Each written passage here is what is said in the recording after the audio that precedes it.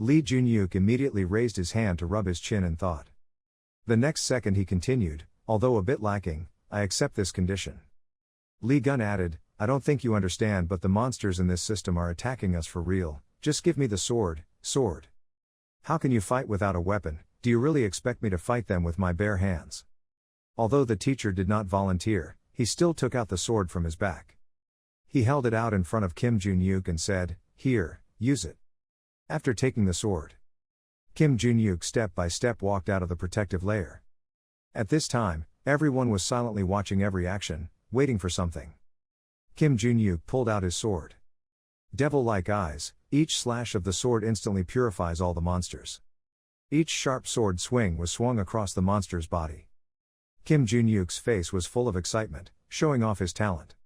Suddenly he smiled sinisterly at the monsters. While fighting Junhyuk, he thought, 300 years have passed since I picked up a sword again, I guess it's not so bad. Back in the day, because of monsters, the world was turned upside down, and we used whatever was in front of us as a weapon. But the sword is still the most familiar weapon. While lost in his thoughts, an assassin approached Kim Junhyuk. Anticipating this, he turned slightly to avoid it. As I thought, the method is very simple. It's just NPC monsters, just cleverly created fake monsters. At the same time, inside the protective cover, everyone stood still in amazement when witnessing this scene with their own eyes.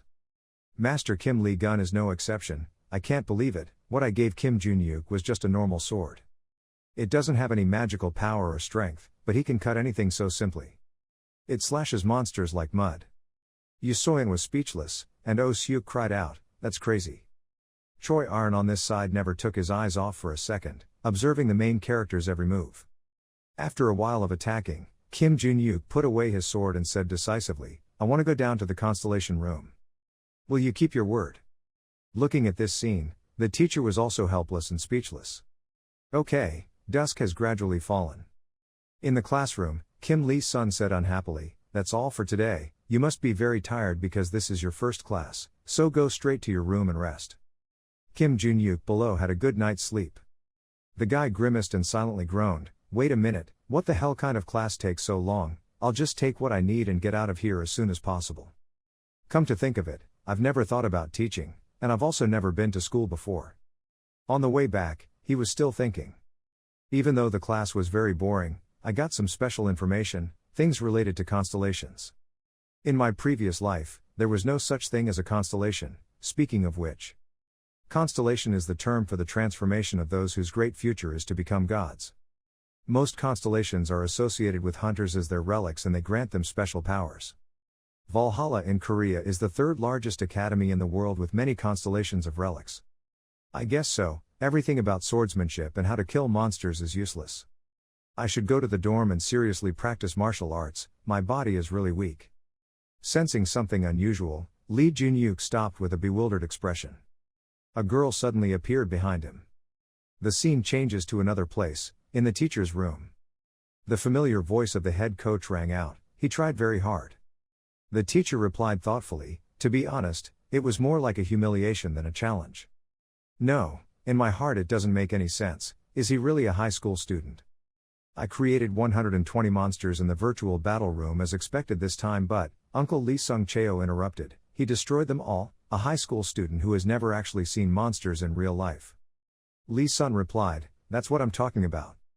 The head coach uncle held a glass of water in his hand and added thoughtfully, strangely, as far as I can see, Kim Junhyuk is nothing special, doesn't he have any background? That's right. He was an orphan, coming from a small orphanage in an area with quite complicated circumstances. Hearing this, the teacher was surprised and repeated, orphans. Hey, he's a fake, I investigated this myself and it's not true. Also, do you think an imposter will try to enter Valhalla and cause chaos at the entrance ceremony? Oh yes. Also, you said that Kim Junhyuk asked to enter the Constellation room. Oh yes. After a semester he will finally be able to go there, but if I suggest to the principal he will let him go to the first basement. The teacher replied sadly, I am very grateful for that. Taking a sip of water, Lee Sung Cheo continued, because I brought you here, I should be responsible. Besides, the restricted area on the 5th floor needs attention, but anyone can enter the first floor, there will be no problem if you enter the first floor, yes. I'm worried about what will happen next. 5. Why? is it because of Kim Jun-yuk? Also, even if I don't handle Kim Jun-yuk properly, you know I have 3 students from 5 families in my class, it won't be easy to control them, I understand. I won't try to comfort you, but you're still lucky, there's a student from a big family who's also in another class. Hearing this name, Lee's son was immediately surprised. If it's Veen Tich, maybe which is him. The head coach's eyebrows suddenly furrowed. That's right, it's the family Vian Sheik Rockdil Vian Sheik. The teacher sadly thought to himself, Rockdil Vian Sheik, I've definitely heard that he was expelled for causing trouble at the British Academy. After thinking about it, he sighed and said, after hearing this story, I think my problem is better than that class over there, I know. Going back to a few minutes ago, Kim Jun-yuk looked at his friend who had just arrived in confusion. He said coldly, is there something unexpected? Choi Arn replied hesitantly, teach me. Choi Arn stammered and said, teach me swordsmanship. Kim Jun-yuk heard that and exclaimed in surprise, wondering what she just said. Choi Arn continued, teach me the swordsmanship you used at that time. The main character scratched his ear without any hesitation and replied, no way. Why did you refuse? She asked why. I simply didn't want to. Do you have anything else to say? I'm leaving now. Choi Arn's face suddenly looked like he was about to cry, his voice trembling as he exclaimed, teach me your sword skills.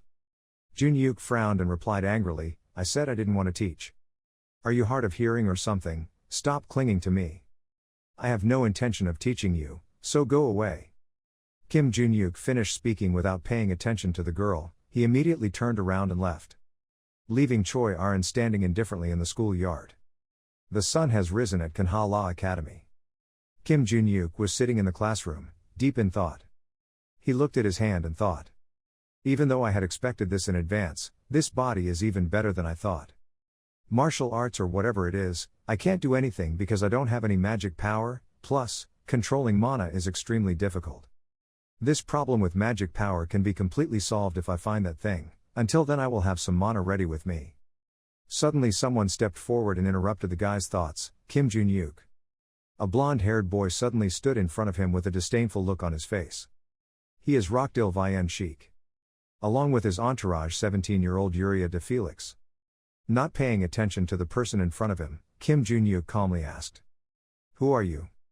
The blonde guy angrily thought to himself, as expected, such an uneducated and insolent guy, he's never even heard of the Vian Sheik family.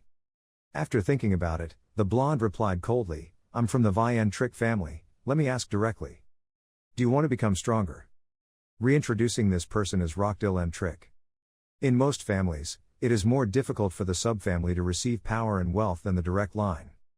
However, the Veen Extract family has a face, which is a guardian constellation, and this makes the Veen Extract family different from other families.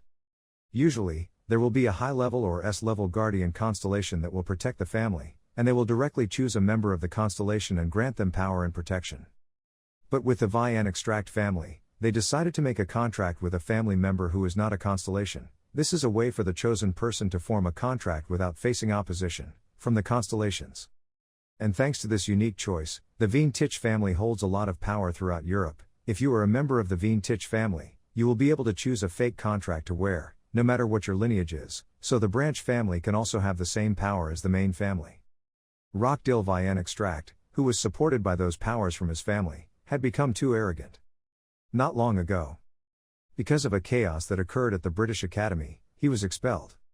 Standing in front of the school gate, he thought to himself, it's okay, there's no point in regretting it now because I always got what I wanted, even though I was expelled from school before. I come from a Vietnamese family, so they will always find a way. He thought of a girl and smiled evilly, thinking, that person would really like it.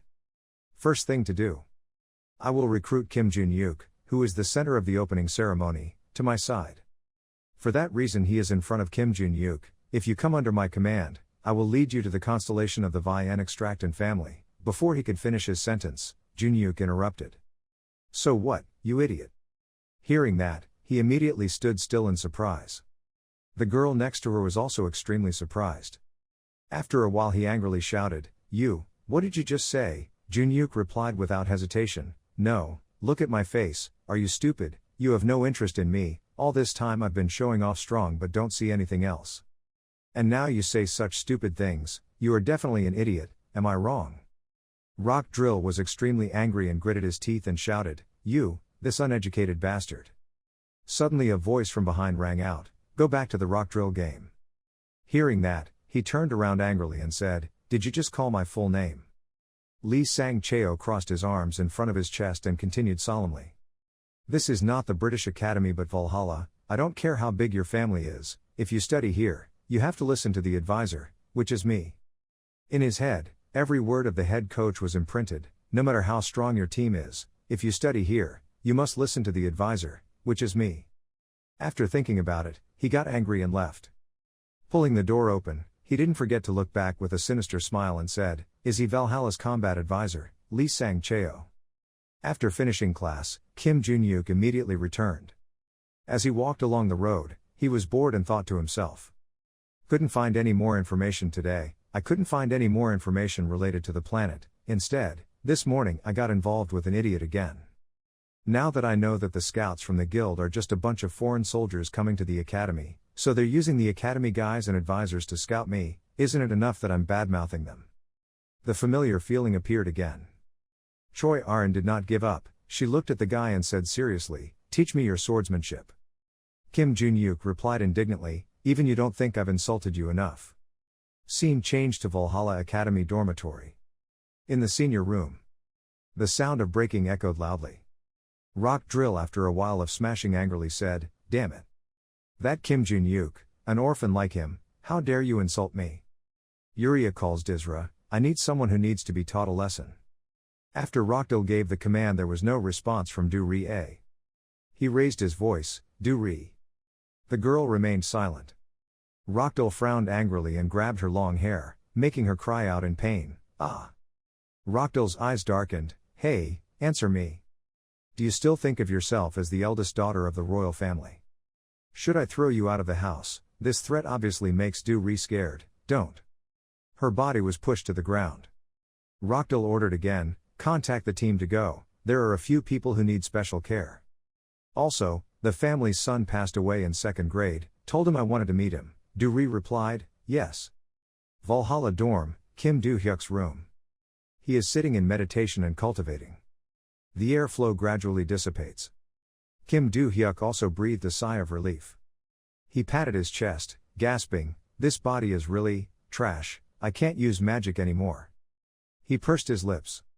The scene from that afternoon when he met the girl Choi Arin of the Choi Din family appeared. Kim Do-hyuk discovered that she was following him and stopped. He frowned, "What's wrong? We've already reached the dormitory, how long do you want to follow me?" Choi Arin frankly suggested, "Teach me swordsmanship." Kim Do-hyuk was a bit angry, "Are you a parrot?" He thought, "She's so annoying, we have to find a way to get rid of her." He said, 10 million won. The price of one lesson is 10 million won. Choi Arin bowed her head thoughtfully. Kim Do-hyuk turned around, "You can't afford it, right? Then I'm leaving." Choi Arin spoke up, "Give me your number." Kim Do-hyuk is skeptical. He held out his phone, "Why do you need my phone?" Choi Arin picked up his phone and pressed something to save my number. "Then she returns it to you, this is the easiest way for me to transfer money to you." Kim Do-hyuk confusedly received the phone back, "Huh?" He was surprised. The phone informed me that I had received a transfer, 100 million. Choi Arin's eyes looked expectantly, "Now you can teach me." Im Do-hyuk really knows how to tease people. He smiled and calmly replied, "Never, I won't teach." His phone also rang with a notification, "You refused the request." After remembering Kim Do-hyuk, he couldn't help but think, I was really surprised just now, a student like her could immediately transfer 100 million won. If I teach her, I don't have to reveal all my secrets, that's a huge amount of money, okay, whatever. He stood up from the bed, "After all it's just money, I can earn it myself so it's okay, even though my mana is pitifully little." He put on his coat. Change clothes and put on shoes. Carry a backpack with a shovel on your back, let's go find the secret bunker. Valhalla students were immersed in silence. As he walked, he thought, before entering this school I checked around it, but most of the records hidden 300 years ago had been destroyed. The experimental research pig here still has at least 4 records, but it is possible that only 3 copies remain. And what I can confirm is, they are in the mountains of Valhalla. Kim Do-hyuk pulled down his hood, "Time to start looking for them." The magic power under his feet spread wide. Kim Do-hyuk senses his surroundings. The location of the records can be determined by the reaction of the magic stone he carries. He can sense them with the little magic he has. In the distance there is light emitting. Kim Do-hyuk opened his eyes and found it. He turned towards the light source. The shovel stuck into the ground and started digging. Kim Do-hyuk gasped and cursed, "This weak body." He breathed heavily and picked up a shovel of dirt. "If I had known I would have to exert this much effort, I would have buried it in a shallower place. If it weren't for the tower's destruction 300 years ago, there would be no need to do so. The world was on the brink of destruction then, there was no place for my wealth to exist, so I created records and buried them all here. The content inside is still safe, right? I hope so." Dawn has broken out in the distance. Kim Do-hyuk, after a hard night, dug a deep hole. He panted and wiped away the sweat, and finally found it.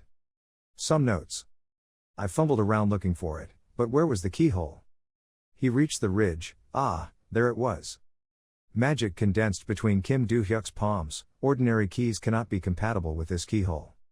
I'm creating a magic chain. And turn it into a key.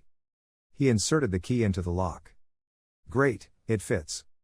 Dark underground cellar. After 300 years it was finally opened. Kim Do-hyuk climbed down. Okay. He jumped down on his hands and knees. Sparkling light shone on his face. The light of money and wealth. "Are you still living well, my children?" The whole room could see sparkling gold coins everywhere. Kim Do-hyuk is comfortable. "Now I don't need to worry about money, I can freely learn about that. I noticed, the gems are mixed in the pile of gold, there they are, the treasure trove of gems." He bent down and picked one up. "To maintain the sign, I poured in a little bit of magic, but the day I need to use it has come." The magic power in the gem overflowed. Kim Do-hyuk absorbs them. As expected from the treasure trove, magical energy was pouring into the body. The magic power in the gem in his hand was drained by him. Kim Do-hyuk calculated, "First, I need to deal with the leftovers. Should I leave behind the heavy gold bars and take the valuable light gems?" At Valhalla Academy. Kim Do-hyuk's face was pale as if he was about to die, trembling and sitting loosely on the chair. He remembered the time Choi Arn followed him. He stopped, she stopped too. "What's the matter? We've already arrived in front of the dormitory, how long do you want to follow me?" Kim Do-hyuk is working too hard thinking, "If I really have the thought of marking more things in the future, I'll have to become a greedy crazy bastard, my whole body aches just from digging." When he sat up straight, he was startled to discover that the girl named Arn was squatting next to his bed. Her eyes were looking at him intently. "What the hell?" Choi Ari sincerely, "Teach me swordsmanship." Kim Do-hyuk asked again, "Are you not planning on giving up?" He thought, according to the information when he was reincarnated, among the top 5 families, the Choi Jin family used and practiced swordsmanship, so why would they look for me? He asked, "Why do you keep asking me? You can learn more from your clan." Choi Arn was determined, "No, I want to learn from you." Kim Do-hyuk was puzzled. "Why?" Choi Arn replied, "I have never seen anyone swing a sword as well as you."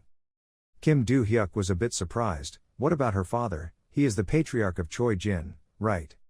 He is better at swordsmanship than me, isn't that right? Choi Arn slightly lowered his eyes hesitantly. "My father." "Father," her sentence was interrupted by the teacher. "Oi, follow me to the teacher's room." Kim Do-hyuk. "I look at the teacher, honey, why?" The teacher replied, "Regarding what you asked me last time, don't you want to know?" Kim Do-hyuk stand up, "I'm coming." He passed the player Arn. "Let's go find the secret vault." Very quickly it became dark. Hoi Choi Arn reached out and reached for Kim Do-hyuk. For me." The next words were not finished, she silently lowered her head. Kim Do-hyuk's voice came, 6 o'clock tomorrow morning. To the training ground. Choi Arn was initially bewildered and could not react. Kim Do-hyuk saw that and asked, "Why, don't you want to come?" Choi Arn quickly shook her head vigorously. She looked at Kim Do-hyuk and affirmed, "I will come." Teacher's room. The teacher sat in his chair and Kim Do-hyuk stood in front of him. The teacher starts, "I have a lesson soon, so let's start quickly. First, the request to enter the constellation has been approved. You will only get to the basement." Kim Do-hyuk frowned. "The basement?" The teacher confirmed, "Yes, but he was not allowed to enter any floor lower than the first floor." Kim Do-hyuk nodded, "Okay, it's clear, when can you go in there?" The teacher said, if you can, tonight would be fine too. Kim Do-hyuk agreed, great, I'll go there today. The teacher frowned and thought, this was unexpected. I thought he would make a fuss because he was not allowed to go to the second floor. I didn't think he would happily accept it. The teacher ended the meeting. So let's go, Kim Do-hyuk replied, yes. He left the teacher's room. Night comes at Valhalla Academy. The teacher led Kim Do-hyuk to a place, this place. Treasures of Valhalla, Chamber of Constellations. Im Do-hyuk looked around. He saw 2 guards on the left. On the right there are also 2 people. He commented, the security was much stricter than the main gate, he said, because Valhalla's constellation room was very important, and important enough to make Valhalla one of the 3 greatest academies. Kim Do-hyuk thought with an exclamation, wow, not only is it safe, but so is the outside wall. The basilica was covered with all kinds of magic, covering the entire area except for the entrance. He said, teacher, can I ask a question? The teacher looked over, what is that? He asked, is it okay for a person to go down to the second floor? Will it cause a serious crime? The teacher reminded him not to become a criminal, but he would be expelled from school. Besides, you will lose your memories before leaving school. Pay attention to Kim Do-hyuk, you will lose your memories. The teacher nodded, yes, on the second floor, the constellation's magic is very violent. If you touch it, your mind will explode and you will become crazy. Kim Do-hyuk sums it up, crazy person, expelled, it's clear. The teacher didn't feel right, this kid, why did he ask me right before going in? Did he really want to go down there? He denied his thoughts, no, that's not true, a first-timer wouldn't act like that, I bet he knew that staying at the academy would be better. The teacher reminded you that you have 30 minutes, after that, you have to go out. Kim Do-hyuk waved at the teacher, yes, I'll be out soon. System mission, please find your weapons and memories on the 3rd floor, 5th room, right of Valhalla.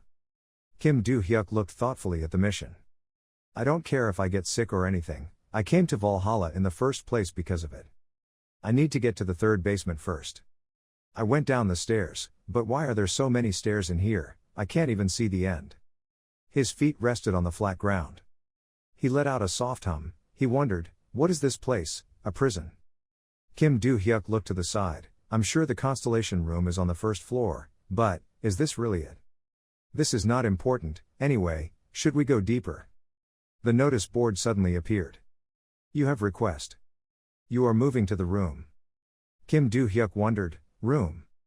The darkness under his feet spread, the space under his feet was clearly changing. Until a voice rang out making him open his eyes, long time no see, Kim Hyun. A floating guy stood in front of him. Kim Do-hyuk uttered his name, Barky. Barky exclaimed, it's been 300 years, this is a reunion. This is not true. Before he could finish his sentence, Barky had already eaten Kim Do-hyuk's fist on his left cheek. Kim Do-hyuk didn't say much and punched him in the face. I was so angry that my eyes turned red, I'm so happy to see you again, you bastard.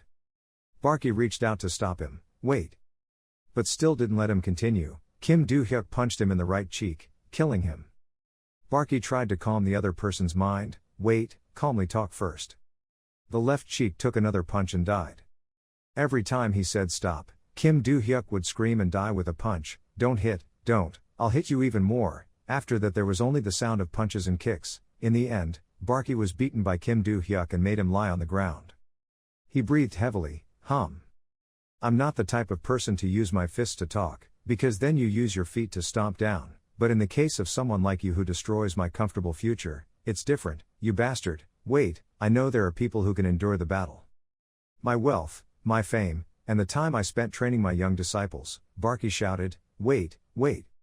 He tried to scream, aren't you wondering where this is? Kim Do-hyuk said then noticed, yes, where is this? There is nothing here. Barky stood up on his knees, this is a fantasy world. Kim Do-hyuk asked again, fantasy world, Barky brushed off the dust on his body, yes, to be precise, this is a relic space. The form you see of me right now is just an incarnation of a fantasy world, my real body disappeared 300 years ago. Kim Do-hyuk frowned when he heard that. Wait, you mean you've been in this ruins all this time? Barky nodded, yes. Kim Do-hyuk said, that means. Barky curled his lips slightly. A sparkling aura surrounded him, that's right, Kim Do-hyuk, you have become a constellation. Kim Do-hyuk looked at Barky's gesture like a peacock spreading its tail with concern. He gave him a painful knock on the head. Ah, this bastard. The teacher is still waiting for Kim Do-hyuk outside. The teacher looked intently at the door. Ki Do-hyuk stepped out and was carefully checked by security. After passing the test, I went to the teacher. The teacher asked, "Did you do anything?" He firmly replied, "Of course not, I was just going for a walk. I can't go any further, otherwise I'll faint." The teacher believes, The teacher said, "I understand, then let's go home." Kim Do-hyuk replied, "Yes." He didn't stay and just left. Kim Do-hyuk returned alone. He thought back to his meeting with the Barky. He said at that time, "I don't care if you become a constellation or not, just tell me I'm late. That transparent window was made by you or not, what is it?" Barky replied, "I don't know." When I heard that, I grabbed his shirt and prepared to beat him again. "You bastard," Barky quickly shouted, "I'm telling the truth. After being killed by you, I was in this thing for 300 years without any power." The hand holding Kim Do-hyuk's collar released. He asked, "So who sent me that message?" Barky replied, "I also received that message. I regained my memories after receiving a notice to contact the reincarnated Kim Do-hyuk." The male lead frowned. The reincarnated. Barky continued, "Thanks to that, a suspicious guy appeared. I wonder if this was done by the guy who turned me into the master of the Tower of Destruction." Kim Do-hyuk asked, "The guy who made you the tower's owner did this, who is that guy?"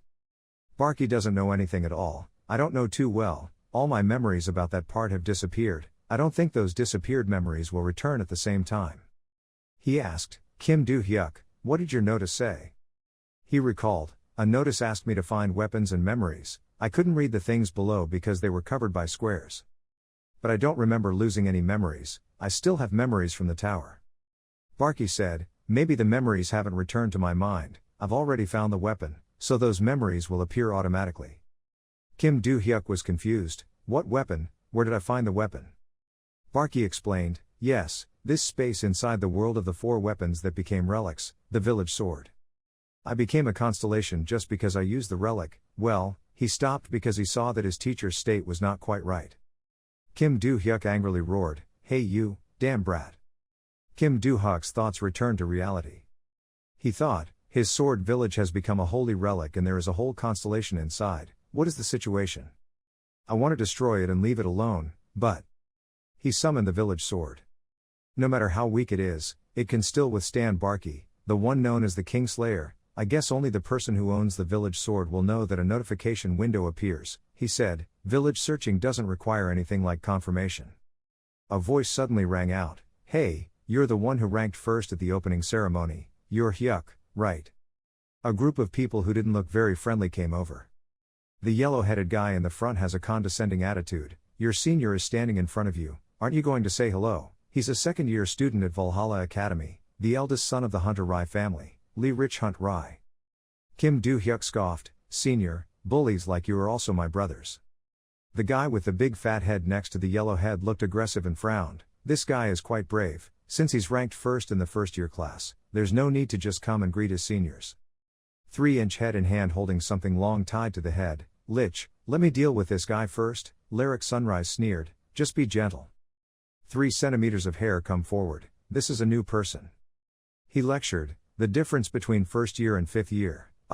Before he could finish his opening sentence, he was kicked in the chest painfully.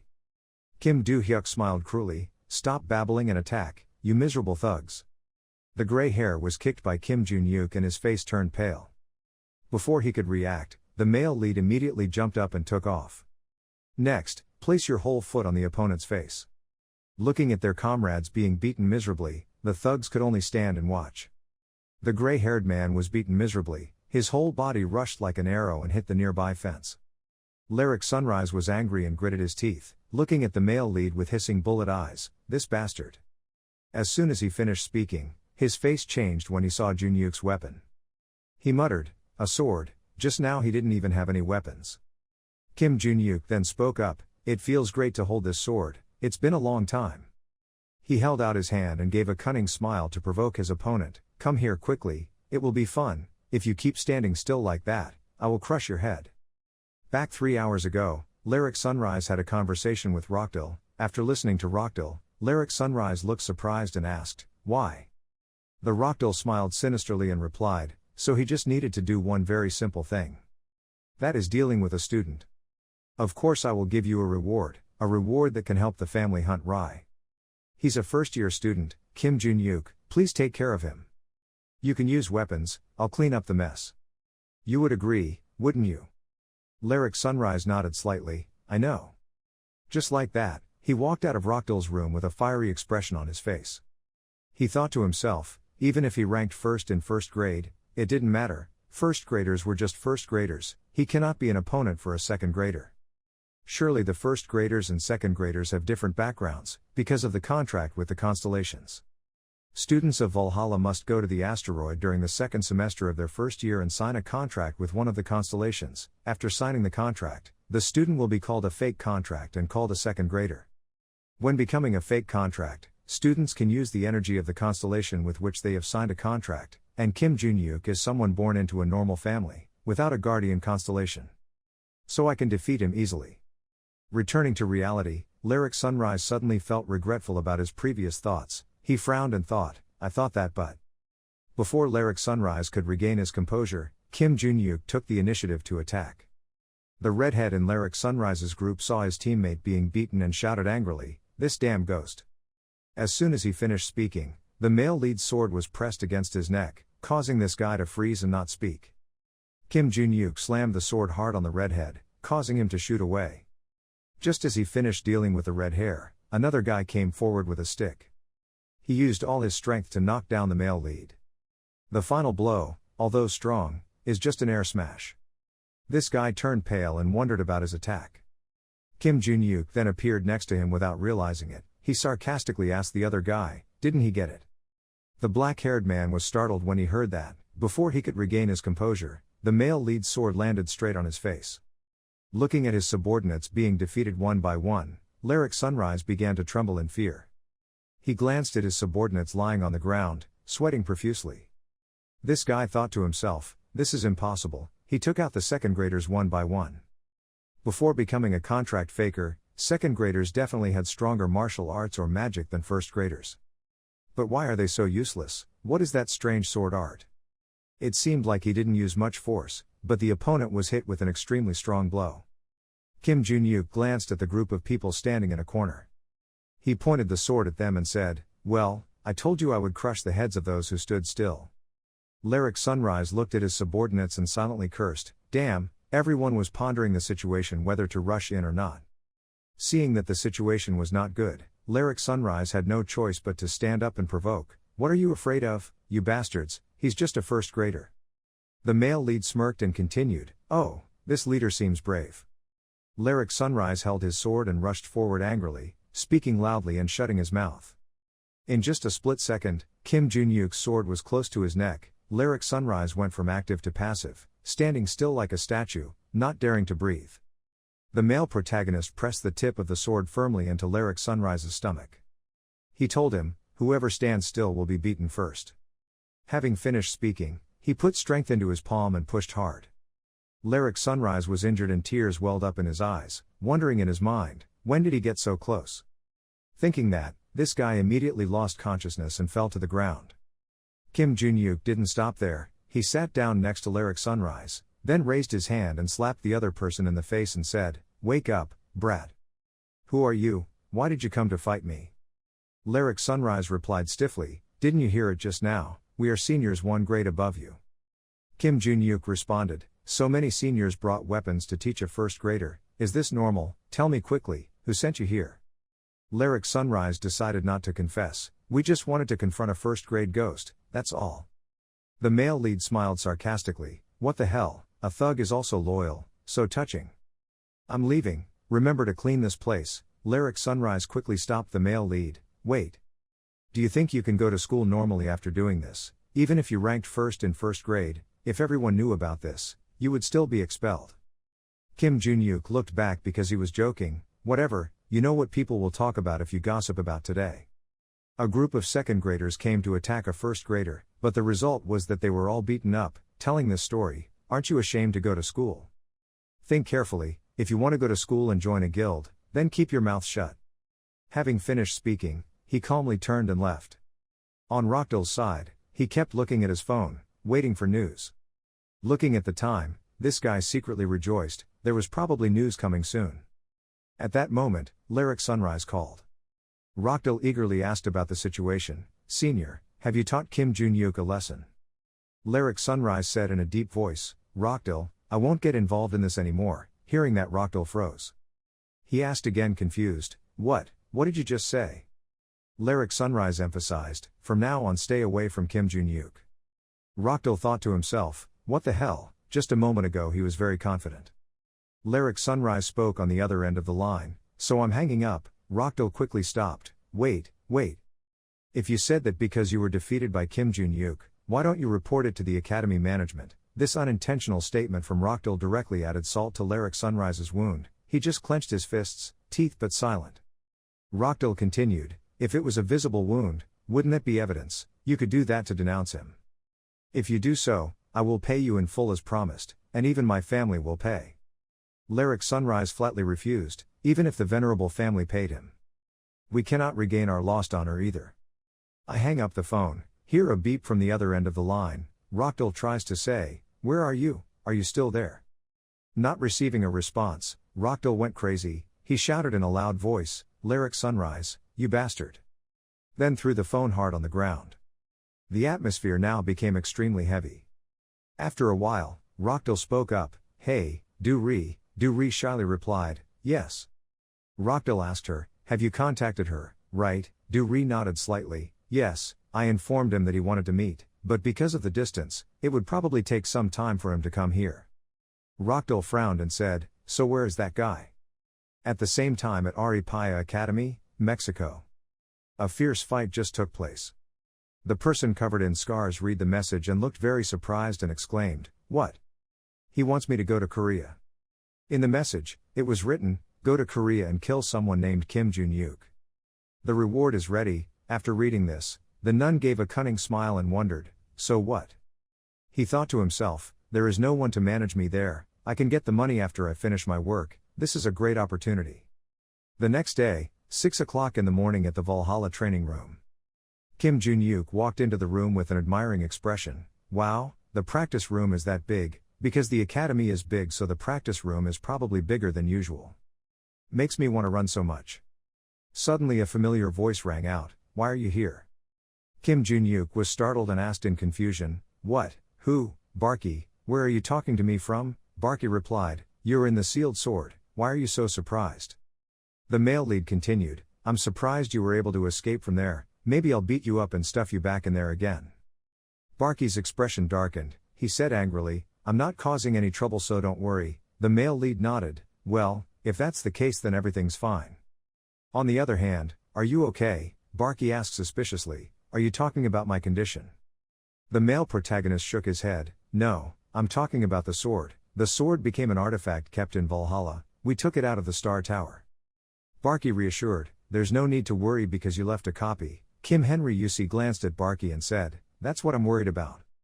Since when did you have the ability to create clones? Barky said in a low voice, when I woke up, I lost all my power, but in return, I could create clones from that moment on. Even though I don't know why I have this ability, Kim Jun-yuk leaned back slightly and asked, do you know? At that moment, Choi Arin loomed in front of him. The male lead stood up straight and said to Choi Arin, you're here. Choi Arin nodded and replied, yes. So you're going to teach me swordsmanship now? Kim Jun-yuk flatly refused, no, we will improve your physical strength first.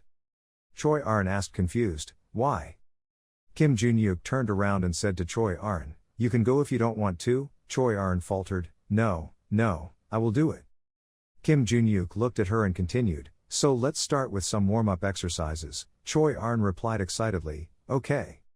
The male protagonist thought to himself, if she could improve her physical strength, the amount of mana her body could absorb would be more and it would be easier to control mana at will. That was the basic thing she needed first, is to be. The current way of training is strange, they put everything into manipulating mana before physical strength and other things have not improved yet. Even Choi Arin over there, even though she has a huge amount of mana, her physical strength is only equal to that of a student holding a sword. After stretching, Choi Arin informed the male lead that I finished warming up. Kim Jun-yuk nodded slightly, okay. So let's get into real practice. To improve Choi Arin's physical strength, the male lead started teaching her to do push-ups. Lifting weights, every movement is difficult for a weak girl like Choi Arin. After the exercise, Choi Arin was so tired that he lay on the floor panting. Kim Jun-yuk told her, "We're just getting started." Choi Arin smiled awkwardly. What did you say?" Kim Jun-yuk said with a serious expression, "What, stop lying there and stand up. We still have to run 20 kilometers. Hearing that, Arin's eyes blurred, she exclaimed, "What?" After practice, the male lead changes clothes to go to class. In class, he thought to himself, "She will be fine, even though the exercises are more difficult, but we did very well, she is in good physical condition." Choi Arin was also present in class at that time. His whole body was shaking because of the muscle fatigue caused by the exercises. The teacher entered the classroom and spoke up. Everyone was in order. "There will be a small written test tomorrow. Lilia is the senior trainer of Valhalla and the supervisor of the other world monsters topic." Lilia continued, "I explained on the first day, I told you to study and read about monsters from another world. So, today I will test your knowledge of how to handle each type of monster." While other students are working hard on their homework. The male lead has finished a long time ago. The coach looked at his watch and announced, "Time's up, start from the back, move the test to the front." Today's test will not affect your final score, however, it will evaluate your ability to study in the next class. Looks like every test has been submitted. In the next hour we start our lessons in the virtual reality combat simulation room. So see you later. Everyone in the class replied in unison, "Yes." Kim Jun-yuk was sitting in a daze when Barky's voice rang out. "Are you sure you can write an answer like that?" The male lead glanced suspiciously. "What, can he see?" Barky replied, "To be exact, I only heard thoughts about me." Then he realized, is that so? "Well, I just wrote the answer that I already knew." Barky continued, "Is that so? Then you understand." In the Valhalla teacher's lounge right now. Lilia, after reading the male lead's test, became extremely angry. She gritted her teeth and hissed, "Kim Jun-yuk. How dare he call this pile of scraps of paper the answer?" At that moment the homeroom teacher stepped forward. The teacher glanced at Lilia. Lilia quickly regained her composure and continued grading papers. The homeroom teacher asked, "Is this test paper from my class?" Lilia nodded and replied, "Yes. In preparation for the next simulated combat class, I told the students to research how to kill monsters, so I did a simple theory test, but as expected from a class with students from 5 famous families, they all did very well." The homeroom teacher looked a bit suspicious and shyly asked, "Is that so?" "So I'm going." Lilia nodded softly and replied, "Yes." Returning to his seat, the homeroom teacher nervously took a large sip of water. At that moment, Lilia's growling voice rang out again. Kim Jun-yuk, the homeroom teacher, was so startled that he choked. Lilia's whole body trembled, wondering, how dare he call this the answer? The homeroom teacher cautiously asked Lilia, "Sorry, Kim Jun-yuk, did he do something wrong?" Lilia couldn't hide her anger and accused him. Not only was he lazy in doing his homework, but he also made fun of the class here. The homeroom teacher asked, "Is it really that bad?" Leah squeezed the test paper in her hand and said firmly, "This cannot be let go. Next class I will show him this test, and then educate him carefully. That monster is not easy to handle." Exactly 1 week later, at Lilia's lesson in the war simulation room in Valhalla. Lilia said to the students, "I graded the test last time and brought it here. Most people did very well but Kim Jun-yuk goes first." The male lead heard his name and calmly walked up. The teacher turned her bullet-shaped eyes towards him. Then he put his test paper in front of him and took it. In the card is an unrounded bird lying on the ground. Lilia continued, "Student Kim Jun-yuk got 0 points. Are you sure you did your homework seriously?"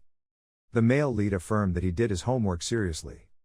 Lilia repeated the details of his assignment. The first question: "What is the best way to deal with the stone demon? How did you answer that question?" Du-hyuk replied innocently, stabbing it in the stomach. Lilia was so helpless that she punched herself in the forehead. She continued, "The second problem is, when you see the 8 goblins in the forest rushing in, write down what you will do." Kim Jun-yuk looked at the teacher and replied, "Starting from the first one charging, you stab them one by one and send them to hell." Lilia seriously questioned, "You're not serious? Even if you pretend to have studied a little, I won't ignore it." The best way to kill a goblin is to stab it. The defense level of a goblin is negative. meaning a sword with normal damage won't be able to do any damage to it, but he told I think you will use a sword against this kind of monster. The male protagonist calmly replied, yes, it all ended in one sword strike. Lilia gritted her teeth and thought to herself, his pride has no limits, he still says such absurd things. She said to Kim Jun-yuk, I understand. Since student Du Henry Yusi is confident with his answer, I will give him a chance. Since student Du Henry Yusi is confident with his answer, I will give him a chance. She and the male protagonist immediately teleported to the monster. Lilia said to Kim Jun-yuk, if you defeat this monster like you wrote on the test, I will rescore. The male lead blinked and scratched his head and replied, I understand. Let me put down the test first. Next, he went to the weapon rack and took out a sword. Slowly walked towards the monster. Standing in front of a monster that his friends thought was strong, Kim Jun-yuk was not afraid at all. Lilia stood to the side thinking, I heard that he defeated all 120 goblins summoned before, I'm sure he's a genius, but... As for the stone demon, at least he couldn't handle it with any sword. At this time, the monster also began to attack. Kim Jun-yuk quickly swung his sword towards it. At this moment, Lilia was really surprised. The monster was defeated with just one sword strike from the male protagonist. The surrounding students who witnessed it could only gasp in surprise. Kim Jun-yuk confidently announced to everyone's surprised eyes, there. Just stab it in the stomach. Yu Soyeon thought to herself, without magic, he defeated a stone demon with a regular sword. Seok and Choi Arin also had their own thoughts. Lilia sweat dropped and said, what did you do? The male lead calmly replied, don't you see what I did, just stab him in the stomach, that's it. Lilia clenched her fists angrily, no, well I mean that's right. She bit her hand in confusion and thought, if you want to defeat a stone demon with a spear or sword, it should be at least A-ranked, so normally it would be reasonable to defeat a stone demon with a sword strike with that weapon. But he killed the stone demon with that ordinary sword. Du Hai Yusi smiled triumphantly, so my answer is correct, right? Lilia continued to make things difficult for him, no, that's not right yet, that's just the first sentence, next sentence. Looking at the changing space around him, the male lead bewilderedly said, what's going on? He was taken to a tunnel. The inside of the tunnel is extremely dark. Du Henry Yusi pointed inside, turned to ask Lilia, what is this? Lilia reminded him, you should pay more attention, look in front of you. Groups of goblins similar to the given test appeared one after another.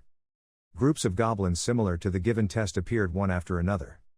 If he doesn't handle it properly, the ones in front will use the battle roar skill, and the other goblins will all rush in at the same time.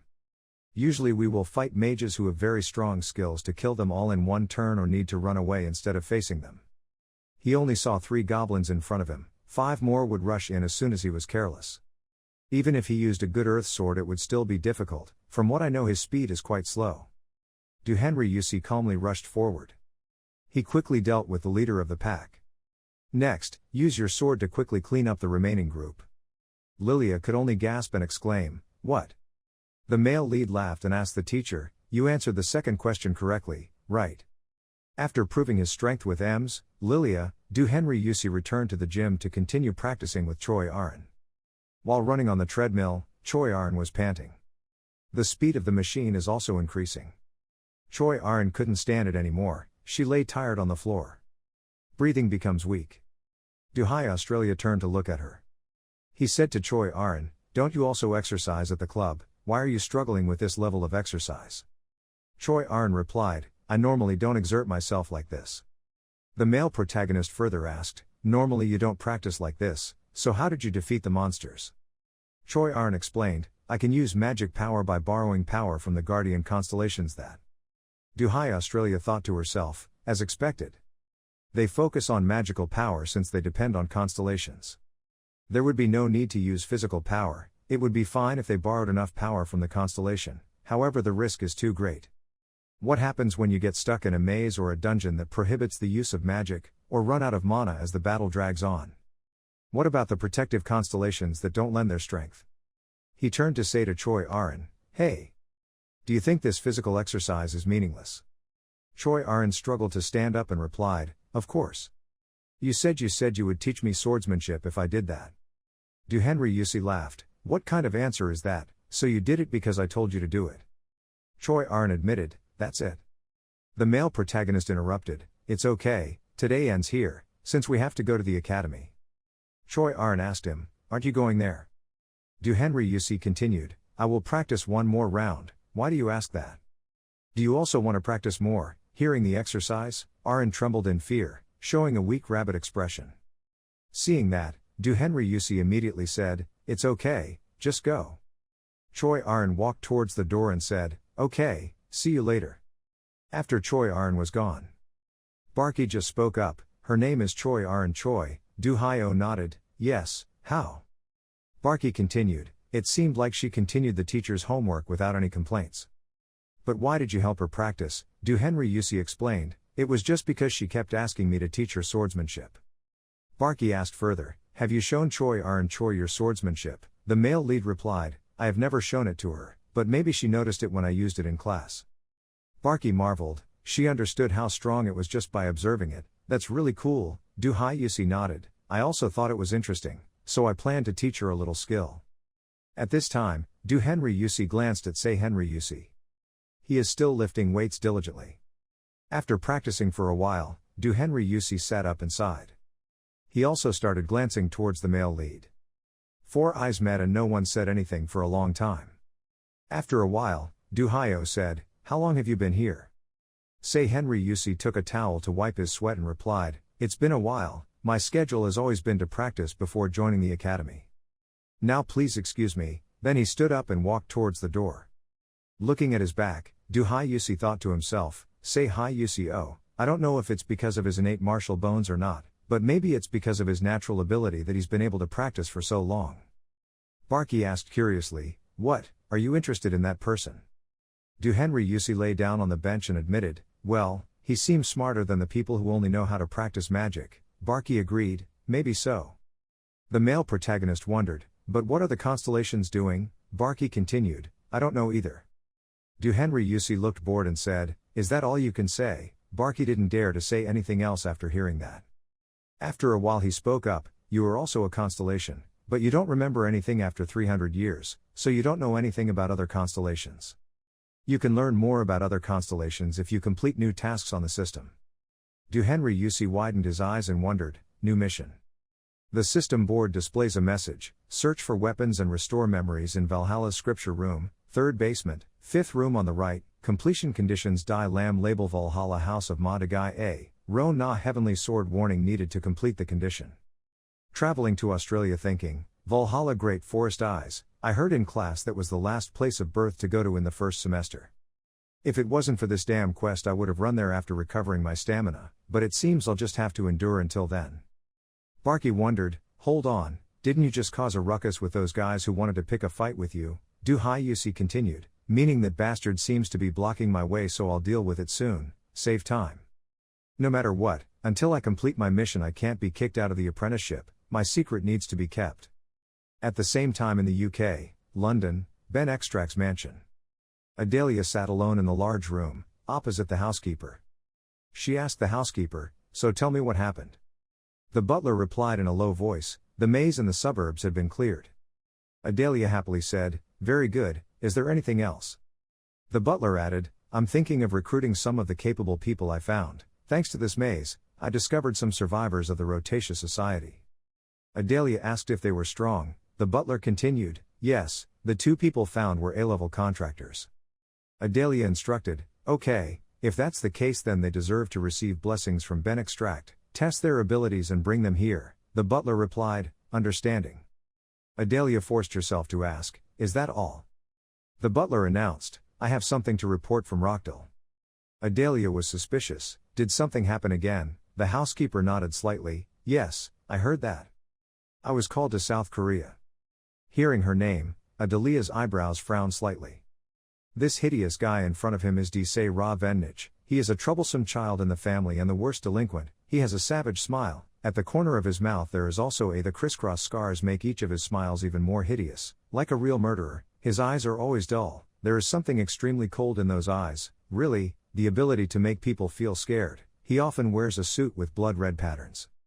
He borrowed the name of the Coastal family to cause many terrible incidents. At the age of 9, he killed 5 people from the British Academy just because of an argument. So at the age of 5 or 20, His name was completely erased from the Venetian family. He has been living in seclusion for many years, and the guy is out there looking for Rocket. When the man thought of this, he quickly ordered his subordinates to monitor him. The subordinate saw that and bowed his head in prayer, obeying his orders. After that, the man gave another order that made the subordinate a bit stunned, and informed the cock that, "If I find out he's doing something shady, he'll be kicked out of the family." His words are truly incredibly powerful. The subordinate also listened attentively. "I understand, that's the entire report, I'll take my leave." After that, the subordinate quickly went to handle his work, leaving the man sitting alone in the large room. He no longer had anyone to communicate with, so he sat quietly in the large, majestic chair, thinking seriously. They all got the family power without any effort. That power is not for trash. That power, yes, he frowned extremely dangerously. Everyone for one, everything for just one person. In the end, it all belongs to us. Then he leaned back and leaned gently against the back of the soft leather chair, his eyes focused on the framed picture of the black crow beast god hanging neatly behind him, thinking arrogantly, "Isn't that right, the guardian constellation?" In the literature class, the teacher was still engrossed in his lecture. If he had to define the word evil, this would be the combination of two words, evil and the person who caused it. These words are neatly written on the blackboard with white chalk. In modern society, the word evil mainly describes people who use the power of the constellation for wrong purposes. Usually the villains act independently, but sometimes they form organizations. Among them, the most notorious organization is the Monotheism Society. Among the constellations, Kim Yo-hyuk sat thoughtfully at the back of the class, not paying attention to the lecture. He even reached out his hand to grasp the void and thought, "This body, while I feel it getting stronger through training, this body also has the ability to use mana." Kim Yo-hyuk opened his hands again, looking at his lines. Although not at the level of genius, they were still better than his body before reincarnation, but it was a bit strange. It's true that this body hasn't been trained to use mana, but why is its condition so bad? The first day when I tried Zazen to circulate true energy, it was very difficult for me to complete a celestial cycle because my body accumulated less mana than a normal person and my physical strength was so weak that I could only shovel the ground. For a moment, I almost fainted. Upright chi circulation is a method of gathering and circulating chi in the body. Even if it doesn't have any advantages, with this normal body, there's no way it could be that bad. Maybe something happened before. The guy put his hands on his head and leisurely tilted his chair back in a very enjoyable posture. "I don't know, what's the use of panicking now?" Suddenly, someone's index finger came and tapped on his desk.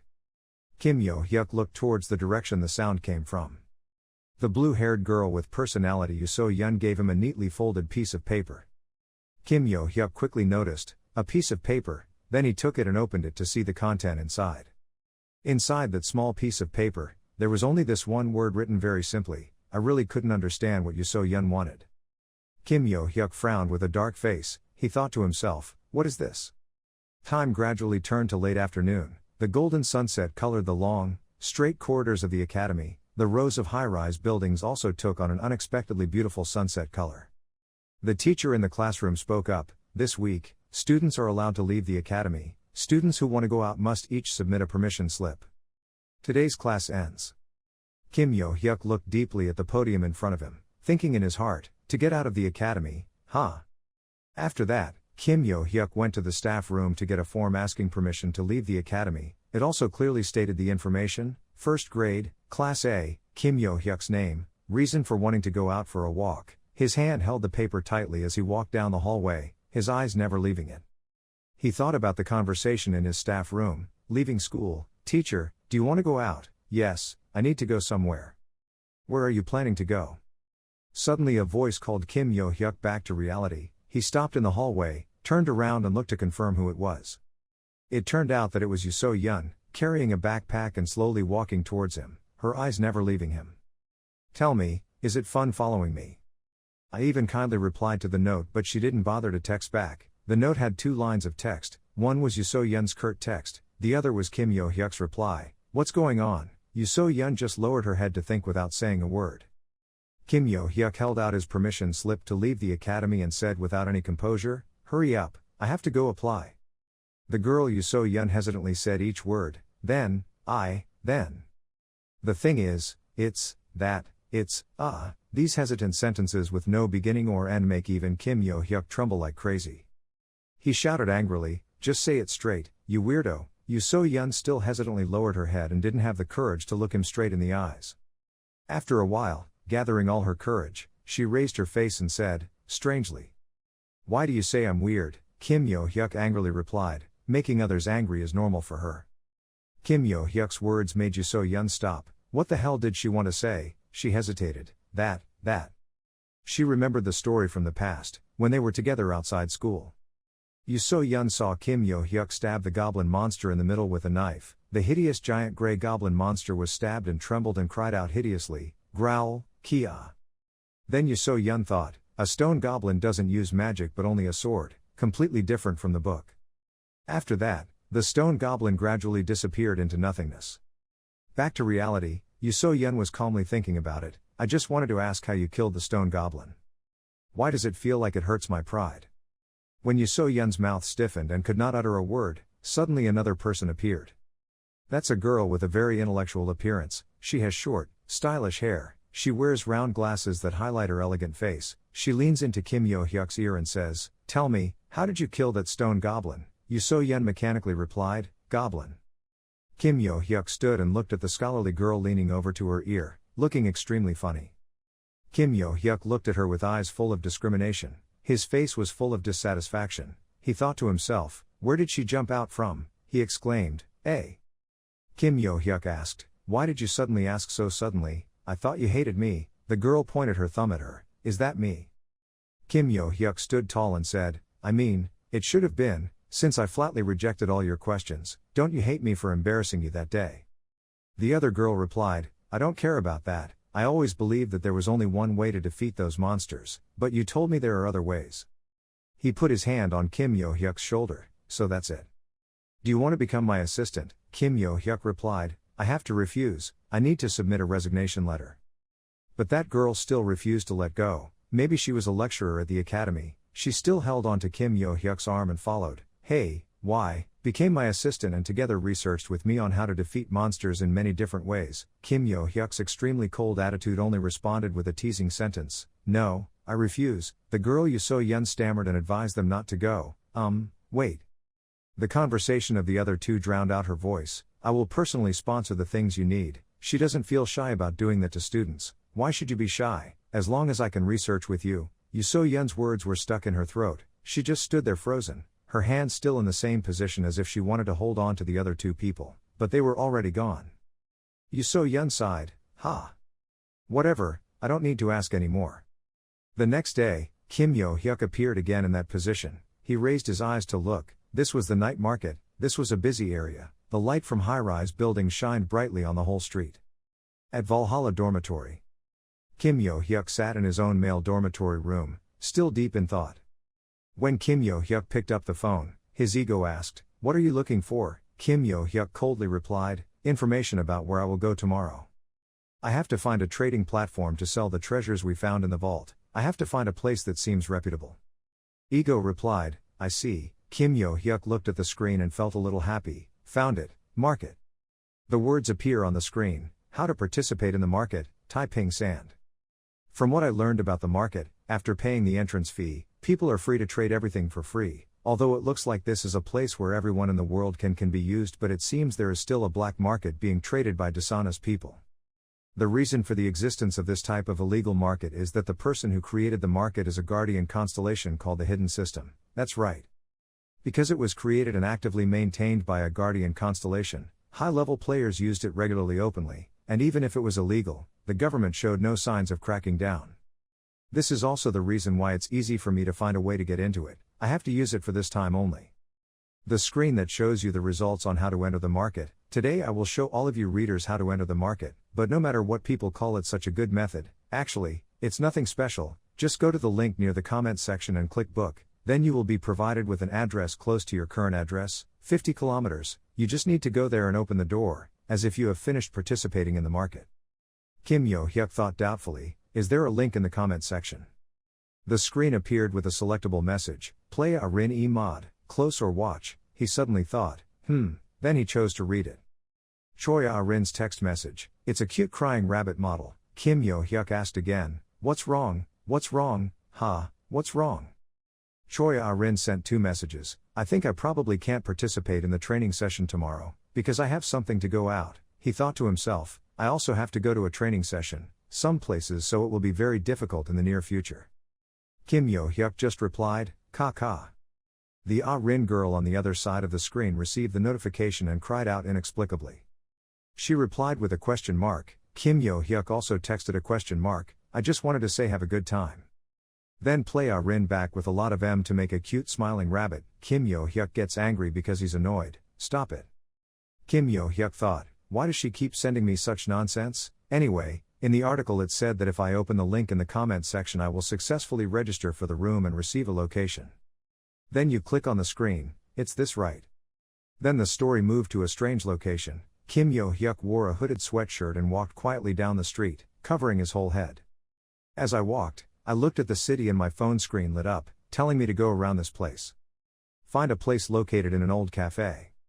Kim Yo-hyuk walked for a while then stopped. He stood in front of an old coffee shop on a small, dark street corner.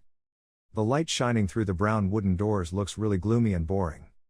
He opened the door and boldly entered the shop. Kim Yo-hyuk walked while looking at his phone and thinking, just enter the cafe and go straight to the right corner. He turned a few corners and looked at the door with the light shining in a small corner. He said, it must be there. Kim Yo-hyuk decisively opened the door and walked out. Behind that door is a path with magical purple lights. Kim Yo-hyuk raised his face to look at that light. He asked, is it here, the night market? That bright purple light is not a light, it is the bright moonlight, so beautiful. From the buildings and shops on both sides of the road also bring white light, making this night market the busiest. Everyone there were also a lot of people walking on the road. From the top of the buildings, chimneys emitted a lot of black smoke that obscured the moonlit sky. Kim Yo-hyuk looked at it for a while and noticed something unusual, so strange. I'm sure this is my first time coming here, but why does it feel so familiar? Especially this scene of purple sky and cloudy moonlight, it is completely similar to the night sky I saw 300 years ago. There was a man who walked up to talk to Kim Yo-hyuk. Is this your first time here? Kim Yo-hyuk looked over there. The man had a tall and muscular body, his face was bright and gentle, he was dressed in black from head to toe. Kim Yo-hyuk silently thought to himself, a leather jacket, this is the employee I read on that article. The screen he once read said, one carries 2 million won. When you enter the area, market, you will see an employee wearing an outdated leather suit waiting to take it. Just think of it as an entrance fee, although the market is quite useful, but you must know that you have to pay 5% of the admission fee, import earned from this place. Kim Yo-hyuk replied to the man, yes, that's right. The man guarding the gate replied, so maybe you already know how to use the market, right? Kim Yo-hyuk took out a pile of won money, held it up high and said, he knew a little. Then Kim Yo-hyuk put the pile of money into the other man's hand. Thank you very much. He thought, so I used up all the money I earned from being in the best position at the opening ceremony. Now I only have 30,000 won left, but just need to earn money from I'll be fine here. The other man asked Kim Yo-hyuk again, do you want to ask anything else? Kim Yo-hyuk replied, there is one thing. I want you some jewelry I own. Where should I go? Are you looking to auction it off? Kim Yo-hyuk replied, no, just sell it quickly. Then he explained to him, if so, you should go to District 3 of the market. There are many merchants there who buy everything from jewelry to weapons. If you want to sell something else, that's fine too. Kim Yo-hyuk asked, who is the most reputable person here? He immediately replied, if you have gold or jewelry, let me tell you, this is the buyer with the best price. So from here, how to get to District 3, just go straight. When you see the road split in two, just go straight through. Okay, thank you very much. The security guard said one more thing. Oh, there's one more thing. I advise you here that it's best to use a mask. Due to the nature of the goods traded at the market, most people wore masks. He offered Kim Yo-hyuk a mask shaped like a black cat. Kim Yo-hyuk accepted the mask then looked thoughtfully. Then Kim Yo-hyuk firmly put it on his face. The security guard said, just consider it a gift for you. Kim Yo-hyuk turned to look at him and said, thank you. Wishing you a happy trip. After those words from the security guard, Kim Yo-hyuk turned around and left to District 3, the night market, like he said. Coming to District 3 market, this is a busy place, the purple light is even more prominent. Here there is a person wearing a white cat mask examining the precious gem in his hand. Kim Yo-hyuk asked, I'm sure this is Mo. He replied, it's me. I currently have a few items I want to sell. The other guy said to Kim Yo-hyuk, everything depends on the quality of the item. if there is only gold and jewelry, the process will be very fast. Kim Yo-hyuk quickly took out an item he wanted to sell from his backpack. That item was also contained in a black bag, looking extremely careful. He held that thing out in front of Mo-his. I want to sell this. The man Mo-his sat calmly waiting for Kim Yo-hyuk to bring out the black bag. Then he took it and opened the bag slowly. In his heart, he still had many doubts about this boy in front of him. He thought, could they all be rings? He held one up high and used a magnifying glass to examine it carefully. After a while, this grumpy old man was also surprised. He shouted, wait, this is an artifact from the era of destruction. A ring with a gemstone diamond mixed with two extremely eye-catching red and pink colors. The ring body is also made from rare metals. Its color, although a bit tinged with time, is still full of charm, dazzling precious. It had really been a long time since he had seen such a precious item. He had to sit for a long time to regain his composure. He was a little shocked. He had seen it all. This was her era of destruction. Then Mo looked down at the black bag containing the ring under the table, wondering in her heart, was it the same with the others? In the bag are many precious rings. They all emit a magical purple light. Just looking at the outstanding details, you can see their preciousness. Mo-his realized one thing, they were all in the same period. At this moment, Kim Yo-hyuk suddenly spoke up, hey, this sentence made him a bit startled. Kim Yo-hyuk on the other side stood still and asked him how much he could buy. The old man named Mo sat and stroked his beard, thinking, let's see. Then he thought for a while, where did he get so many antiques? From his voice, he guessed he was around 20 years old. Then Mo raised his head and asked Kim Yo-hyuk, where did you get these antiques from? Kim Yo-hyuk replied, I heard that these questions are not asked here, or did I hear wrongly? The man named Mo-his realized he had failed, so he bowed his head and whispered, that's not right, it's my fault.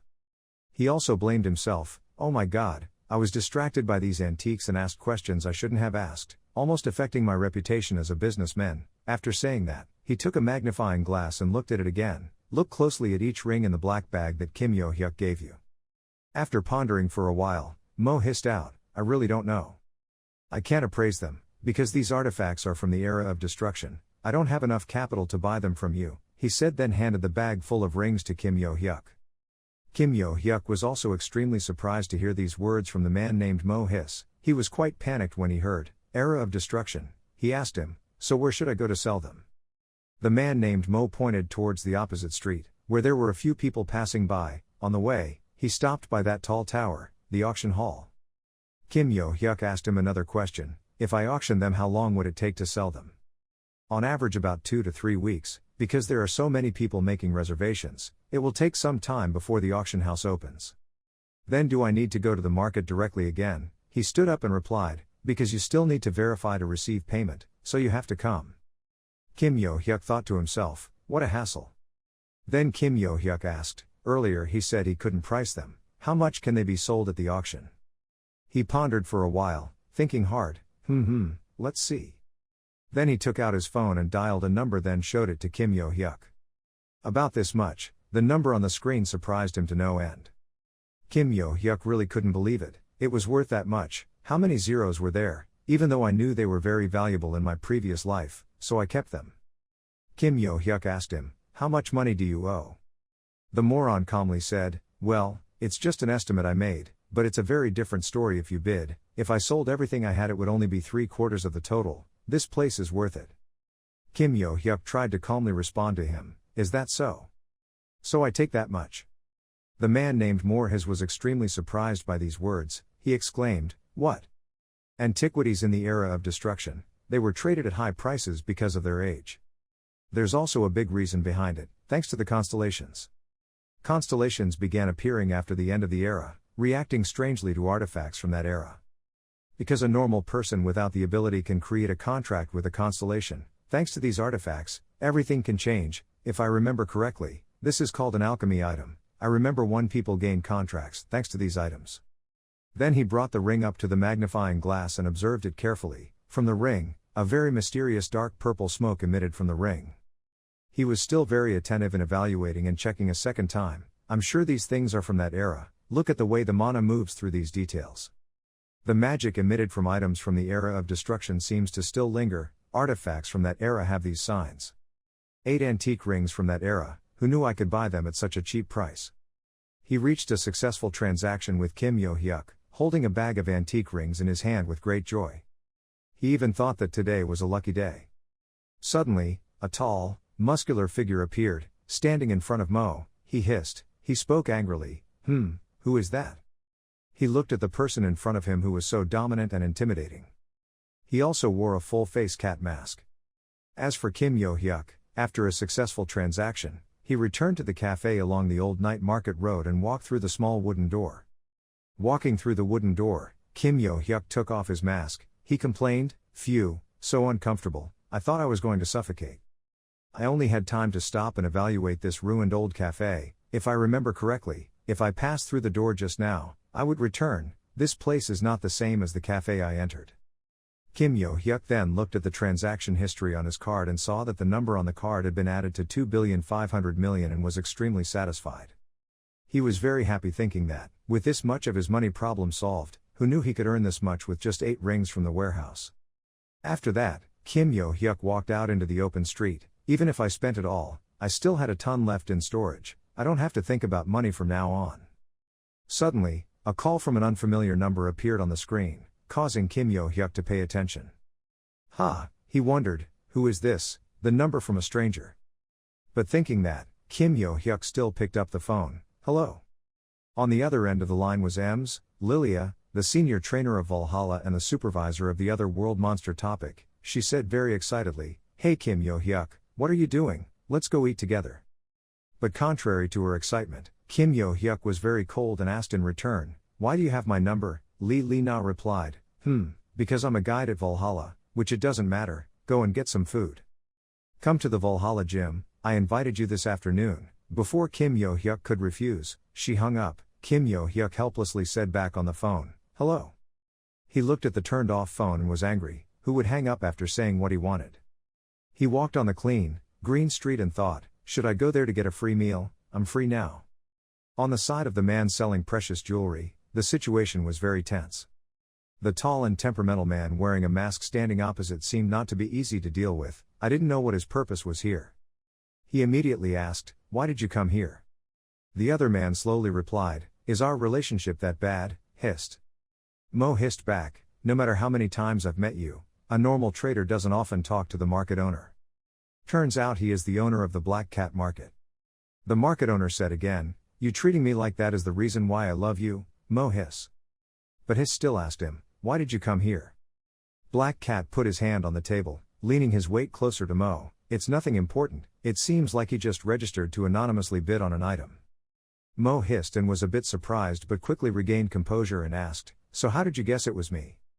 Black Cat replied, "The person who really owns the commercial area is not me but the Constellation, that's why I have to go collect the information they want. However, do you mind if I take a look at the items you're bidding on?"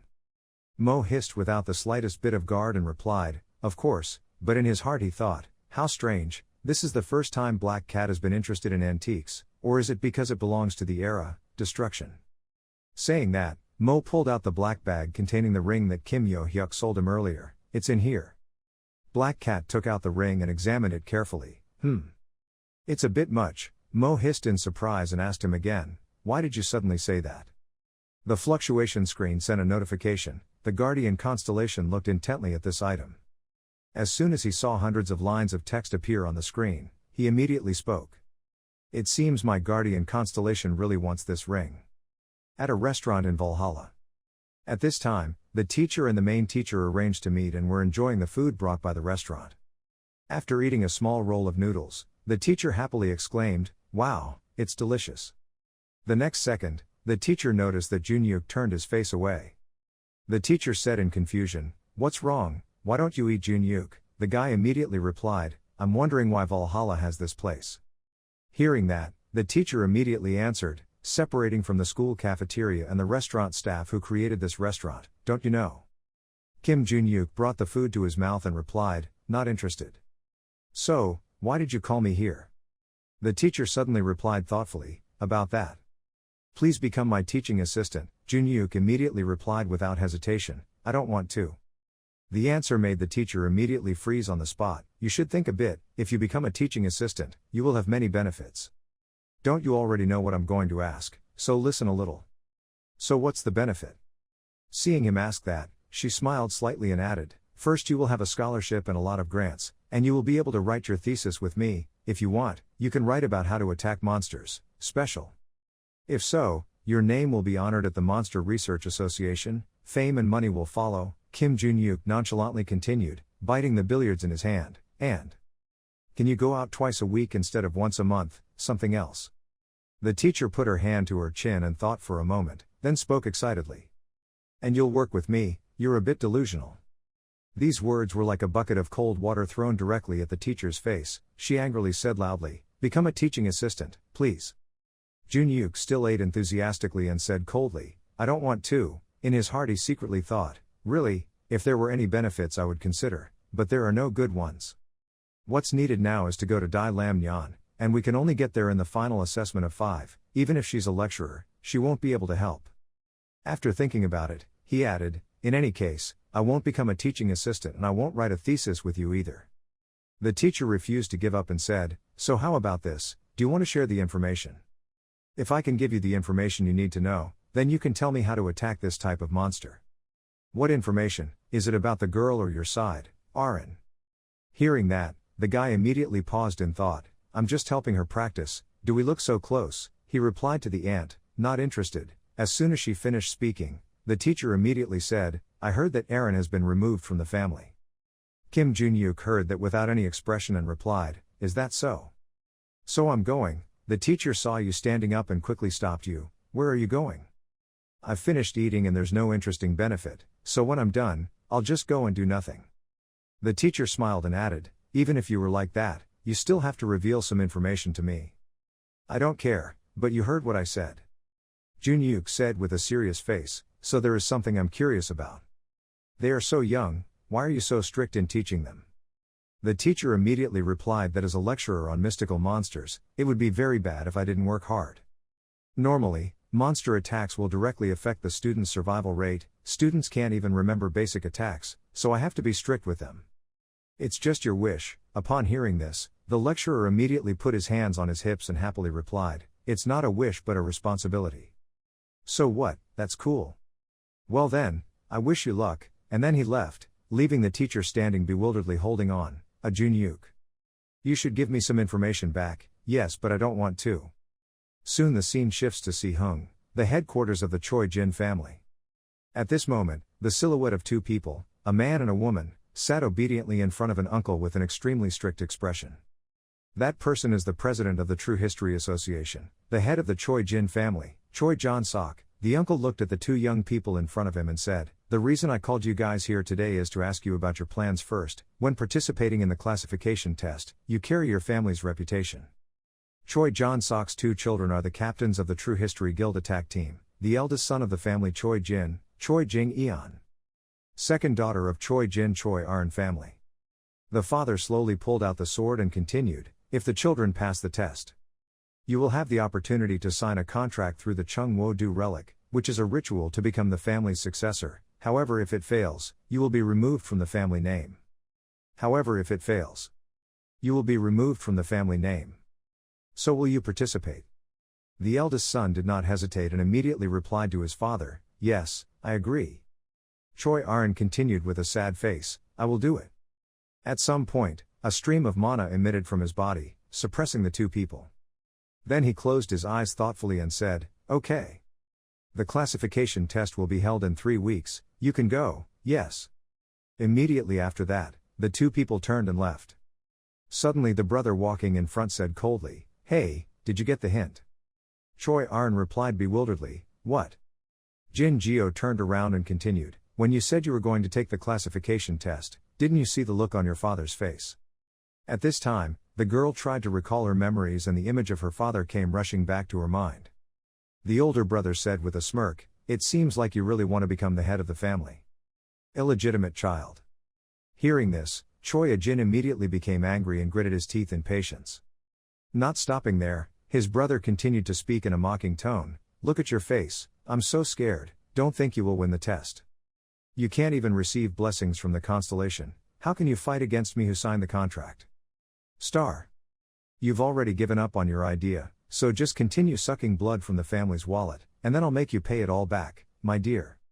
After saying that, he opened the door and walked into his room. Through the laughter, he still did not forget to joke, "See you later."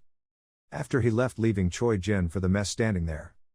Images of Choi Jin's past suddenly came back. Her mother then said, "Choi Arin, you must become the head of the clan. If you do that, you will be free."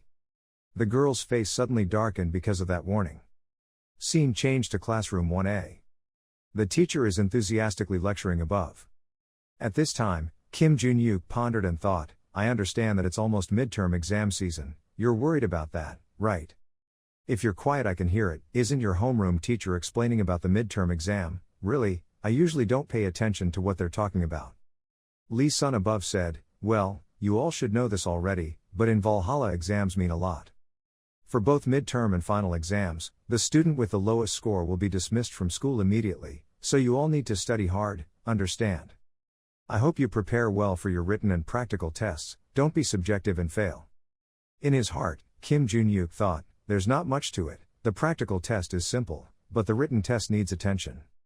I have to stick with this academy until the end of the semester so I can get to Dai Lam to do what I need to do, but I hardly know how to achieve that."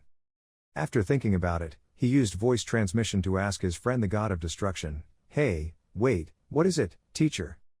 Did you attend most of the lessons?" "Yes, you could say so. So you can take the test for me."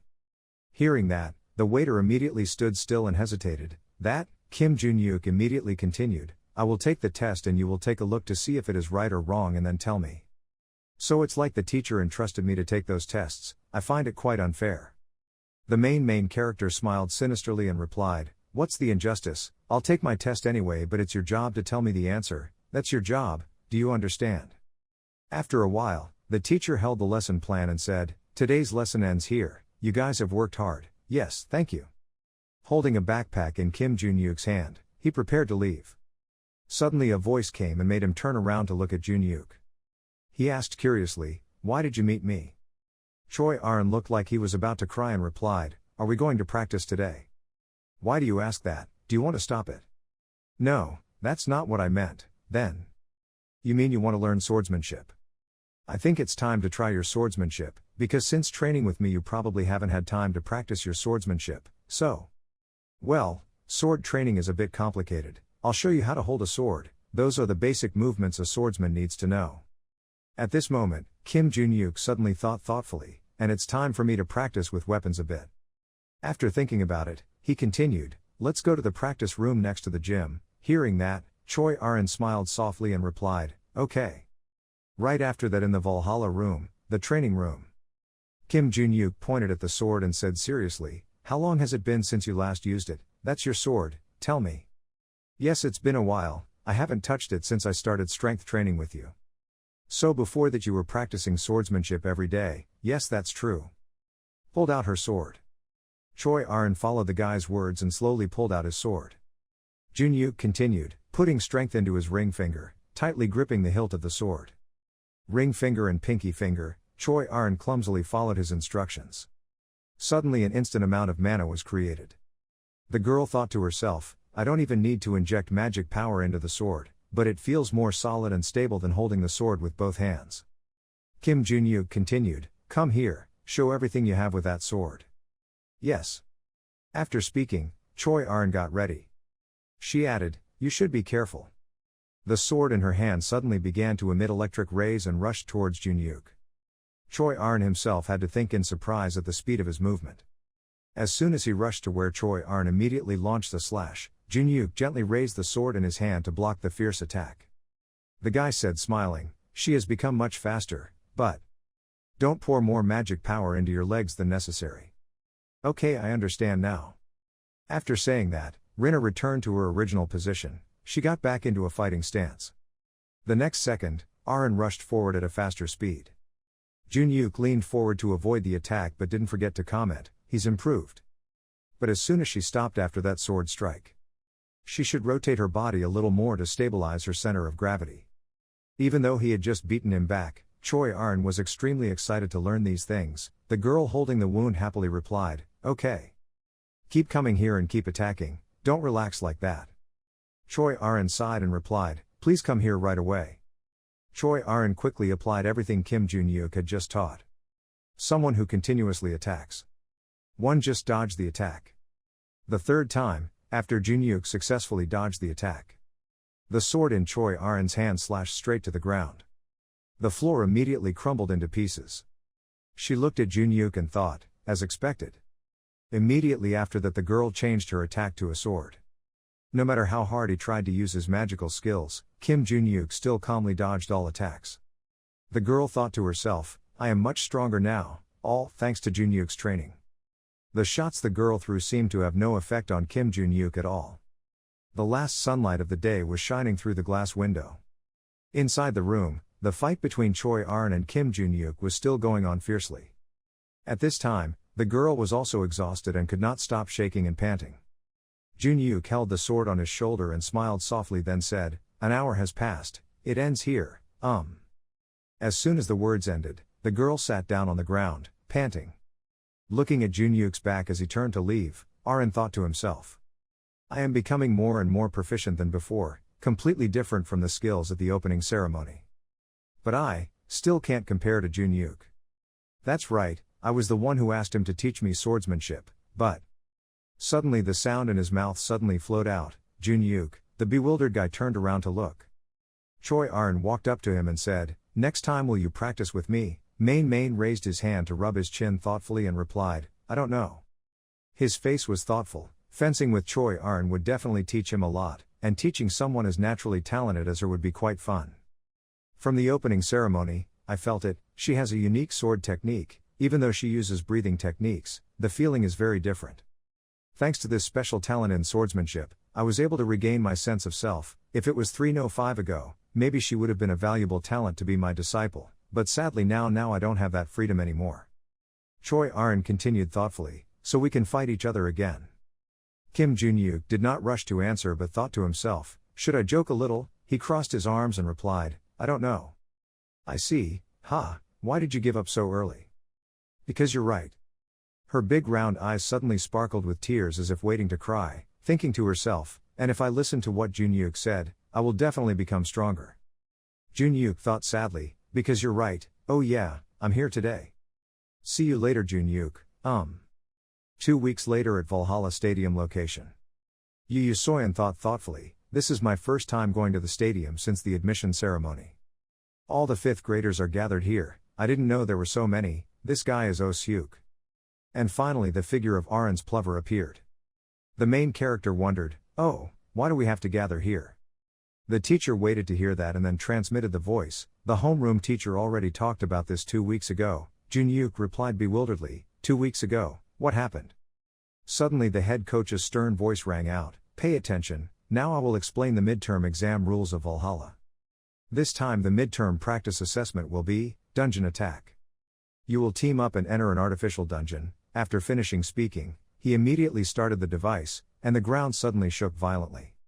In less than half a second, everyone present at the ring was teleported to another location. Lee Sung-cheo continued, anyone can join anyone's team, I think the appropriate number of people for each team is 8, but you can decide for yourself to add or reduce the number of people. The school will only judge people based on their contribution rate in attacking the dungeon. And the exclusion criteria were, 5 hours. If you cannot pass the test within the allotted time, you will be disqualified. The difficulty level of the dungeon is Forced Plus. Now the test begins. The clock starts counting down. The whole crowd rushed to find teammates, hey come to my team, Lee Ji-gun come over, hey is there anyone strong here? Teacher Kim Lee-sun saw that and immediately turned to tell the head coach, as expected, they panicked, yes. Uncle Lee Sung-cheo thought deep in his heart, but maybe. Yu Soyeon was also looking for teammates at this time, there weren't enough members on my side, anyone else? Immediately a friend next to me replied, let me. She thought to herself, I don't need to choose people who are better than me, 5 hours is more than enough for 8 people in an F+ dungeon. The important thing is dedication, with a team of 6 people you can choose those with good skills. It looks easy but it's also very difficult to overcome. After thinking about it, she said, let's go everyone, I understand. Lee Sung-cheo observed the situation thoughtfully, sure enough, if he was that 5th generation child, he probably would have grasped the key points of the exam, the rest of the students. Well, I knew right away, they formed a group of 2 without people. Or usually go in groups of 8. If not well balanced, there will definitely be fights. There are 3 possibilities. The head coach told the instructor, after about 3 minutes all the students will enter the dungeon, prepare to count their scores, clearly. The main character stands and watches everyone thinking about something. Students who have just entered will be graded immediately. Then, A. His eyes suddenly fell on the silver-haired girl standing absent-mindedly nearby. He walked closer to Choi Arn and said, "She hasn't come in yet, not yet. Everyone's almost gone, what are you still doing here?" "I will follow your instructions, Junyuk." After hearing this, the guy was surprised at something. Junyuk stood still for a moment thinking, what's wrong with her? She started trying to do as I said since the last training session. After thinking about it, he replied, "I will go in alone, so go." Choi Arn continued with a very serious face, "So I have to go in alone, right? Whatever, it doesn't look too difficult." After saying what he needed to say, Kim Junyuk left the girl alone and left. The 2 guys behind saw it and immediately started talking. "Is this Choi Arn? That's probably right, why is she here alone, doesn't she have a team yet?" Then he happily walked up to her and said, "You're Choi Arn, right? If you don't have a team yet, please join us, we now have 7 people, plus you make it 8. Choi Arn didn't hesitate and immediately replied, "Sorry, I'll go in alone." After hearing this, everyone was dumbfounded and scared. "You will go in alone, don't be crazy like that, you will be eliminated." Choi Arn walked to the door and said, "I can do it." Junyuk also said it wasn't that difficult. The worried friend quickly stopped. "What are you waiting for?" The cellar door was slammed shut. Right now in the Valhalla control room. The guide is attentively observing the situation inside the tunnel. The camera is panning to the image of first-grade youth confronting monsters. The instructor looked at the situation on the screen and started giving points. Yoon Kyung-yeon 2 points. First grade B Bae Yeji 3 points. A B Yoon Jin Soo a point. At the same time, the head coach was also watching these matches. The teacher thought to himself, as expected. The score is a bit low, people who don't know will think it's too difficult, but they're passing and not making any mistakes. When combat instructor Lee Sang-shul was a soldier, he was called the Dungeon Master. He was a legend with a 99% dungeon clearing rate. So I think he is the one who understands the core of dungeon rating better than anyone else, that's why the score he gave was like that. I respected him a lot. Looking at the screen in front of Lee Sang-cheo, he thought to himself. This year there are many talents. I believe that these 5th generation kids are working in a team spirit. And among this group of kids, there are 4 most impressive kids. The first person is Yoon So-yeon.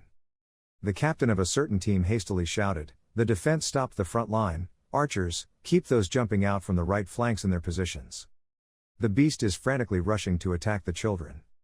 Yu Se-won flew forward and kept talking, "The front line must not retreat." The archer shoots away. After saying that, she jumped into the air. Just one slash of the sword hit the monster right in the face.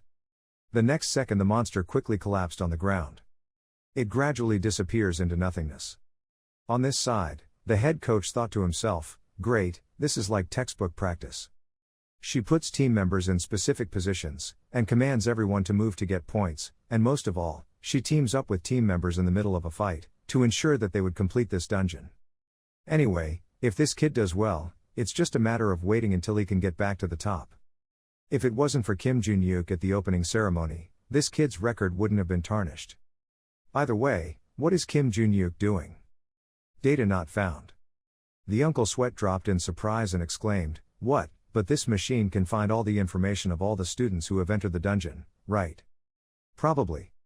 The system displays a notification, "Midterm exam, artificial dungeon completion list." Midterm exam, artificial dungeon completion list. Number 1 Class 1A, Kim Junyuk 23 minutes 32 seconds. The coach's face darkened in horror and thought to himself, has he finished it? He's already soloing the dungeon. Completion time is 23 minutes 32 seconds. No matter how impressive he was at the entrance ceremony, can a 17-year-old kid achieve this? I need to watch the video again. After finishing his thoughts, he immediately pressed the button inside the screen. At this time, Kim Junyuk's image appeared. A group of monsters were approaching holding sticks in their hands with ferocious expressions on their faces. Kim Junyuk's face happily warmed up his joints to prepare for this slaughter. When everything was finished, he used the force of his feet to rush straight to confront the monsters. For a moment, their faces flashed with panic when they saw this. Du Hai Duk held the sword in his hand and smiled happily. With just one blow, the monster's face was cut in half. At the same time, another huge monster appeared silently approaching. Du Hui Australia decisively cut a decisive line and said, "Let's cut these green goblins in half." Another angry giant walked towards the guy. They unleashed two fatal attacks at the same time. Main's agile movements in an instant successfully dodged the attack. Kim Jun-yuk jumped into the air and swung his sword to cut down the two monsters in front of him, including these orcs. Slash, slash, slash. Over here, watching the videos where Jun-yuk shows his facial expressions, everyone is surprised and can't believe what they just witnessed. Suddenly out of nowhere came another giant monster. Teacher Le Sung Cheo observed and thought to himself, that golem is a golem specially created for the midterm exam. This kid has the same stats as 8 people combined. Without waiting long, the big monster immediately used his hand to approach Kim Jun-yuk. Seeing this, he immediately smiled happily. The next second, just one slash of the sword pierced the huge monster. Then its protective shell was knocked away and ended the life of the ferocious monster. Golem, slashing, watching until the whole head coach cried and coughed. It seems like the top position in this exam will belong to him, Kim Jun-yuk already. Right after the dungeon battle ended, everyone left holding their wounded bodies. Another group of them are very happy because of their victory. Over here Yu Soyeon, Oh Seuk, and even Choi Ar, and everyone was covered in injuries. The midterm exam is over. Immediately afterward in the teacher's lounge, the system board shows the midterm test results. First Kim Jun-yuk, second Choi Arin, third Yu Soyeon, fourth Oh Seuk, fifth Im Ho Din, 6 light years Hae Yun, 7th Lee Ing Yan, and 8 Rokdil Vian. Excerpt. Looking at the results, the instructor suddenly pondered for a while. After that, the teacher told the head coach, there were results. I'm not sure if it's as expected. Kim Jun-yuk was on top. Lee Sung Cheo crossed his arms and replied thoughtfully, unable to believe it. I expected him to come out on top but didn't think he could complete the dungeon alone without any problems. If he continues to develop and work at this profession, Korea has the ability to reclaim the title of the only one. Kim Lee-sun heard this and immediately said, isn't that the title for the strongest fake contract? That's right. Maybe because there haven't been many geniuses in a long time, I was a little excited to say that. The instructor added that there was one more unexpected thing. Lee Sung Cheo immediately interrupted the guy, Choi Arin. The time that Kim Jun-yuk achieved was unbelievable, but we also did not expect that he could beat Yu Soyeon and win second place. I don't know what happened, but Choi Arin also challenged himself to go down alone like Kim Jun-yuk. Although it took some time and suffered quite a few injuries, he completed it. I know that he is the quiet and hardworking type, but I don't think that he is the type of person who can complete the dungeon alone. If this test was about team action, Yu Soyeon would definitely get a higher score, but Kim Jun-yuk and Choi Arin got a higher score because of their level of contribution. But the results are already out, we won't comment any further. It's not something a normal student can do, yes. The instructor thought to himself, Choi Arin. I met him when I was in the Choi Jin Guild. He seemed like a model student who only knew how to practice swordsmanship, but how could he have the idea of completing the dungeon alone? Could it be because of Kim Jun-yuk? No, that's impossible. What am I thinking? Let's put it aside and prepare for class. Next day, everyone came together to see the midterm exam results. Midterm exam results: first Kim Jun-yuk, second Choi Arin, third Yu Soyeon, fourth Oh Seuk, fifth Im Ho Din, 6 light years Hae Yun, 7 Lee Ing Yan, and 8 Rokdil Vian. Extract. Looking at the leader, Kim Jun-yuk Rokdil, he was extremely angry. He turned to the girl next to him and said angrily, Julia, Dizra is in Korea, right? Yes. Call him immediately, prepare to go out. Right after that, at a place called Jamsil in Seoul. Scene changed to a luxurious place. Rokdil Vian Extract dressed smartly and walked in with Julia. Seeing them, a person inside immediately waved and said, oh brother. Long time no see, this guy is Dizra Vian. Excerpt. They immediately ate dinner together. Dizra took a piece of steak and took a delicious bite. The Rokdil Vian quote on the opposite side was frowning and staring at him. Eating Dizra while talking. So the guy you want me to take care of, Kim Jun-yuk, what does he do? Rokdil Vian Extract immediately replied, it's nothing, He's just an idiot from a medical school. He annoys me because of his lowly background, please return him to where he belongs. Dizra's eyes suddenly showed a sinister look and coldly said, can I kill him?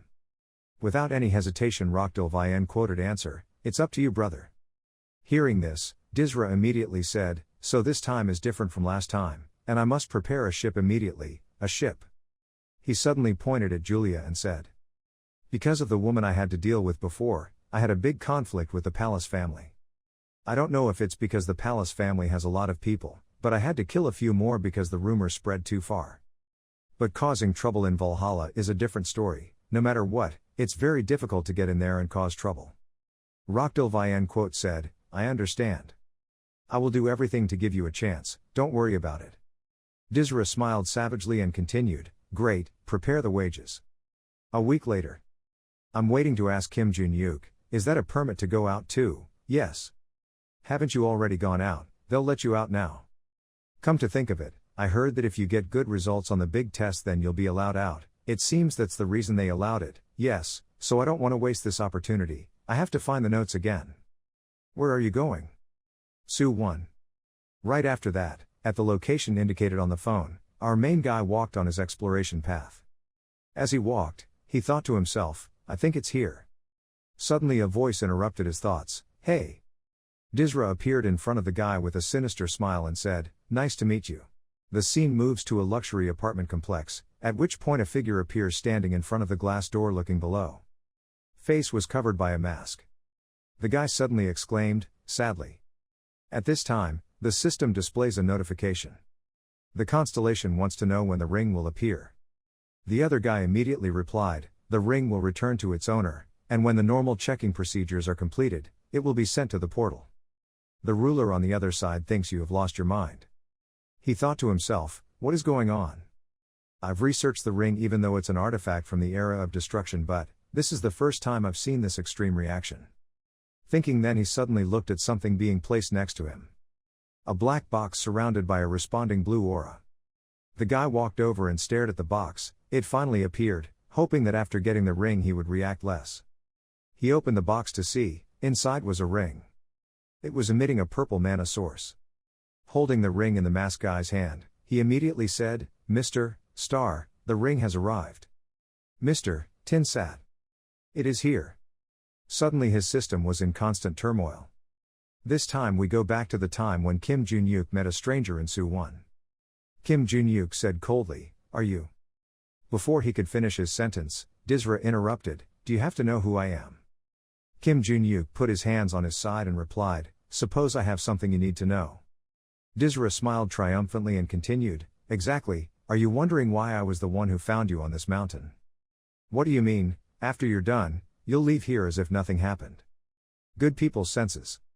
The main character looked bored and continued, I don't want to talk about my senses. You probably don't want anyone to see this situation when you confront me. I imagine this scene would happen a few days ago. Dizra heard this and immediately got angry and said, that confident bastard. After saying that, he clenched his fists and rushed towards Jun-yuk, saying, to a top guy in Valhalla, it seems like you're just an idiot. Don't disappoint me, okay? He swung a powerful blow at the guy. But Kim Jun-yuk, with his agile movements, easily leaned to the side to avoid the attack. Its punch quickly crashed into the tree next to it. Dizra exclaimed in surprise, oh. In the next second, the tree trunk broke in half and fell down. At this moment, he looked disdainfully at Kim Jun-yuk and said, you're quite lucky, you were able to dodge that attack, if you hadn't, you'd know your own outcome, right? Kim Jun-yuk smirked and replied, lucky, no, I was able to avoid it because you were too slow. Looking at the tree just now, Kim Jun-yuk thought to himself, but he is definitely very strong, he can be equal or even stronger than Oh-seok. Even so, it's still too dangerous for me, my weak body can't withstand that move. So the simplest way now is. Thinking of this, the guy immediately ran on all three legs, but to Dizra's surprise.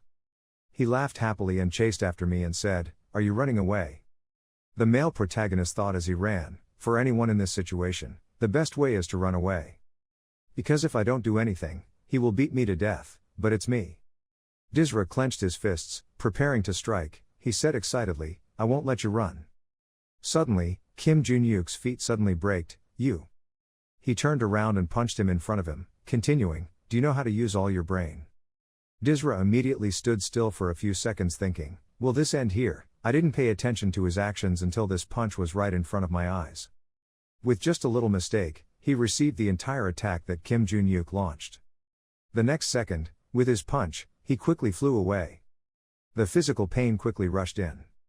Suddenly his eyes changed as if he had just seen something terrifying. Kim Jun-yuk now looked like a devil laughing loudly. He used his legs to aim straight down. Fortunately, he was able to lean forward and avoid it.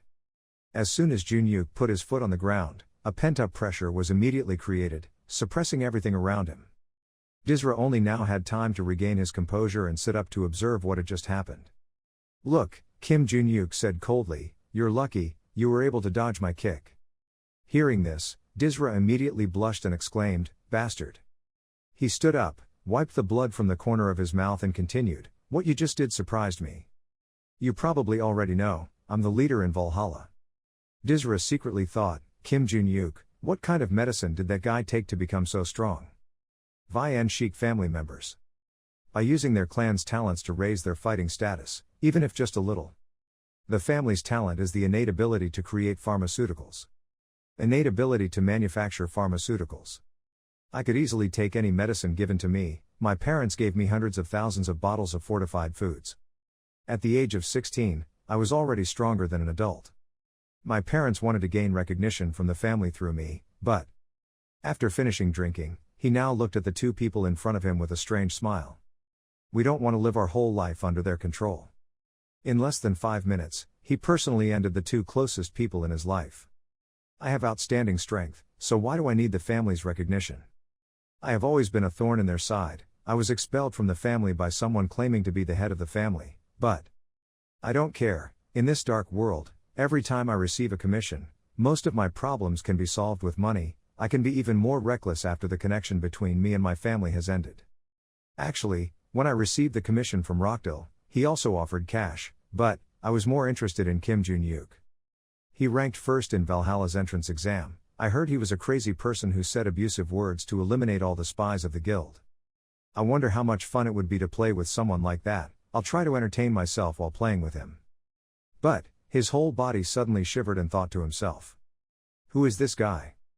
Kim Jun-yuk looked at him motionless and said, hey. After Dizra calmed down, he suddenly asked an unrelated question, what kind of medicine did you use to be so strong? I don't think it was any cheap medicine that an orphan like you could afford. Hearing this, the main character laughed happily and exclaimed, what did you just say? Ha ha, using medicine. The guy laughed and cried, holding his stomach and continuing, what are you doing, you crazy guy? Turns out you're a muscle-boosting drug user. Dizra was said to be heartbroken and replied angrily and worriedly, so what, don't you also use medicine to get stronger? Kim Jun-yuk rolled his shoulders and replied, of course not, you retard, I got stronger through hard work and practice. In some ways, I can compare you to Oh-hyuk. But then it's just rude to compare someone with such natural muscles to someone like you. At this moment his rage reached its peak. He thought, you son of a bitch, you're done. I don't have enough strength to use it here, but, as he said that he pulled out his weapon. In just a moment, a source of dark energy surrounded Dizra. Kim Jun-yuk saw this and frowned, thinking, that magical power. Okay, I can feel the power rising. Kim do-ha-you acute. Do you think I will let you go so easily? Before he could finish his sentence, Kim Jun-yuk used his feet to kick to see his face. The main character happily said, you're really a walnut, aren't you? What kind of incompetent person would wait for his opponent to use his strength? He took the main kick and fell far away. Not stopping there, Jun-yuk immediately clenched his fist and prepared to punch. In the next second, before the Dizra could take shape, he immediately gave another blow to the middle of the face. The blonde-haired face was terrified and speechless. Kim Jun-yuk's hand was once again extended with a chilling voice, slowly wait. Immediately after that, Jun-yuk grabbed his shiny blonde hair. The guy leaned closer and whispered, you can't faint yet, you stupid pharmaceutical drinker. I was going to forgive you, but the only thing you did was try to get me to fight, but you said you'd take care of me, I can't let you go. Anyway, I'll ask you a few questions. Should be. Grit your teeth. Looking at the perverted face and the punch about to be thrown, Dizra quickly exclaimed, wait a minute. At the Valhalla dormitory, in Rockdale's room. He was sitting on the sofa with a smug look on his face, thinking to himself, Kim Jun-yuk must have been dealt with by now. Based on his personality, Kim Jun-yuk is probably dead. It won't be easy to clean up after assigning work to that guy, but at least that place isn't school grounds. I didn't expect that he would leave at such a perfect time. It's such a relief. After thinking about it, he smiled happily and looked at the girl behind him calling, Julia, yes. Take the car, yes. At this moment the phone rang. Looking at the name displayed on the screen, he thought with pleasure, this is calling. Yes brother, have you dealt with him yet? There was suddenly no sound on the other end of the line. Rockdale said confusingly, brother. A plaintive voice suddenly came from the other side, and his face suddenly changed. I bet you don't understand what the fuck is going on. I wonder what kind of expression you'll have, he thought darkly. This voice is Kim Jun-yuk. The main character coldly said, here, let me be the translator for your brother. If I die, please light 2 incense sticks for me. Please wait for me, Rockdale Vian excerpt. After beating Dizra so hard, the main phone called to inform Rockdale about engraving. In the middle of speaking, there was suddenly a clicking sound on the other end of the line. Kim Jun-yuk frowned and said, what the heck, he hung up without even answering me, that's really impolite. If so then, how should I handle this guy? The smell of premium tea spread throughout the room. Julia carefully carried the cup of tea and walked to Rockdale. Looking at him sitting silently, she spoke up worriedly. I'm sorry, but before you could finish your sentence, he interrupted, I know, shut up, put it down and go away. Julia placed the teacup on the table and carefully replied, I understand. He had fallen silent at this time. The constant pressure pressed into his mind. Rockdale frowned in horror and thought, Kim Jun-yuk. I never thought he could defeat Ra, even after what happened to Lee Rick. What should I do? How can I get rid of him? Now I know he's the one pulling the strings. Is it because D will ruin everything, that trashy bastard? At this rate, it's only a matter of time for the news to reach the ears of the Vian Jock family, but this is already getting out of control, damn it. Wait, on the other hand, maybe it's not such a big deal. He comes from the lower class, right? There's no way he could meet them. But just in case, I won't mention this for a while, I'll keep an eye on his movements from now on. After personally solving everything, Kim Jun-yuk continued his journey. In his mind, the waiting disciple spoke up, the guy you just beat forgot to bring his brain when he came here. Jun-yuk replied, when the time is right I will report about him. For now, I will keep the information for myself because I can't do anything else. He crossed his arms and continued wondering, why don't you just kill him? If it were me in the past I would have done that, but doing so now would only cause more trouble. I'm no longer Kim Yun-oh, now I'm a high school student Kim Jun-yuk. Okay, sounds like real teacher. By the way, there's something I'm worried about. What is it? I'm talking about the magic the guy just released. It's strangely familiar to me. Familiar, yes, if he could release more I could confirm it, but I've seen this magic before. Don't you feel anything? Is there anything special? 305 ago, monsters killed dogs and cows to perform that magic, right? I think you're not good at judging people by their magic. Actually it's a more sophisticated technique than people usually think. Shut up. Seeing him mutter a few words, the guy smiled softly and said, oh that's right, I knocked your jaw out. After saying that, Kim Jun-yuk immediately put his hand in to adjust his jaw. Okay.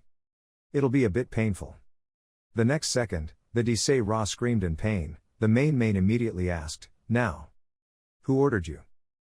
Ra suddenly became silent and did not respond. Kim Jun-yuk saw him being so stubborn and sighed in frustration. He sat down, raised his hand and said coldly, I adjusted your jaw so you could answer me. So do you think keeping quiet with me is a wise choice? Isra said confusedly, what is that, why are you holding my finger? Kim Jun-yuk's face looks extremely sinister right now. The next second, Ra suddenly screamed, ah! Jun-yuk looked at him and said, you should open your mouth quickly and spit it all out before I break the rest of my fingers. He replied painfully, Rock Dil Vian Kwok sent me.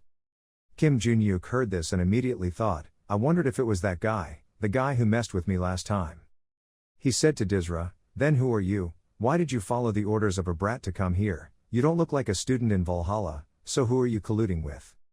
Ra smiled softly and replied, are you really asking me that question again? You probably don't like that way, but you can always find another way to change it. The main character picks his ear threateningly. Does he want to break 2 more fingers? After thinking for a while, I decided to answer, I am a member of the first race, I was commissioned as a mercenary. Kim Jun-yuk thought to himself, I've heard of this unique name somewhere before. The next second he asked more, being a mercenary is fun, isn't it? You're just a bully who gets paid. Ra continued, we are all trash in your eyes, you are just a lucky guy. Constellation is the first species to worship the blade. Of course, I am also a person who has a contract with a constellation. If I could have used my magic for 3 more seconds, the outcome of this match would have been different. Kim Jun-yuk held his head helplessly and replied, oh my god, you bastard really likes 3 flowers, I was planning to forgive you if you cooperated and told me who you colluded with. You, Kim Jun-yuk put his hand in his mouth to do something, only to see Dai's face turn pale with fear. The guy said coldly, it's best to shut up. A shrill cry immediately rang out. Newsletter, the first race tree wiki, the first evil race that worships the blade. Have you ever heard of the first race? Along with these bad people and these bastards, I want to meet the first race. To tell the truth, yesterday when I got home after work. Kim Jun-yuk walked on the street while searching for information on his phone. He thought to himself, just like I thought, everyone sees these guys as bad people. Anyway, I'm pretty pissed, I can't find my notes anymore. That rock drill bastard keeps trying to humiliate me. Rock drill, how can I teach this guy a lesson? Okay, in this era we need to use high technology. First of all, I recorded her entire confession. And I need to find a place to post this. The phone shows up as Jun-yuk's call. The silver-haired teacher was working on a lesson plan and looked at the phone in bewilderment. Her eyes lit up when she received the call. Jun-yuk, have you finally agreed to be my assistant? That's not why I called. Do you know anyone who is a reporter? The article published the information. Student A immediately informed the instructor about this incident. They also filmed the evidence that Student A recorded and gave it to the instructor. The Vian family cited a plot to murder a Valhalla student. Last Thursday, Student a student in Hanvala, who was on leave, was attacked by an aggressive individual. It was reported that Student A had died, successfully fought back, knocked down the perpetrator and revealed this information. Student A immediately informed the instructor about this incident. They also videotaped the evidence that Student A had recorded and presented, for the instructor. Another newspaper also published similar information. The Vian family cited a plot to murder a Valhalla student. The article was published on the 2nd. Valhalla Academy is famous for cultivating talent, and is extremely worried about the students by tightening the security system. Met Student A on the way home, so that they can proceed with the existing upgrade to introduce the new system. On the front page of the Heat bulletin board, the comment that received the most attention was, I will answer the questions surrounding the attack on Valhalla students by the Veen Trick family, owner of floor A2XX. Last Thursday a student, first-year student at Valhalla, while on leave after midterm exams, was attacked by an evil person who joined a cult. But what's interesting is that the student who was attacked was able to defeat them and make them confess, reported the information. That student reported this incident to the instructor at the school and handed over the perpetrator. That 5th student secretly recorded a video of the perpetrator admitting his guilt while he was at work. When they were forced to confess, the content of the recording included the perpetrator's confession that Dr. Veen Jock, my son from the Veen Jock family and also a student, had instigated the attack on the practitioners. 5. Most importantly, the Vian excerpt family is currently avoiding making an official statement. Followed by countless comments from readers, commenting, that practitioner turned the situation around and hit the attacker. Is that person Kim Jun-yuk? Not Heat 7 replied, yes, that information is okay, spreading it out, shrinking tips, funny pretending to ignore it, maybe those guys are being lectured by Valhalla students, haha, probably haha, besides I don't know this very well but Kim Jun-yuk is amazing, haha, who agrees? I agree, the reader nicknamed the Cat's Tears said, but honestly isn't everything a bit sloppy? This is how the family behaves. Did you handle everything? No matter how you think about it, it's strange. Welcome. That big silver spoon wielding Veen Chi is protected by his family. Of course it's negligent, haha. He which retard thought he could actually beat a student, haha. Nam Sushik closed the deal. That's right, haha. They didn't think that idiot would be a defeated man. Reading the above lines, Kim Jun-yuk said with pleasure, this is the look of modern warfare. My father immediately exclaimed, as a person who lived 300,000 years ago, he adapted to current culture very quickly. Before the regression, I encountered many difficulties. I mainly focused on getting used to everyone, stuff by scrolling through every forum and watching the news. Thanks to that, I became the person I am now, you understand. But it's a pity, what do you mean? I just wanted to target Rockdale, But all the reporters posted this and attacked the entire VN family.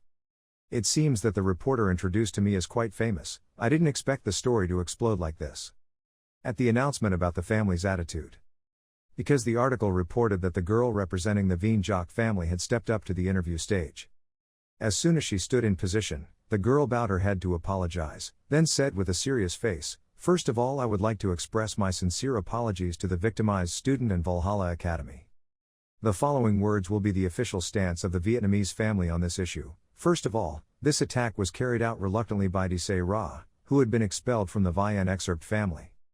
In Dc Ra's confession, which the victim recorded, he said that it was Rokdal Vien Chin who gave the orders. However, Dc Ra later testified that that statement was completely false. It was just an attempt, his strength to escape the difficult situation at that time. Therefore, we believe that the Vien Jock family is absolutely not responsible for this incident.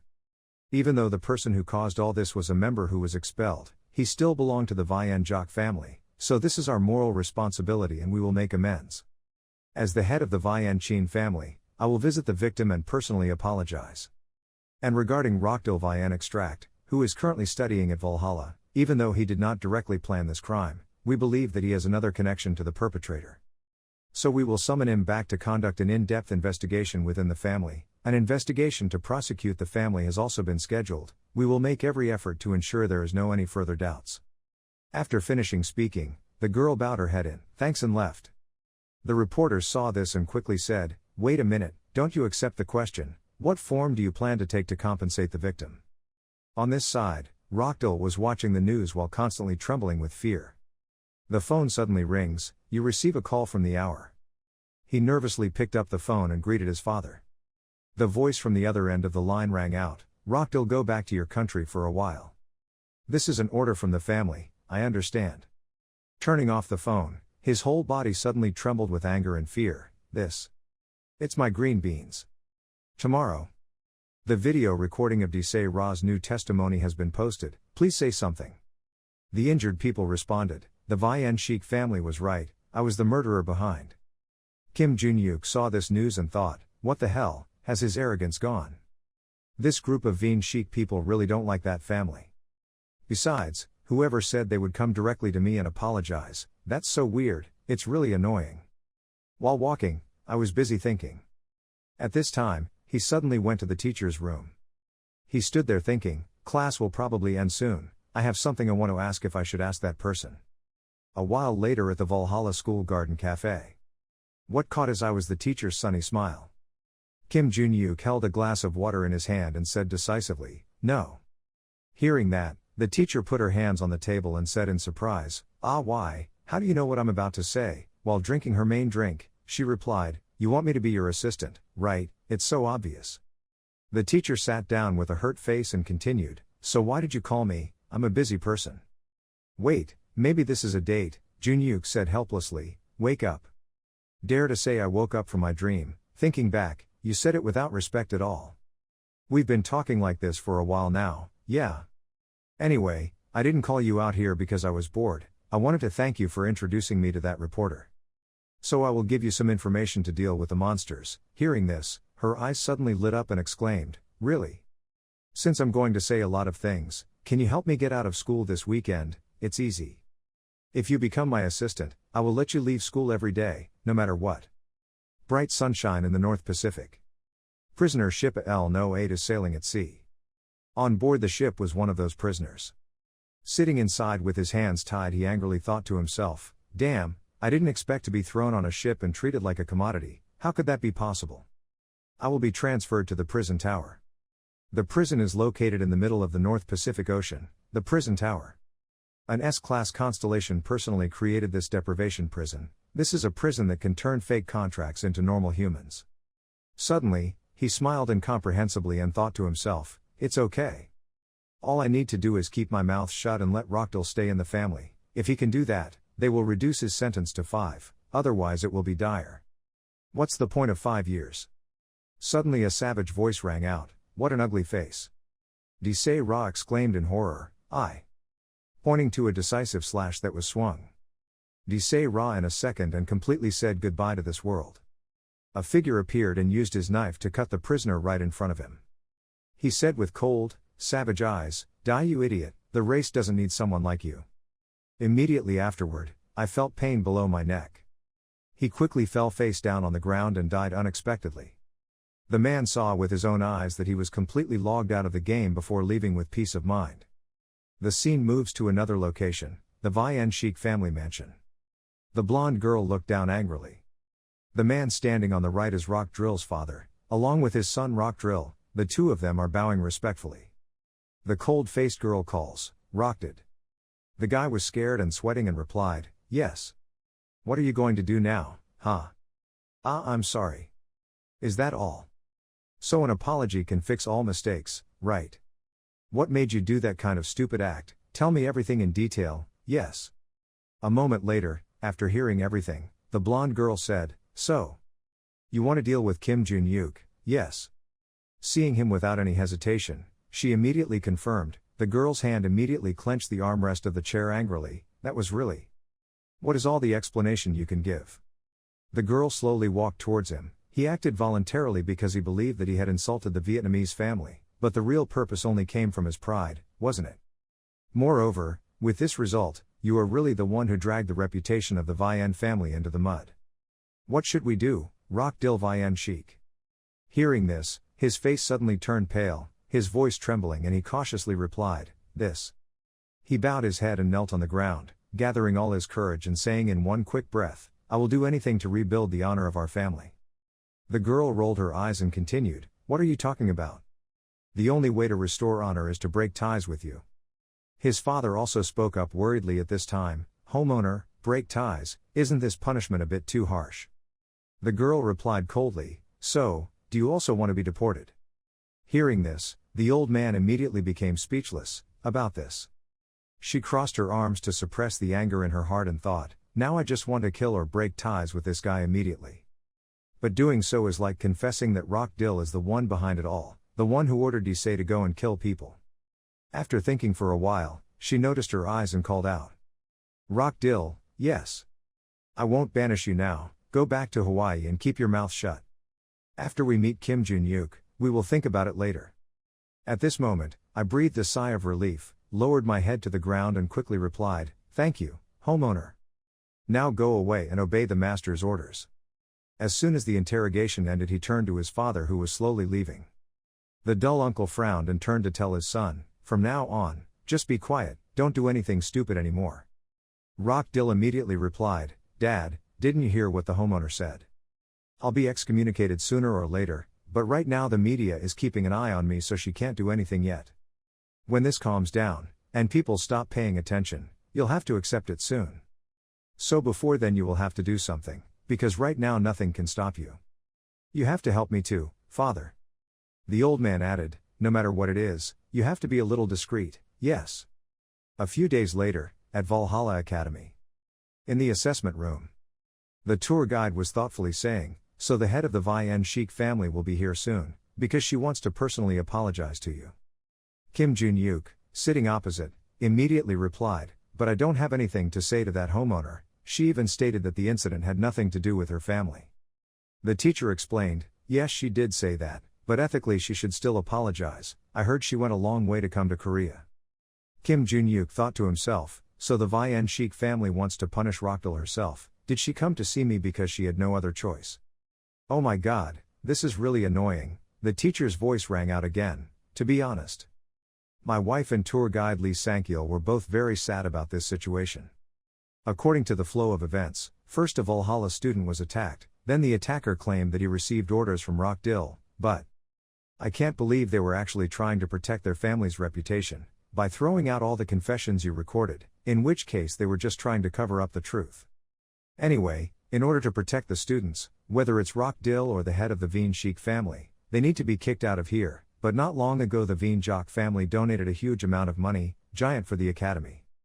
I don't believe that the majority of Valhalla's funding comes from donations from the major families, and the academy will turn a blind eye if they receive enough money. Hearing this, Kim Jun-yuk immediately replied, "I understand, I will talk to that homeowner." When the teacher heard that, he suddenly stood still in surprise and exclaimed, "Boy! What kind of attitude is that? Normal? Anyway, I'm always normal." Suddenly there was a knock on the door from outside. Kim Lee-sung glanced at the door and said worriedly, "She's here, I'll take her in." "So I'm going now, let's have a nice chat, yes." After saying that, the teacher immediately went to open the door. "Please come in, please feel free," the blonde replied with a smile, "Yes, thank you for your hospitality." After that, the room was left with only Kim Jun-yuk and Vian Shik's homeowner. She said with a friendly smile, "Nice to meet you, Kim Jun-yuk. I am the head of the Vian Jok family, Adalia Vian Jok." Jun-yuk sat on the sofa, put his hands in his pockets and replied, "Oh yes, well, nice to meet you." At this time, Veen Extract's homeowner, Adalia, was sitting in front of Kim Jun-yuk. "The situation on both sides is tense and we don't know where to start." Adalia stood up and said seriously, "First of all, Kim Jun-yuk, regarding the perpetrator of the attack, we belong to the Desai family." I sent him a deep apology, and then she bowed her head sincerely. Jun-yuk replied, "Well, you also said that he would be excommunicated from the family, so everything was fine." Adalia continued, "I also heard that Rockdil Vianic recently caused trouble for you at the academy." The main character immediately replied, "Well, it was only that one time, now it's no longer important. You said that Rockdil had nothing to do with this incident. If you had announced it so clearly, I would have nothing to complain about. Actually, I need to discuss something with you about that. We released an official announcement immediately after the attack, but unfortunately we are in a situation where neither the media nor the people believe this information." Kim Jun-yuk scratched his ear to express his attitude. Well, probably so. At this moment he thought to himself, speaking as if those words of hers were the truth, "You bastard." Adalia smiled slightly and continued, "So I told you this, I also wanted to open up an opportunity for us to resolve this misunderstanding. Can you help us, Kim Jun-yuk?" Without any hesitation, the guy simply said, "No." The homeowner replied with a small smile, "I also thought you would say that. But if you help us just this once, I promise to give you my full backing and support until you graduate. Of course, I can also promote you to some guilds that the Vian Injectors sponsor so that I can continue to support you even after you graduate. I will help you grow to become a hunter, top in Korea, then you will no longer have to face difficulties." Kim Jun-yuk smiled disdainfully and said, "So if I make a statement then everything will be over. I can't believe you guys would give so much just to shut my mouth. You must be desperate, right?" He pointed at the girl's face to show his attitude and said, "I feel angry because you act like nothing happened, so tell me, why do I have to act with you guys? I don't need a reward or anything, I just want to see how you guys will live with the shame that Rockdil has left on the Vian Injector's name." After hearing these things, her face immediately changed. She said angrily, "Scum. Right now she's creating an oppressive aura that makes the people around her suffocate. Who do you think you're talking to?" Kim Jun-yuk is not afraid at all but enjoys teasing. "Oh ho, so you finally decided to reveal your true nature, must be very difficult to maintain that calm appearance, right?" Adalia glared and said, "I came to this smelly academy to make you feel more comfortable and convenient for you, but you still dare to act arrogant. Should I kill you right now and then? I wanted to be generous and give you a chance, but you just threw that chance away like that." The main character smiled happily and replied, "Really, just try it if you want." Hearing this, she exclaimed in surprise, "What?" Jun-yuk continued, "Didn't you say that the Veen Jok family had absolutely nothing to do with the assassination attempt on me? To add to that lie, you wanted to spend a lot of money and time, you betrayed me, but now you want to kill me. I guess that's the only thing you can do right now." The guy crossed his legs on his knees and said confidently, "Well, even if you really attack me, you can't kill me." After hearing that, she was so angry that her blood boiled and she stood up. "Kim Jun-yuk, I will make you regret the actions you did today," she said, then pulled the door and left. The guy smiled happily and said, "In the end, she couldn't do anything. Wouldn't that mean she could only talk?" Yes, in Kim Do-hyu's mind, your disciple appeared and said, "I don't think this is important enough for me to intervene, but do you really have to do that? Hey wait, okay. Bastards who imagine others must worship them are the type of people I hate. I know what she's going to do, those bastards will try to control anyone they don't like. So I hate you too," the waiter said in bewilderment. "Hey. Well, there's no more class today, should I go to the gym a little earlier?" Right after in front of Valhalla Stadium. Jun-yuk was walking when suddenly he saw something in front of him. He thought to himself, "What is this? Is that Choi Arin? And who is next to her?" This guy is the eldest son of the Choi Jin Gun family. He crossed his arms and said sternly, "Choi Arin, you don't really think you can win, do you? No matter how hard you train in Valhalla, it won't help. So, if you still want a place in this family, don't take the entrance exam this weekend. I don't want to see you humiliated either. Choi Arin firmly replied, no. The answer made his brother exclaim in surprise, what? He looked at her angrily and said, I gave you one last chance and you still dare to refuse. You really don't understand what's going on, do you? Choi Arin quickly replied. Suddenly, a voice from far away interrupted the two brothers' conversation. You're the one who doesn't understand, you bastard. Choi Jin's son looked around in bewilderment and said, what, who the hell is that person who just cursed me? Kim Jun-yuk walked up to Choi Arin. The guy angrily pointed at his brother and said, you are a bastard, that's you. Why do you want to stop someone who has put so much sweat and effort to? Do you have to give up training? Choi Jin's son frowned and said, who are you? You don't even know who I am and dare to curse me like that. Kim Jun-yuk frowned and rubbed his head and replied, why are there so many bastards today who like to show off their fake power? I don't care, if you're the king, president or whatever the hell.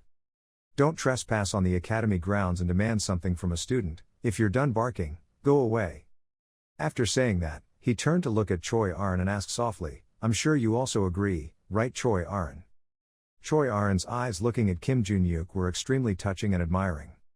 The brother who was cursed and slapped was extremely angry and said, bastard.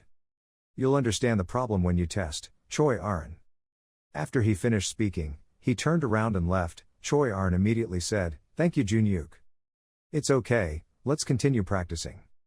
Choi Arin added, by the way, you asked me before if I agreed or not. Actually I was thinking about something else at that time. Jun-yuk looked at her affectionately and replied, what is it? If it were me, I wouldn't say go away after you finished barking. If it were me, I would say fuck you. Jun-yuk heard this and quickly interrupted, stopped. He thought to himself, she's crazier than I thought. Let's go practice, okay, and after this weekend, can't you practice then? I also have work to do so I have to go so I can't practice either. Oh okay, we'll practice instead, work hard today, the two said as they entered the stadium and started practicing.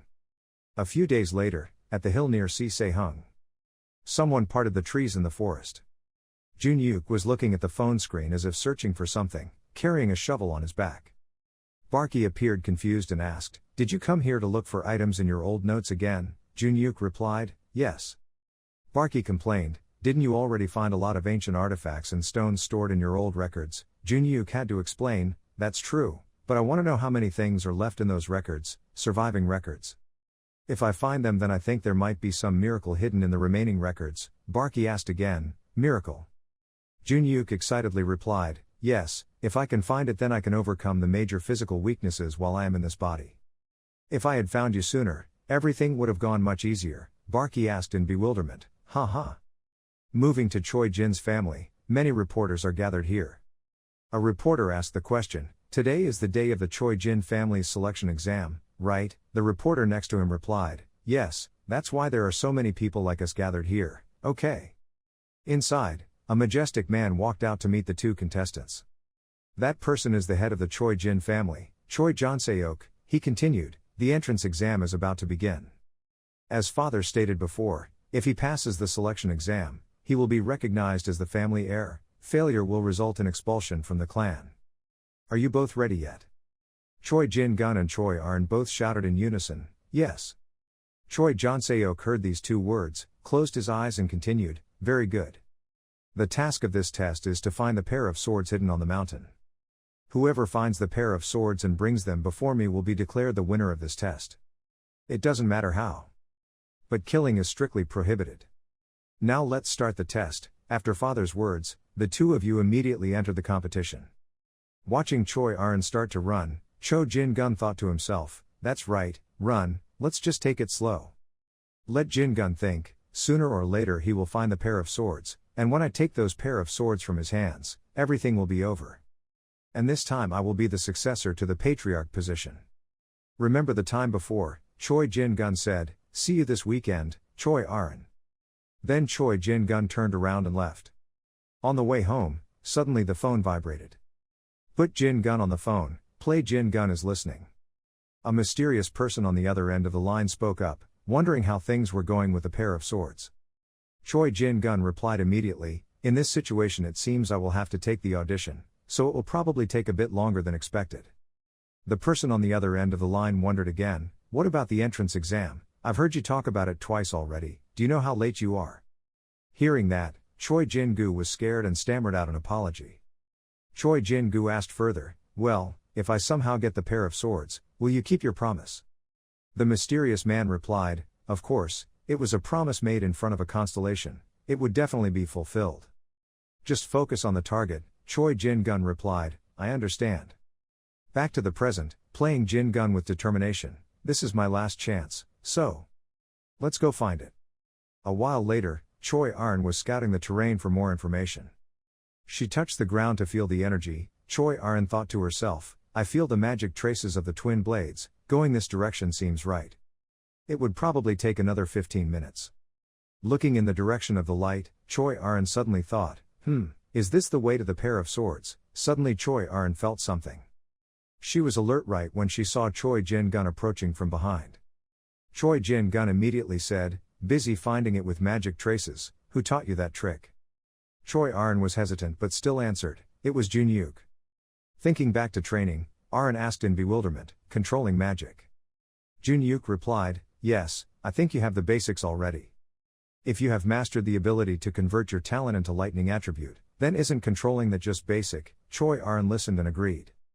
Jun-yuk continued, practicing magic control direction only requires a little skill and concentration, not as complicated as fighting. Choi Arn asked curiously, yes, how do you do it? Jun-yuk bewilderedly asked again, what does it mean, didn't they teach you in the family? Choi Arn just bowed her head in disappointment, she didn't know what to say. Jun-yuk saw that and said, okay, whatever, you only know how to borrow the power of the constellation and concentrate magical energy, right? Choi Arn replied, that's right.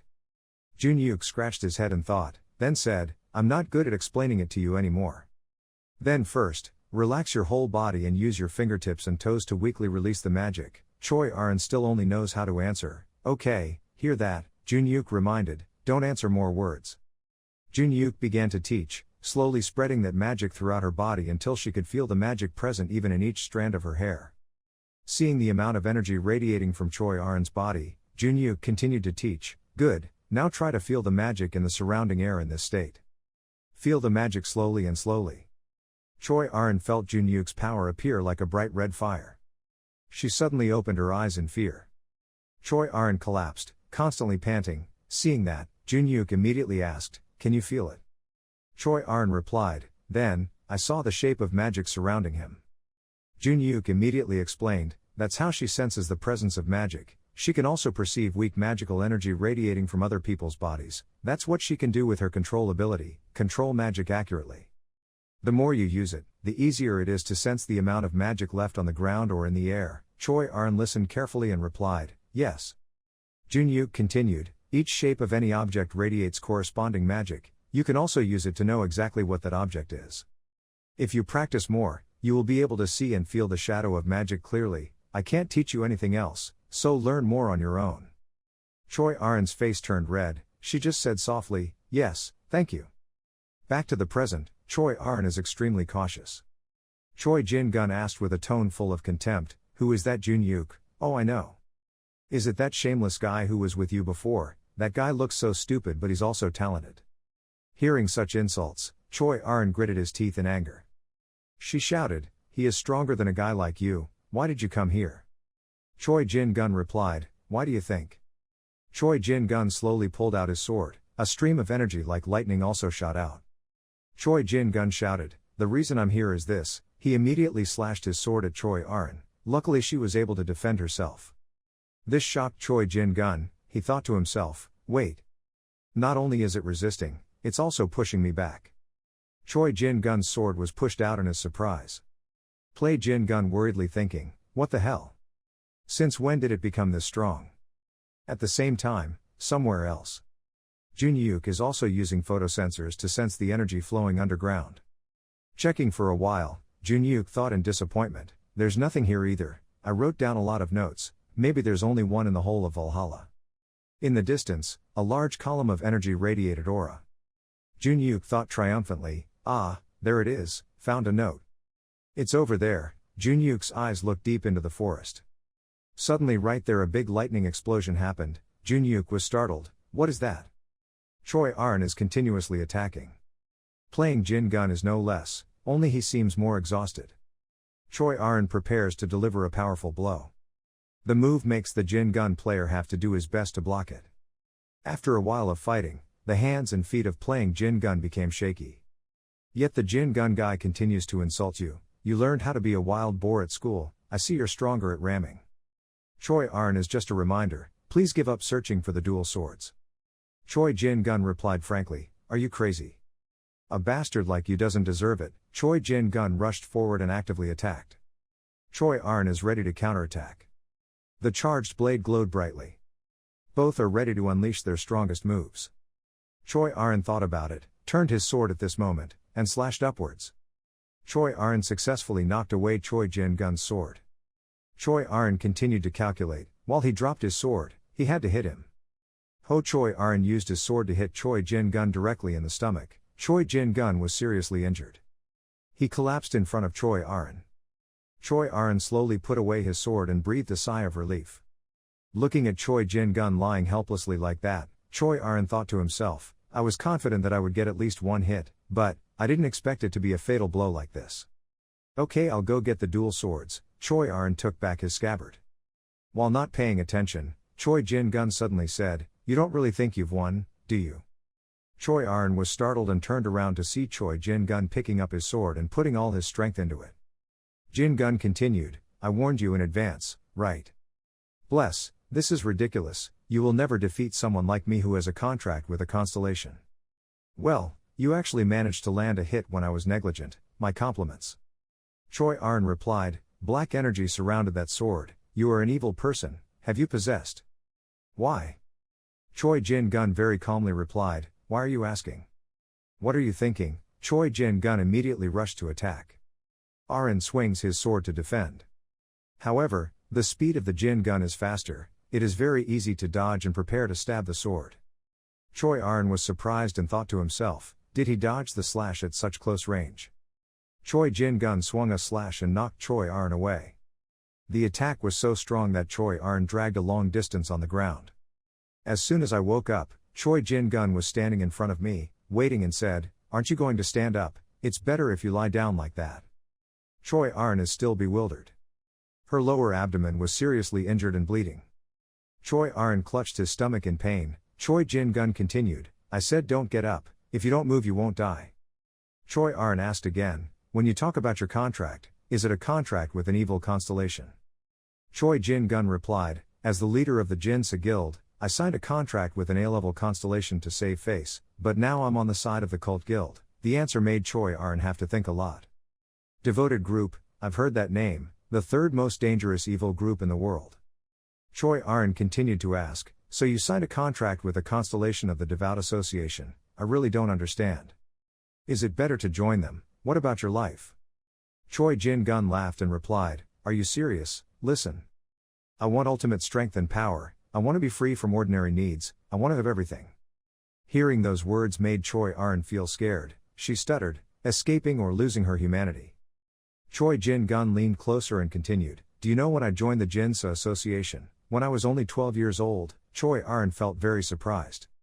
And yet, Choi Jin Gun continued, I had to try to be a symbol of the family since I was young, at an age when I just wanted to have fun, people expected me, the eldest child of the family, Choi Jin, must be a perfect example. The reason I'm still in the Jinsa Guild is because of the old man's supervision, and want to be the head of the family, but that was never my choice. In my teens, I was filled with desires, that's when I met someone from a religious group. As soon as we met, he invited me to join the group, he encouraged me, saying that I could satisfy the desires hidden deep in my heart. Maybe he already knew about my secret and my wishes. Choi Aron asked again, what secret? Jin Gun replied coldly, desiring to destroy people. Choi Aron heard it and only felt fear, before those eyes. Jin Gun continued, but I don't have to join the guild if I want to, I have to satisfy one condition, to take over the family's dual sword artifact. If you had given up earlier, you wouldn't have had to take the second selection exam, and the dual swords would have automatically belonged to me. Choi Aron asked again in bewilderment, what is the second thing? Jin Gun was also surprised, what, don't you remember? Jin Gun began to tell, 10 years ago, the eldest daughter of the Choi Jin family, your sister Choya Jin, participated in her first audition. Choi Aron was startled and exclaimed, what are you doing? But it wasn't like she was missing, Jin Gun explained immediately. That time, Ao was unable to control his desires. Before I went to find the sword, I killed it in the mountain. Choi Rain became absent-minded and emotionless.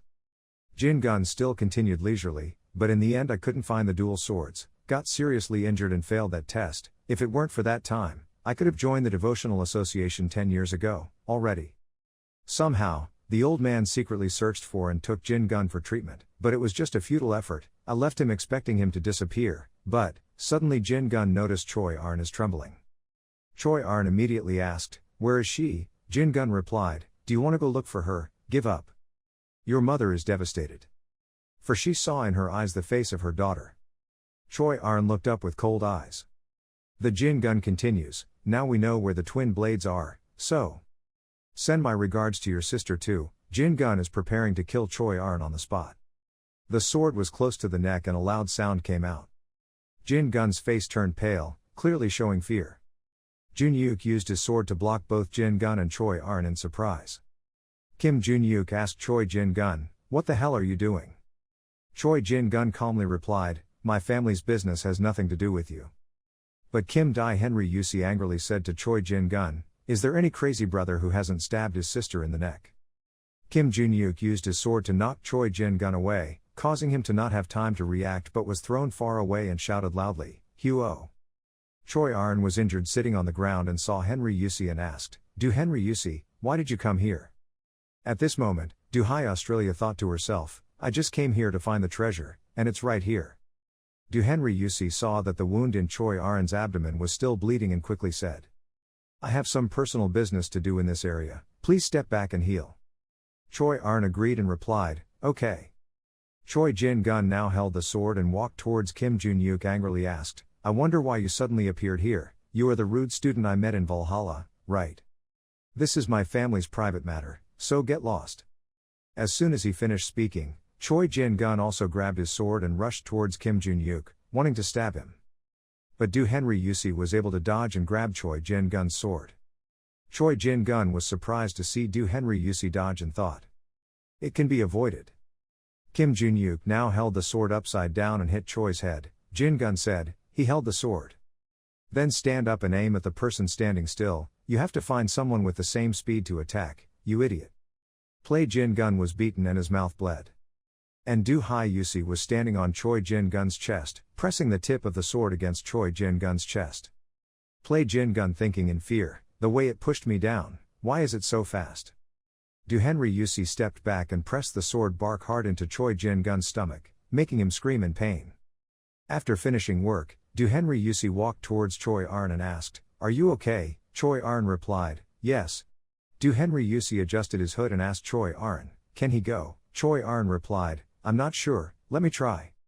Do Henry Yusi discovered something unusual behind him, so he turned around to look. Both Do Henry Yusi and Choi Arn saw a stream of black smoke coming from Choi Jin Gun's sword. Do Henry Yusi thought, "That's a sword carrying demonic energy, I know, this guy is also a bad guy." Hoi Jin Gun now stood up, a terrifying black smoke emitted around him. Play Jin Gun said to Do Hai Australia, "This bastard. Just a first-year guy in Valhalla. But you think you can defeat the leader of a criminal gang?" After saying that, Choi Jin Gun raised his sword and attacked Do Henry Yusi. But he raised his sheath to block it. Choi Jin Gun was still surprised at Do Henry Yusi's agility, so he thought, even though I used a sword with magic to attack it, it still dodged it. Do Henry Yusi now spoke up, "Criminal leader, do you think you are suitable for that title?" As he said Do Hai Australia, he punched Choi Jin Gun in the stomach, causing him to be thrown away without defense. Play Jin Gun angrily calling names, "Hi Australia." Choi Jin Gun gritted his teeth and thought, "Is this really the power of a 17-year-old boy?" He blocked all my attacks and had no choice but to counterattack. "No, I have no other choice but to do it. Even though there are dozens of side effects, if I continue to be attacked like this, my life will be over." Choi Jin Gun took out a purple crystal and thought with a dangerous smile, "Here, holy artificial alien, I will make a temporary contract with a constellation." Choi Jin Gun bit the crystal into his mouth and laughed in a scary way. After eating that crystal, the Jin Gun player emits a very strong stream of black smoke. Not far away, choosing a nearby testing location, a group of people seemed to sense something was wrong, so they said, "What is it?" An earthquake. A girl with shoulder-length hair and glasses pointed into the distance and said to the guy next to her, "The senior there." The senior guy and everyone looked into the distance and saw a jet of black air flying into the sky. Everyone was surprised and asked, "What the hell is that?" Chief Choi Jong-seok also saw that unusual thing and thought worriedly, "Is it demonic energy or what? It's so dense that you can even see it here." And there is the family's herbal area. Traditionally, we don't intervene in the middle of the selection test, but it's so dangerous, I had to come and see. Do Henry Yusi didn't panic when he saw the demonic energy coming from the person playing Jin Gun. He just scratched his ear and calmly said to Choi Jin Gun, "I was going to see what you could do, but you were just enhancing a little strength with that magic weapon." Choi Jin Gun replied with an evil face, "You are very stupid, this is a special effect. Part of my power comes from signing with the constellation, this will be your grave." The system announced at this time, the Destruction Dragon recognized the relic and descended. The Destruction Dragon bared its fangs like that and had not been so happy in a long time. Destruction Dragon activates skill, Greedy Eye. Next to Choi Jin Gun appeared a black dragon with red eyes. The system continued to announce that the Destructive Dragon had deactivated its Greedy Eyes. Dragon of Destruction activates the Gluttony Eye skill. The Destruction Dragon is panicking, the Destruction Dragon is screaming, "I have to get out of here." Hearing this, the Jin Gun player panicked and called the Dragon of Destruction, Mr. Constellation. System notification, the Destruction Dragon refused the call of the relic and cancelled the contract. The Dragon of Destruction regained all his power and left. That destructive dragon left the Jin Gun player, he fell to his knees on the ground. At this moment, Du Hai Yusi pointed the tip of the sword sheath at Choi Jin Gun's stomach and asked, "So, who killed who?" Du Henry Yusi used the force of his hand to force the tip of the sword into Choi Jin Gun's stomach. Once again, Choi Jin Gun was thrown far away, lying face down on the ground. The man with the beard is the president of the Dragon King Han Ni Ba Cultivation Association. The system announced to Han Ni Ba, the Dragon of Destruction said that because of you, I was in big trouble. And shouted loudly, "Do you want to disappear from this deadly planet?" "Mr. Han Ni Ban said in fear, "Forgive me, I beg, I'm sorry." As he spoke, Mr. Han Ni Ban knelt down and bowed his head in apology. The next notification system, the Dragon of Destruction warns you not to distribute artificial artifacts in the future. Mr. Han Ni Ba still put his head on the ground and shouted loudly in fear, "I understand." The system continues to notify you, the Dragon of Destruction tells you to behave well. Mr. Han Ni Ba stood up and thought, "What is that? What has angered the constellation so much?" From the artificial artifact, I feel like the brat I planted in Choi Jin's family did something wrong. But that day he got into big trouble. What was he afraid of that day, Mr. Constellation? I have to find out what happened. At Valhalla Dormitory. Kim Jun-yuk's room. When he got back to his room, he took off his backpack and took out a book. Henry Yusi happily thought, "I finally get to touch it, God martial." Ba Chi asked Do Henry Yusi, "Then martial arts?" Do Henry Yusi replied, "Yes, this is the main reason why I was looking for the notebook." It was a breathing technique that could increase one's magic power to a very high level. Ba Chi asked, "Is it different from the technique you used in your previous life?" Do Henry Yusi replied, "The breathing technique I used a while ago was a waste, when I was still a weak little guy, then I just bought one at random on the market and mastered it and used it until the end." After listening to Do Henry Yusi's words, I replied, "I know." Do Henry Yusi held the notebook in her hand and thought, "Besides, when I saw this martial god from 300 years ago, I could not change my breathing technique because it was deeply ingrained in the roots of my body, already. When I cooked with the 3 limbs I was defeated, because of my bad breathing technique I quickly ran out of magic power. But we can start again in this life with new cultivation methods. I will stop exercising for a while, I have to learn martial arts first." At this moment, Ba Chi spoke up, thinking about it, did the previous incident on the mountain end well? He might have fainted, but the teacher still left his classmate with the guy who always said bad things, damn it. Du Hai Yusi replied, "I heard someone coming so I left, no matter what, it wouldn't have been resolved peacefully. Think back to the time on the mountain." Dad asked Do Henry Yusi, "Did you kill him?" Do Henry Yusi worriedly thought, "I can't kill him. If I become the center of another incident in Valhalla again, I could be expelled from the country, academy, and maybe even be arrested. There are still a few small traces left of the magic, he will survive." The 3 Chi replied, "Yes so." Do Henry Yusi turned around and asked Choi Arin, "Can you stand up now?" Choi Arin replied, "Yes." Du Henry Yusi turned around and asked Choi Arin, "Can you stand up now?" Choi Arin replied, "Yes." Before he could finish speaking, he saw movement in the distance. He thought, someone, maybe Choi Arin's family, was on their way here after the noisy incident just now. Then I would have a hard time finding God. Martial arts will also be more difficult. Du Henry Yusi called, "Choi Arin." Choi Arin surprisingly replied, "Yes." Du Hai Yusi said, "It seems like your family is coming here, so don't do anything too much and just sit here. I have some things to do here, so I'll leave first." Choi Arin replied, "Ah, okay." Du Hai Yusi pointed at Choi Jin Gun and gave instructions to Choi Arin, and in case they didn't know anything, just tell them that she took down the trash lying over there. Actually, he lost a lot of magic power, so he probably just fainted, just saying, "Goodbye." Choi Arin replied, "I understand, let's go to Australia, I'll see you at school later." Just in time, Choi's family arrived at Choi Arin's place. Du Henry Yusi lay in bed thinking about it and thought to himself, "Wow. Anyway, as soon as I master divine martial arts, I will continue to search for the remaining items I hid in my previous life. The last time I absorbed their magic power, I was unable to absorb it. It's all due to the small amount of magical energy in my body. From today I will rest for a few days then continue." At Choi Jin family. Clan leader Choi Jonseok is meeting with everyone in the clan. Choi Jonseok said, "Because the press came to take pictures of the screening of our family's successor, so that event appeared in the news immediately." "Have you all read it?" the members of the clan all said in unison, and then, "Chief, most of them." The Choi Jin family is already a disgrace. It's no surprise that they colluded with the world's worst evil gang, the Devotion Association. The Choi Jin family colluded with the Devotion Association. Cho Don looked shocked and said with a headache, "Everything is so chaotic. I didn't expect that there was an evil person in Choi Jin's family." In addition, there was an official document released from the association, and I received a strong statement from them. When something similar happened to a coastal family on the other side of the ocean, it had nothing to do with ours, so we just chose to stay silent, but that approach will definitely no longer exist. Effective, now we have to do what needs to be done. Choi Jonseok asked the bodyguard next to him, "Choi Jin Gun has been handed over to the police, what about Choi Arin?" The bodyguard replied, "Sir, we sent her to the family hospital for treatment." Choi Jonseok continued asking, "How is the baby's condition?" The bodyguard said, "The wound is quite big but the bleeding has stopped, her internal organs are not damaged much, and she doesn't need any major surgery at all." Choi Jonseok sighed and said, "I understand." A brown-haired person wearing glasses said, talking about her, "Choi Arin, no, Miss Choi Arin, there are a few reports about her."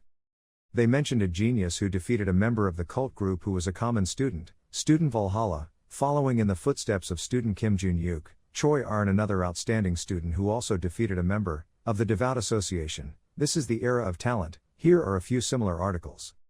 Choi Jonseok held his chin in thought and said, "Was she lucky to defeat her brother, or was she also a member of a devout church? The situation is quite complicated, but it seems the press is quite supportive of this." The brown-haired guy with glasses asked, "Isn't that a relief, sir?" Another member also spoke up, "This selection test ended in chaos, but the next clan leader has been determined. This article will help her firmly assert her position as the successor." Choi Jonseok thought and said, "Sure."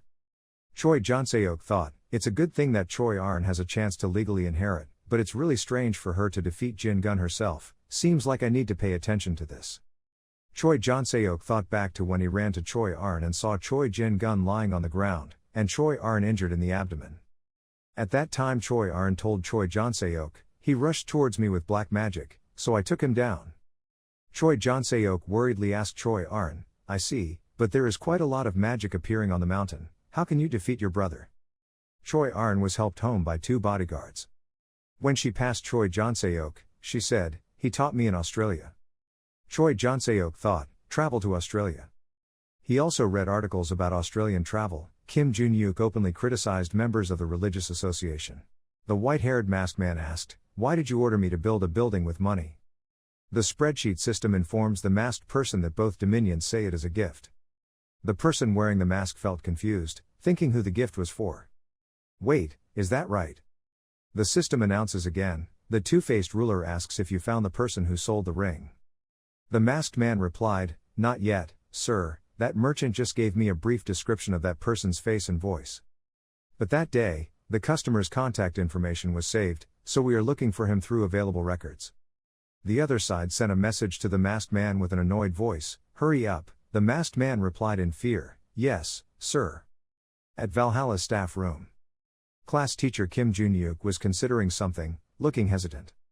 At that moment, head coach Lee Sang-cheo asked the teacher, "Have you chosen the members for the competition yet?" The teacher replied, "Head coach, I've already chosen." The head coach asked the teacher, "Can I see the list?" The teacher turned the computer screen to Lee Sang-cheo and replied, "Here." The list says, Inter-school competition, contestants of Valhalla, Kim Jun-yuk, Doo-soo Gi-eun, O-si Hyusi, Do-gyang Jin, Choi Arin. The teacher said, "Except Do-gyang Jin, all are student in my class." Lee Sang-cheo asked, "Did Kim Jun-yuk also participate? I didn't expect that." The teacher replied, "At first he didn't want to, but after I told him that it would be held at the overlook of the Great Forest, he suddenly changed his mind and decided to participate." Lee Sang-cheo drank water and said, "That's strange, most people would hesitate to hear that, right? Or maybe he doesn't know what the view of the Great Forest is." Kim Jun-yuk fell asleep in every class explaining this. Lee Sang-cheo looked suspicious and thought, Tin Tu Tien is the same, it seems like he came here for some mysterious purpose. Head coach Lee Sang-cheo asked the teacher, "Can I gather these kids together and train a bit?" The teacher happily replied, "Of course, I will leave your class schedule empty, this kid." Lee Sang-cheo turned away and said to the teacher, "Okay, good luck." The teacher also replied, "Yes, I wish you luck too." A few days later, in Valhalla's small auditorium, O-si Hyusi, Do-si Gi-eun, Choi Arin, Do-gyang Jin and Kim Jun-yuk were all seated in the room. Head coach Lee Sang-cheo entered the room and asked, "Is everyone here to ask for it?" He saw enough people and said, "Well, you've been here all year.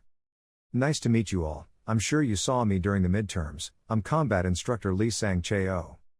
The reason all of you are gathered here is because you are about to participate in an inter-school competition. Today I will briefly talk about the upcoming training process. There are a total of 3 sections that you must complete. First, there was a duel between the students.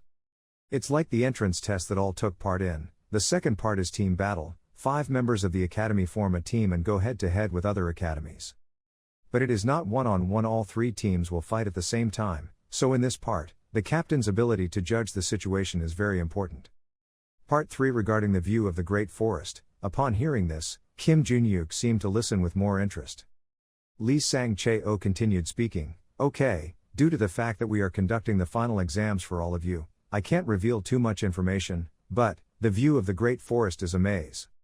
The view of the Great Forest, as its name suggests, is a forest full of trees. Unlike a normal forest, the gate is strictly guarded and designed in the style of a fly. If not, the only way to enter is through the main gate. All I can tell you is that each team will enter the eyes of each great giant. Specific tasks will be assigned to you for the day." All 5 people sitting below responded in unison, "Yes." Head coach Lee Sang-cheo said, "We don't have much time left, now I will explain the specifics and format of the team battle. You all have some experience working as a team in a dungeon raid." Kim Jun-yuk heard this and thought, "What? The information about the view of the Great Forest is only revealed so much. If there's a barrier, can't I just rush in? It doesn't look easy." The coach continued to explain, "It was a team fight, now I will explain our training process. Are there any questions?" Kim Jun-yuk raised his hand. Said the coach, "Kim Jun-yuk." Kim Jun-yuk asked Coach Lee Sang-cheo, "Is it okay to practice alone, teacher?" Coach Lee Sang-cheo replied, "Okay, no problem. If you really want to practice alone, then do it like that. Is there anyone else?" Let Arin raise his hand, "So I'll practice alone too." The coach saw that and thought, not only Kim Jun-yuk but also Choi Arin. The coach said, "Okay, who else?" Seeing that no one else had an opinion, I decided to close it. It seemed like it was over.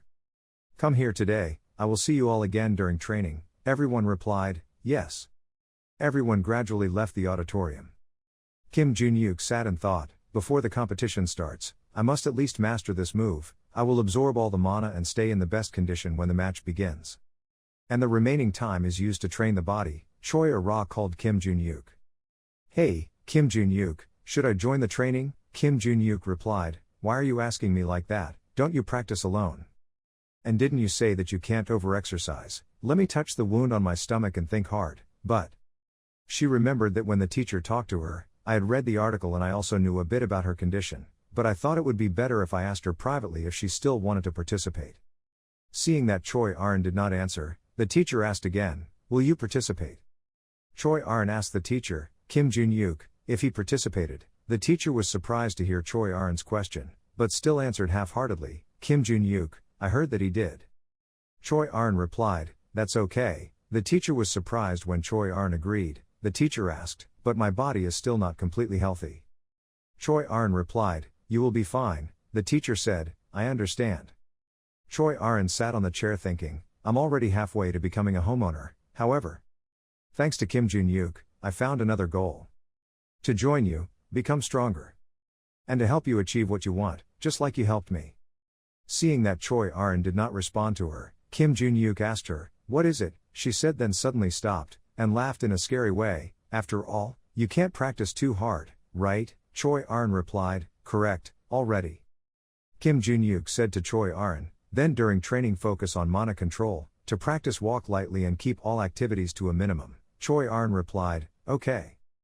Kim Jun-yuk told Choi Arin, "By the way, after I finish my work, I will give you a hand, see you later." Choi Arin replied, "Okay." In an abandoned house. A tortured man screamed in pain, please let me go, I'll give you whatever you want."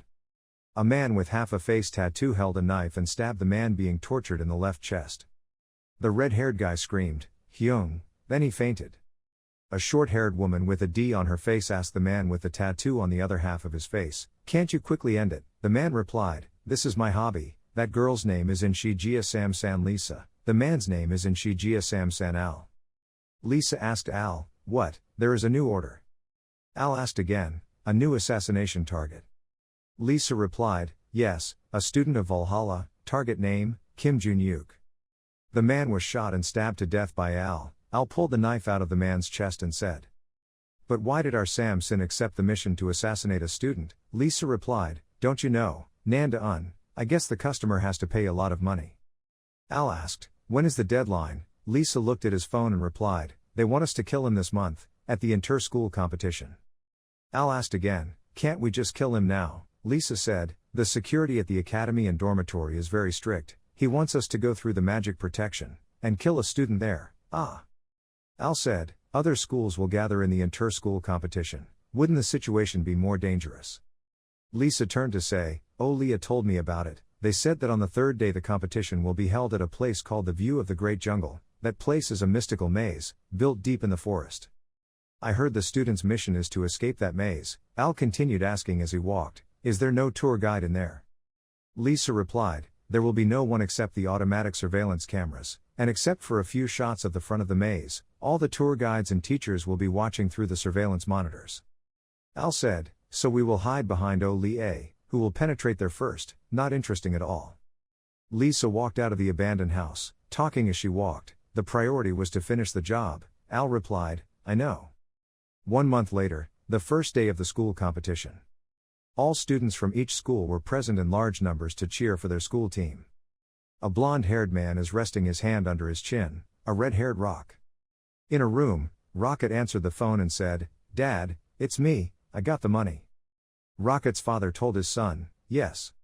Rocket said, "With that money, I will pay for a mission. I asked In Sin Jia to assassinate Kim Jun-yuk." Rockdal's father asked in surprise, "Did I really set out on a mission?" Rocket replied, "Father, I told you, no one can think of you after what I did, but I will make sure that this time, Sam San of In Sin Jia accepts the mission." Rockdal Van Extract's father heard this and thought worriedly, "Sam San.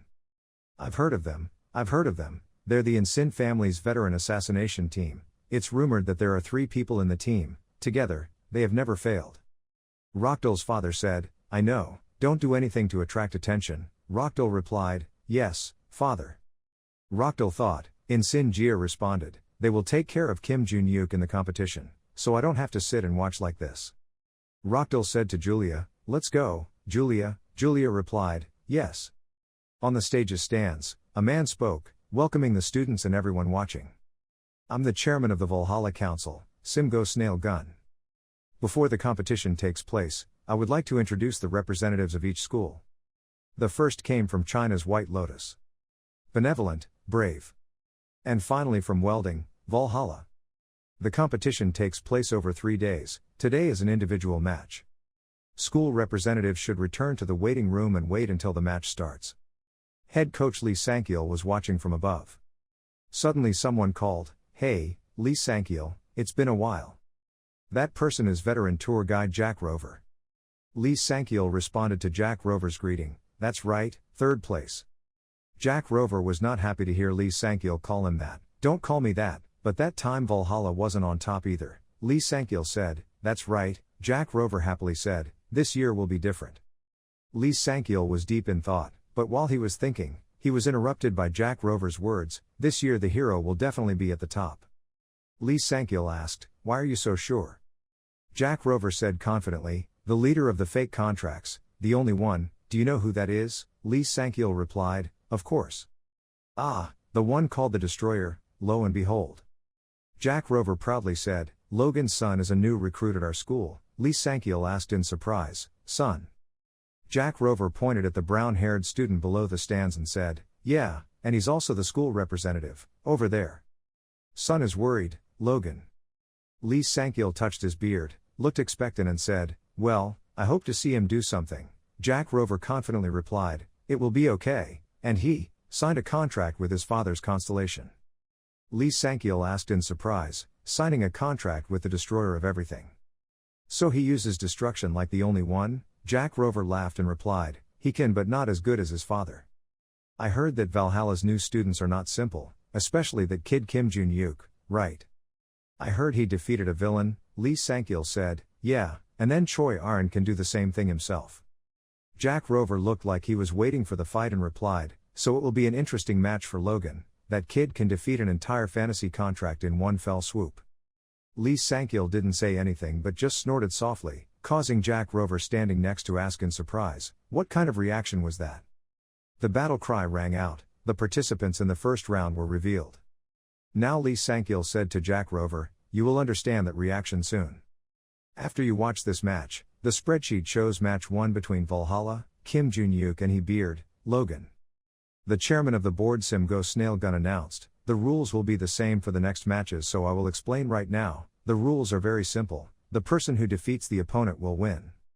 Even when hitting a weak point with a weapon, the arena system will automatically minimize damage. Instead, it will send a painful electric current to the target, so feel free to attack. It won't work, there is no intervention at all. The protection system will be maintained until the next match, so participants, please keep this in mind. After the countdown ends, when I say the start of the match will take place, Snail Gun Sim starts counting down, 3, 2, 1. Kim Jun-yuk thought about the security system. Why did they have to use it? Dad told Kim Jun-yuk, "You have to be able to fight throughout day 1 and day 2 to be able to attend day 3 too." When he counts to 1, he calls out loudly, "Starting." As soon as he finished speaking, Kim Jun-yuk threw a punch at Logan. But he was quickly caught. Logan said, "You think, you are very strong." Kim Jun-yuk replied, "No, I think I still have to try a lot." Logan said with a serious face, "So what, you're more humble than I thought." While Kim Jun-yuk wasn't paying attention, Logan threw a punch at Kim Jun-yuk's direction but he quickly dodged it. Kim Jun-yuk said to Logan, "Is it important to be humble or arrogant? Get stronger." "But how long can you endure my beatings?" At this moment, Logan was startled and looked back at Kim Jun-yuk's punch that he had been blocking from the beginning of the match until now. At this moment, Kim Jun-yuk suddenly punched Logan's chest very hard, causing him to clutch his chest in pain, kneel on the ground and say, "Kim Jun-yuk, that shot really hurt." Kim Jun-yuk replied with a triumphant face, "Really, you're tougher than I thought you were going to collapse after that blow." Two coaches stood from above watching. Lee Sang-il said to Jack Rover, "He's so strong, he can withstand Kim Jun-yuk's attack." At this moment, Jack Rover thought with fear, "I watched Kim Jun-yuk's video of the competition, all the students watched it and analyzed it, but at that time he was not that strong. No, it's not over yet. The liver has not yet been used to destroy it." Below the stage, Logan suddenly used a great force to attack Kim Jun-yuk from his hand. Kim Jun-yuk wasn't surprised at all and said, "Oh my god." Kim Jun-yuk dodged a Logan's move. And he gave a strong kick to Logan's stomach. Kim Jun-yuk said, "What are you doing?" Logan screamed in pain, "Kim Jun-yuk." Kim Jun-yuk touched his hair and thought, "He cut off a few strands of my hair. If it wasn't a strong blow, it wouldn't have hit me. What skill is this?" Logan stood up holding his stomach and thought to himself, I've only been hit twice in the stomach as I felt like I was about to faint. But if even using Destroy doesn't hit him, there's no need to use it anymore. No, there is still a way. After thinking about it, Logan put his hands on the ground and used all his strength to put into those hands, causing the ground to crack, forming a circle around him. Kim Jun-yuk still calmly put his hands in his pockets and asked Logan, "What is it? Why did you break the ground?" He stepped on the ground so hard that the bricks broke and flew into the air. Logan with steady eyes looked at Kim Jun-yuk and thought, if he could counter his attack as soon as he saw. Just attack from a place he can't see. But Kim Jun-yuk saw him. Logan was very worried and thought, what the hell, he found me. But it's too late. As soon as he finished thinking in his head, Logan was about to attack Kim Jun-yuk when he punched him in one eye and cried out in pain. Kim Jun-yuk said to Logan, he hid under the bricks. But wouldn't attacking with magic make it easier to find me? As soon as he finished speaking, Kim Jun-yuk punched Logan in the face with such force that he flew away and fell to the ground. The voice of the chairman of the Sim Council went snail gun rang out, it seems this round is over, the winner is Kim Jun-yuk from Valhalla Academy. Above the stands, Jack Rover saw the match end with a clear expression of surprise on his face, only coach Lee Sang-il still calmly crossed his arms and said, that's why I calmed down. That kid is a monster. The next round of Bok Lin Lee High School guy in Pyong with Kim Jun-yuk, Kim Jun-yuk won. In the next round, the brave Lee Bi brawled with Kim Jun-yuk, Kim Jun-yuk won. Individual final round, Kim Jun-yuk with Choi Aron talking to Kim Jun-yuk. We're in the finals and 2 contestants are from Valhalla, it seems like we'll definitely win by going to the academy. Kim Jun-yuk scratched his head and said, this final round is just for ranking. Choi Aron asked, the winner will receive a scholarship, I don't want to receive it so should I withdraw? Kim Jun-yuk replied with a serious face, I don't care who wins but don't retreat, everyone has gathered here, we have to show off our fighting ability, right? Also, you have to show me how much progress you've made. Kim Jun-yuk started to warm up and said, you should do your best, I will be careful not to hurt you. Choi Aron was also in a position to prepare to attack and replied, okay, Kim Jun-yuk. Choi Aron drew his sword. Kim Jun-yuk threw his first punch, causing Choi Aron to collapse on the ground. To the surprise of those watching the match, the chairman of the competition committee announced that the results were clear, this year's individual fighting competition champion was Kim Jun-yuk. Dad said to Kim Jun-yuk, that's too cruel, didn't he say he would be careful not to hurt her? Kim Jun-yuk thought, I was gentle, I didn't hit her in the stomach. Making him face down like that was just a coincidence, Dad still asked, really? Kim Jun-yuk thought, the tip of her sword suddenly hit my stomach, so I used my hand to hit it. Dad still didn't believe Kim Jun-yuk's words, so he said awkwardly, so that's it. Kim Jun-yuk thought to himself, I have definitely become stronger, I can't believe my mana level has increased, now I can hold some mana. And, this girl has also become stronger. In a room, head coach Lee Sang-il said to the participants in the match, everyone did well, everyone did well. Everyone shouted loudly, yes. Lee Sang-il continued, thanks to the security system, all of the children were uninjured, but perhaps there were some scratches, so if necessary, remember to go get checked. Everyone replied, yes, teacher. Lee Sang-il said, let me discuss with you more about tomorrow's lineup. Kim Jun-yuk heard this and thought, what a waste of time, do I have to wait another day to get the lamb label? At the end of the meeting, Lee Sang-il announced, today's meeting is over, go rest. Everyone replied, yes sir.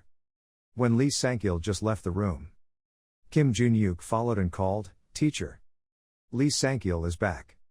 Asked Kim Jun-yuk, what's wrong Kim Jun-yuk, do you want to ask something? Kim Jun-yuk hesitantly said, well, yes, actually. About tomorrow's match. If I finish early, can I continue with the work assigned last time? Lee Sang-il asked you, are you coming to the meeting? This has never happened before, let me check it out in the rules. Lee Sang-il opened the rule book and said, there are 2 rules here. Kim Jun-yuk asked curiously, what are they? Lee Sang-il reads the inter-school exam rules. The inter-school competition committee only issues 1 mission to students each day, but there are a few exceptions. 1. If the task is completed before the afternoon, or completed early, the student can take on the next task at the discretion of the teacher. 2. If the location is not well prepared or if the student is in an inappropriate situation, the student can prepare to redo the task, or switch to another task if the current task is too difficult. Kim Jun-yuk asked the teacher, "It said it depends on the teacher, what do you think? Can I move on to the next mission?"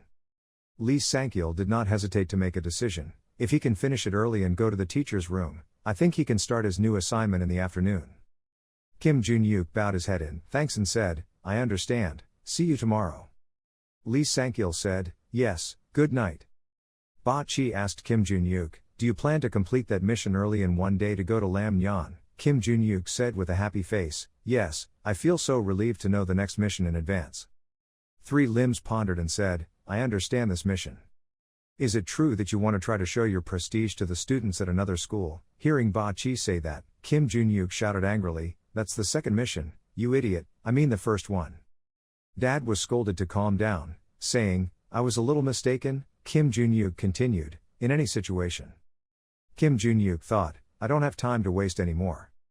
The next day, inside the family sanctuary in Valhalla, Chairman of the council, Simgo Snail Hun, stood on the stage and said, "I'm very happy to meet everyone. Now I will reveal the second task of the inter-school competition. Today's game will be to form a team to fight a mock battle. 5 representatives from each school will face each other in this mountainous area. This is a game held in rough terrain, so the audience will be able to watch directly through this screen, in hologram." In the forest, the Valhalla school team was present. Du Si-gyeon said, "When will Kim Jun-yuk come? It's about to start." As soon as he finished speaking, Kim Jun-yuk came from afar and said, "Sorry everyone, I'm late." Du Si-gyeon saw Kim Jun-yuk coming and turned to scold him. "Do you know what time it is?" Kim Jun-yuk calmly replied, "I fell asleep." Du Si-gyeon continued to scold him. "He should have come 30 minutes early, didn't he listen to the teacher's advice?" Kim Jun-yuk replied, "At that time I was busy thinking about those things." Du Si-gyeon still grumbles, "Even now you," not letting her finish her sentence. Kim Jun-yuk scratched his head and said, "Yes, I'm sorry, let me take care of everything." Du Si-gyeon asked in surprise, "Do you know what you are saying? This is not an individual competition, this is a team game?" Kim Jun-yuk said, "I know." Du Si-gyeon pointed his finger at Kim Jun-yuk's face and scolded him, "Even though he won the individual battle, both the hero and the White Lotus were looking at us, so why did he want to act alone? Any opinion?" Choi Arin suddenly spoke up, apologizing. Du Si-gyeon said, "Choi Arin, do you have the right opinion?" Choi Arin said, "Kim Jun-yuk, can I go with you?" Kim Jun-yuk replied, "No need, you can just stay here." Choi Arin seemed reluctant and said, "Okay, then listen to what Choi Arin said," shouted, "Turns out it wasn't an idea." Kim Jun-yuk said to Du Si-gyeon, "Hey, you should talk less and save your energy." Du Si-gyeon still stubbornly said, "Why am I bothering you so much?" The loudspeaker announced, "The battle will start in 5 seconds. Kim Jun-yuk told everyone, "I have other things to finish in the afternoon." The speaker announced the countdown, 5, 4, 3, 2, 1. Du Si-gyeon asked Kim Jun-yuk, "What the hell are you talking about?" Kim Jun-yuk didn't answer but turned around and left. Du Si-gyeon called, "Kim Jun-yuk, answer." Kim Jun-yuk turned away and answered, "It's too noisy." When the speaker announced the count to 1, Kim Jun-yuk said, "I have to prepare for the Lam Nyan." The speaker announced, "Start." The White Lotus team was starting their mission when Kim Jun-yuk appeared from nowhere and told them, "I found it." The person in the White Lotus team shouted loudly to warn everyone, "That's the guy from Valhalla, everyone get ready to go." Kim Jun-yuk held the sword, looked happy and spoke, "Reacting faster than I thought. Notification system, White Lotus flower has been eliminated." When Logan heard this, he looked confused and said, "What?" Logan thought, has the White Lotus been eliminated? It's only been 10 minutes since the start. Valhalla bastards immediately attacked the White Lotus. The White Lotus moved quickly because they won the prize. They would be attacked first, who would have thought? A guy in a white shirt from Logan's team spoke up, "Logan, I feel magic in this direction. Are there some groups from Valhalla?" After a while, that guy said again, "It's not a group, there's only one person." Logan immediately commanded, "Dan, let's put up the magic shield." Chan and Dan together said in unison, "We understand." Logan told me Lisa, prepare the strengthening spell. Lisa replied while setting up the battle, "I understand." Logan Ra command Baola, reinforce their shields. Baola replied, "I was doing it just now." Logan also started making the formation. Lisa's mother asked, "But there's only one person, do we really need to do all this?" Logan nervously said, "If that person is Kim Jun-yuk then yes." I told Logan, Lisa didn't know because he had never faced that monster. That guy's skills are not just those of high school students. Lisa at this time, Logan asked worriedly, but even he replied to Lisa, you can't compare me to that monster. When suddenly said, wait, the magic is gradually disappearing. Logan still worriedly said, did they leave? I shouted, they probably retreated after seeing that we were prepared. Kim Jun-yuk was on a high tree branch, looking down at Logan's group of people preparing the formation and calling down. Here you guys are. Logan looked panicked and thought, from above. Kim Jun-yuk jumped down from above and smashed the sword sheath into Logan's face, causing him to fall to the ground, much to the shock of the others. Leopard shouted in panic, what the hell? Kim Jun-yuk hit Leopard's stomach with the end of the sword sheath and said, you reacted too slow. Lisa in a prepared position to attack, calling, Kim Jun-yuk. Lisa used an energy ball to launch at Kim Jun-yuk, making him surprised and asked, what is that? Kim Jun-yuk picked up the sheath of the sword and hit Lisa across the body, causing her to scream in pain and fall away. Kim Jun-yuk told Lisa, no matter what happened, she really thought she shot a bullet, is it okay to ask for magic? Kim Jun-yuk tried to sneak attack from behind Kim Jun-yuk's back, but Kim Jun-yuk used the sheath of his sword to knock him away. In just a short time, Kim Jun-yuk defeated Logan's entire team. Notification system, the hero has been eliminated. He looked at the notice board happily and said, now I can move on to the forestry side mission. In Valhalla's monitoring room, the chairman of the sim board looked at the screen showing the match going on and said, why is this happening? Kim Jun-yuk finished the team match in just 23 minutes, actually it took him 20 minutes to walk and the fight only lasted 3 minutes. Today's schedule is ruined, it's troublesome. Lee Sang-il said, in the rules it says we can start the next game on the same day if we have enough time. Lee Sang-il asked the president, President Lee, if you think it's okay then I will discuss starting the game with the other coaches in the academy. President Lee asked, the next game is Lam Nyan, right? Okay, after discussing it, please let me know, Lee Sang-il replied, yes. Lee Sang-il thought, Kim Jun-yuk asked like that because he knew what would happen, it was so scary. Jack Rover patted Lee Sang-il's shoulder and said we still need to talk to Bok Lin Hoa's teacher, but he doesn't care if we continue. When I watched that team's match, I was completely convinced, I don't think the final result would have changed even if they waited until everyone was healthy or anything. I understand why you called Kim Jun-yuk a monster. Lee Sang-il sighed and said, I understand. So let's talk to the White Lotus first, Jack Rover replied, yes. In the Valhalla break room. Du Si-gyeon held the phone and looked at Kim Jun-yuk and thought. He's really crazy, I didn't expect him to be able to finish the match alone like that. I was planning to step forward because the coach assigned me to go before the captain, but I didn't have time to do anything else. Also in the individual match yesterday I lost to Choi Arn, I heard that Kim Jun-yuk taught her, maybe that's why. If this keeps up, I'll lose it, I can't let this happen. If I humble myself a little, he will teach me. The loudspeaker announced, the students representing the academy. Tomorrow's game, Maze Survival will take place a day earlier, at 1 p.m. today, get organized and prepare for the final game. Choi Arn heard the announcement just now and thought, just like what Kim Jun-yuk said. Kim Jun-yuk suddenly spoke up, wait, before we go, I want to tell you this first.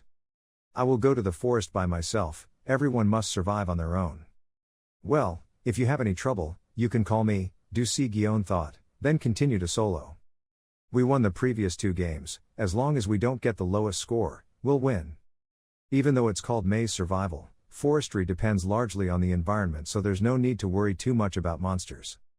Seeing Du Si-gyeon looking at him, Kim Jun-yuk asked her. What do you want to say, little bird? When you hear Kim Jun-yuk call you like that, ask again, little bird. Why do you keep saying nicknames like that? I'm a little bird, Kim Jun-yuk replied, that's right, Choi Arn thought to herself, cute little birds. At Lam Nyan, in front of the maze gate. Chairman Lee announced the contest rules, this is the final game of the contest, survival in the maze. Similar to the previous game, the audience can follow the children through the screen. So before starting, I have to tell you this, in more detail the content of the game and the evaluation factors. Lam Nyan, where today's game is held, is a forest-like maze with massive trees. In this maze there is a unique environment in which the rain never stops falling, and the monsters are quite low level so there is little danger to threaten them. The rain and thick bushes are the biggest threat. The content of the game is to see if one can survive or not. When students enter the maze, they will be given a health check, and after 5 hours, the student whose health condition is closest to the previous condition will have the more points. Any form of battle between teams will be prohibited. Well then, let's get started. The gates of the capture maze were opened and the teams began to join the fight. In Valhalla, an abandoned warehouse, Lisa and Al were there waiting. Elisa's phone announced that the students had entered the classroom. A red-haired girl named Insin Jia Sam San Olia walked in and said, "Let's go in. It seems like there is some magic blocking the entrance to the maze. There are 2 people maintaining that magic." Al said, "Then let's deal with them first." The 3 of them moved to the labyrinth.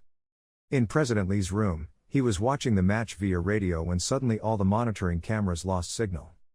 Lee Sankil saw this and thought, "What is this? My mother's monitoring in the forest eye has gone wrong." Chairman Lee asked, "What's going on? This series seems very suspicious."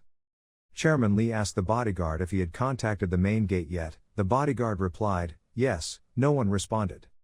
Lee Sankil said to President Lee, "President Lee, the students in the maze might get into trouble, so the instructors present here will all enter the maze." President Lee agreed and said, "Okay." The coaches who came to the meeting were all out of breath. The gate to Lam Nyan was knocked down. Large rocks blocked the entrance, killing 2 guards. The confused coaches asked each other, what the hell was going on? Logan's team were all standing together. Suddenly someone among them asked Logan, "Logan?" Logan replied, "Yes." The other person continued, "I don't look very good." I yelled that I was drenched in rainwater and said, trembling, "I'm okay, I was just drenched by the rain." Logan said worriedly, "But if you get hypothermia, you will be eliminated. Even though you can't be first, I still want us to get a high score in this stage. Let's work hard." Logan ordered everyone, build a small roof to shelter from the rain, pick some big leaves, weave them and sometimes pick up tree branches to support them. Everyone agrees, clearly. Logan rolled up his sleeves and thought, I'll level the ground and dig a hole. Logan suddenly saw a purple ball in the distance and looked surprised. That sphere was the 3 people Lisa Alabama and Olia teleported in. Seeing the rain, Lisa said, "What is this, this rain?" Al went on and said, "Who cares if it rains or not, let's finish the job." Al said with a fierce face, "Okay, Kim Jun-yuk, obediently die." Appearing in front of Al's group was Logan. Alabama shouted loudly asking Olia, "Hey Olia, this is not Kim Jun-yuk." Olia covered the rain with one hand and said, "I teleported to a fairly strong magic source, so I can only find him by friction positioning." Lisa wondered, "What is that?" Logan listened to the conversation of the other 3 people and worriedly thought, "Who is this? Did he just say he wanted to kill Kim Jun-yuk? What's more, black magic poured out from that ball. Maybe these guys are bad people." Lisa looked at Logan and said to Al, "Don't leave any witnesses, clean it up." Al quickly said, I know. Logan it with the other 3 people, "These bastards. The academy competition is not the place for you guys to do your magic." Logan used a magic ball to attack Al. Al smirked and said contemptuously, "What are you saying?" Logan was fatally stabbed from behind by Al. Logan wondered, when did he end up behind?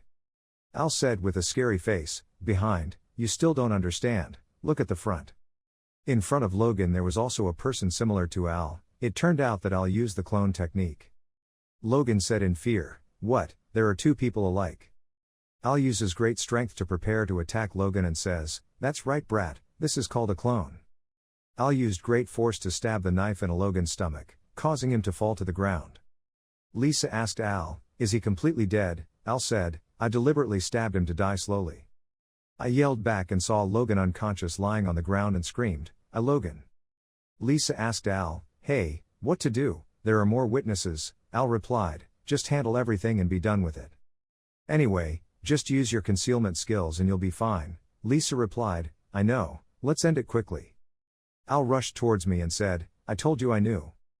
Kim Jun-yuk was running fast somewhere else and thinking, where is he? The system informs Kim Jun-yuk, the Great Forest Eye of Valhalla, the House of Ghosts in Gala Ro Na, attention, there must be a sword village to satisfy the conditions. Kim Jun-yuk thinks, the so-called House of Ghosts in Gala Ro Na. Is this the original house in this place? It's just bushes. Kim Jun-yuk suddenly saw Malisa fetching firewood when she suddenly shouted loudly, "No, don't." In front of Malisa, everyone on our team was beaten to death by Al. Lisa saw Malisa and told Al, there was another witness. Al looked annoyed and said, "It's so annoying, why does one person keep jumping out after another?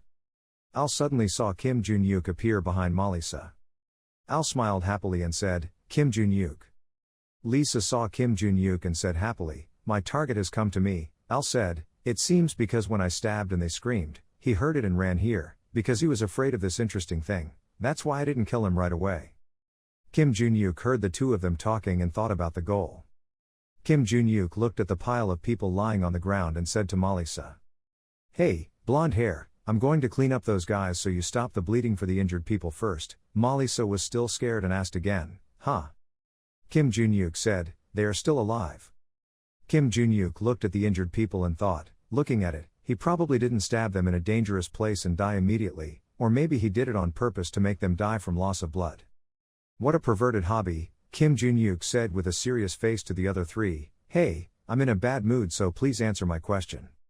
Did you guys throw it in here? Then I'll end it in silence. Al heard Kim Jun-yuk say that and said in surprise, what? Damn you, you probably don't know what situation you're in, you're isolated in this maze. The only entrance to this maze has been destroyed by us, even the surveillance aircraft. The Al guy continued with a fierce face, so will the magistrates find out? Let's see, anyway, they can't come in here right away. The entrance and exit has completely collapsed, so if you want to clear the pile of rocks blocking the road, it will probably take an hour. Kim Jun-yuk looked at Al and said, 1 hour, at most 1 hour. Kim Jun-yuk looked up at the sky and said nostalgically, so that means I only have 1 hour left to spend in the rain in this huge forest and find that thing, right? Al said with a dangerous face, although I don't know what nonsense you are doing. But now he's dead. Al grabbed a knife and rushed towards Kim Jun-yuk and used the clone technique to stab Kim Jun-yuk. But crashed and fell to the ground. Al looked around confused because he couldn't see Kim Jun-yuk anywhere. Al thought, he'd disappeared somewhere. Kim Jun-yuk suddenly appeared in front of Al and pointed his sword at Al's chest and said, you guys are really dead. Al was suddenly knocked away by Kim Jun-yuk's blow and vomited blood from his mouth. Lisa and Oh-lie were still surprised and panicked when Kim Jun-yuk kicked them in the face, causing them all to fall to the ground. Kim Jun-yuk said to Lisa, now quickly use magic power to stop the bleeding for the fainted people. If you can't handle it alone, run west, there are Valhalla students in that direction. Lisa tried to stop her teammates' bleeding and responded to Kim Jun-yuk, letting me do my best. Al woke up after Kim Jun-yuk's heavy blow and was panicked when he saw that both Lisa and Oh-lie were knocked unconscious and lying next to him, screaming something. Kim Jun-yuk saw that Al woke up and asked, what are they? Are they your weak accomplices? Hearing Kim Jun-yuk insulting him and his accomplices, Al could only show anger. Kim Jun-yuk asked Al with a murderous face, before giving you a beating, answer me, you said I was the target, so who is the entruster? Al held the knife in his hand and prepared to stand up and say, where is the kind of assassin who would reveal that? I'm not an amateur either. Kim Jun-yuk scratched his head and said, that's strange, everyone I met opened up about it all. Al gritted his teeth and thought, this guy, I was a bit surprised just now. But this time I will definitely attack him with just a clone. Al's clone appeared behind Kim Jun-yuk with the intention of stabbing Kim Jun-yuk, but Kim Jun-yuk quickly dodged it, leaving Al stunned. Al thought, can we avoid it, because it's a clone's attack, there will be absolutely no one in sight. Kim Jun-yuk angrily asked Al, why do you keep attacking from behind, in such a despicable way? Having finished speaking, Kim Jun-yuk used his elbow to hit Al in the face. Kim Jun-yuk asked, hey, bald head, I'll ask for the last time, won't you reveal the real trustee? Al knelt at Kim Jun-yuk's feet and said, wiping the blood from his mouth, brat, you asked me if I would reveal it. You look down on assassins, huh? When Kim Jun-yuk heard Al say that, he held his sword and prepared to attack and said, how about that, I'll fight to your heart's content. Kim Jun-yuk threw a blow with great force, causing Al to shoot far away. When the coaches arrived, the scene in front of them was Valhalla students healing the students at Hero's side. Jack Rover quickly ran over to ask Logan, Logan, are you okay? Logan saw his teacher and quickly called, teacher, although it may be a bit difficult to move, it's not a big problem. Jack Rover said, so lucky, so lucky. Lee Sankiel asked the students what happened. Logan recounted that we were attacked by villains, a group of 3 people, 1 male and 2 females. Lee Sankiel heard that and thought, the group of 3, could it be Sam San? Lee Sankiel worriedly asked, where are they now? Logan pointed forward and said, over there, Kim Jun-yuk has already handled everything. Lee Sang-il and Jack Rover were surprised to hear Logan say that. Lee Sang-il worriedly thought, is Kim Jun-yuk already at this level? The land around the villains was dented. Logan continued, while losing consciousness, he vaguely saw Kim Jun-yuk fighting. It was amazing. He completely overwhelmed the villains and I couldn't even touch them. Logan told me Lisa, that kid, when he fought with us, he couldn't even unleash half of his strength. Then Logan continued talking to the two coaches. I still thought that for a high school student, I was already strong, but it seems like I've been too arrogant lately. Jack Rover comforts Logan, cheer up, Logan kid Kim Jun-yuk is just someone outside the norm. Lee Sang-il asked Logan, besides you said it was a group of 3, there was no one else left. Me Lisa answered for Logan, Kim Jun-yuk had already dragged her away. A voice rang out, followed by Leah being thrown to the ground. A voice rang out, followed by Leah being thrown to the ground. Lee Sang-il asked Kim Jun-yuk, are you okay? Kim Jun-yuk replied, yes, no problem at all. Lee Sang-il breathed a sigh of relief and said, okay, let's go back to the academy for details. Kim Jun-yuk replied, yes. Lee Sang-il told the students and teachers to carry the injured students to the hospital, and the Valhalla students should find the White Union and announce that the inter-school competition has ended. At Valhalla dormitory. After taking a shower, Kim Jun-yuk breathed a sigh of relief and wiped his hair. After finishing, he lay down on the bed and said, today was really hard, because I had to do a lot of things, that's why. Ba Chi asked Kim Jun-yuk, when he captured the villains, he used mana to attack, was that for that reason? Kim Jun-yuk closed his eyes and answered, it's also possible, because the amount of mana increased so I wanted to use it to attack, labor. But Kim Jun-yuk suddenly opened his eyes and looked up at the ceiling and thought, even so, the hard work has paid off. The system informs Kim Jun-yuk, Dai Lam Nyan Valhalla, the ghost's house to go to Ga Ro Na, pay attention, you must have a sword village to satisfy the conditions, please bring the pearl from the ghost's house to Ga Ro Na, conditions are satisfied. Kim Jun-yuk took out the green pearl from his pocket and smiled as he thought. It's a bit messy but it's done anyway. Back to the scene when she was in the forest, she was knocked unconscious. After waking up, she touched her head and moaned, saying, her head. Before she could recover, Kim Jun-yuk asked her, hey, stand up.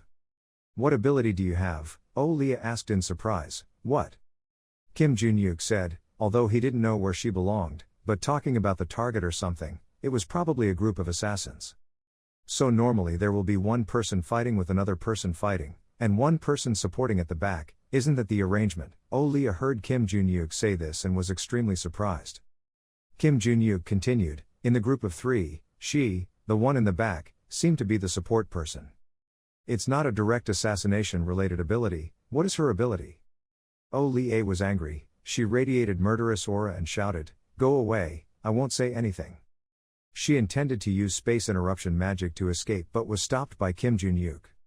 She thought in surprise, this guy, how did he prevent the disruption of space? Kim Jun-yuk seemed to read Leah's thoughts, he answered, looking in front of his eyes he knew. Is the ability to create subspace and move into that space, right?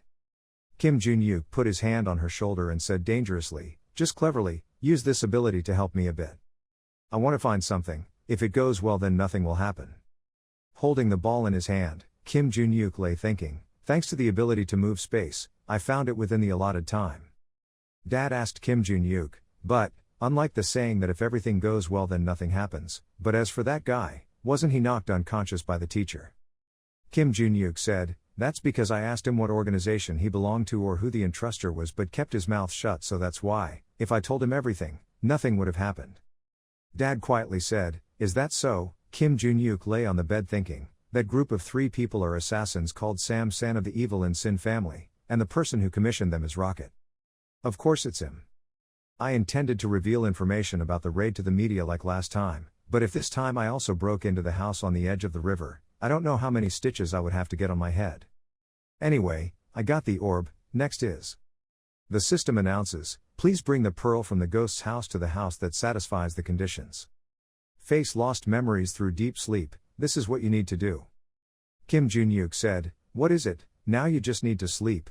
Dad said, maybe so. If I find the memory, perhaps some of my memory will be restored, my notification window will appear again. Kim Jun-yuk asked, is that so? Kim Jun-yuk thought, then, let's go to sleep. Kim Jun-yuk turned off the light and placed the ball next to him and thought. Lost memories, it seems like I didn't lose any of my memories.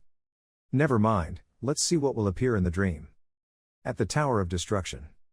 Kim Jun-yuk was seriously injured, lying on the ground and laughing and saying, "Damn. Stones fall from above." A black figure appeared in front of Kim Jun-yuk and spoke to him. "I will remember your name clearly. Even the names of the world you protected said goodbye." Kim Jun-yuk suddenly woke up from the above dream. He sat up and thought, "What, that dream? Is what I saw just now really happened, that part of my lost memory?" Kim Jun-yuk asked Ba Chi, "Don't you have any memories appear?" Ba Chi replied, "Nothing, you seem to have been a tiger." Kim Jun-yuk asked in surprise, "What?" Kim Jun-yuk looked suspiciously and exclaimed, "What, a tiger?" Understanding the male lead's imagination, Barky immediately responded, "It's not such a cute tiger." Kim Jun-yuk wondered, "So what else do you remember?" Barky shook his head, "Nothing special." Kim Jun-yuk thought, "Barky didn't see that strange thing like me, that's it cut me." The male lead asked Barky, "So you don't remember anything about the name at all, do you know more about something that carries the name?" Barky shook his head, "I'm not sure." Kim Jun-yuk helplessly closed his eyes in thought, "In the end I only know a few small memories that are of no use, carrying a name, it's so vague real." Suddenly the system panel suddenly appeared, causing the male lead to startled and exclaim, "Huh?" The system screen dimly displays character boxes. A few seconds later, a new notification line appeared, "The office at the Royal Palace of Alaperdoni's secret room. Let's find the truth about Alaperdoni's secret room in the Royal Palace of Ahala." Kim Jun-yuk wondered, "Royal Palace Ahala, looking for the truth. It's hiding some sort of secret, after class today, I have to ask Lily about the Royal Palace Ahala." He quickly moved to the physical training room in Valaha, where Choi Arn and Sei Kim Jun-yuk were also working hard. Suddenly Yoo Soyeon's voice rang out, "Impossible. Oh's Kim Jun-yuk, why are you here?" Sei Kim Jun-yuk also grinned in surprise when he saw her, "And you, what are you doing here?" Yoo Soyeon faltered, "Well, it's because. Maybe you're the same as me, although it was a blow to my self-esteem, I wanted to be guided by Kim Jun-yuk." Sei Kim Jun-yuk continued, "I'm different from you, I often come here to exercise." Kim Jun-yuk has nothing to do with anything, Yoo Soyeon emphasized, "Is that so?" Sei Kim Jun-yuk curiously asked her why he wanted to be taught by Kim Jun-yuk. "It's because you lost to Arin, right?" Yoo Soyeon admitted, "That's true. Oh, I remember when I competed with Choi Arin. She was extremely confident against an opponent considered below her rank. Yet every attack that Yoo Soyeon launched was gently blocked by Choi Arin. The two sides were initially extremely evenly matched. Until Choi Arin gave me the first sword strike. Its power caused a small movement on the wall behind. At that time, Yoo Soyeon stood still and wondered, did she just use her sword energy?" Saying this, Yoo Soyeon immediately swung her sword at Choi Arin. The sword air is divided into three, attacking Choi Arin in a wide area. Aran appeared very calm, she held the hilt of the sword tightly in her hand. "Gently wave a few sword strokes in front of you. While thinking wisely, I will simultaneously launch sword attacks from 3 different directions." Then Choi Arin approached right in front of me. Before he could react, Choi Arin slashed Yoo Soyeon's shoulder. Godon's son fell to the ground in pain, the referee immediately. Returning to reality, Yoo Soyeon said to Sei Kim Jun-yuk, "He has gotten a lot stronger since the opening ceremony, I think it's Kim Jun-yuk's work. Even though I had continuously trained my magic power and swordsmanship ability diligently, other than my family, I had never received instruction from anyone else, either in swordsmanship or weight training, to increase my ability, physical strength like that. Isn't Choi Arin stronger than me for that reason?" Sei Kim Jun-yuk continued, "Well, why are you asking me this? Why don't you ask Kim Jun-yuk?" Hearing that Yoo Soyeon was startled and exclaimed, "What?"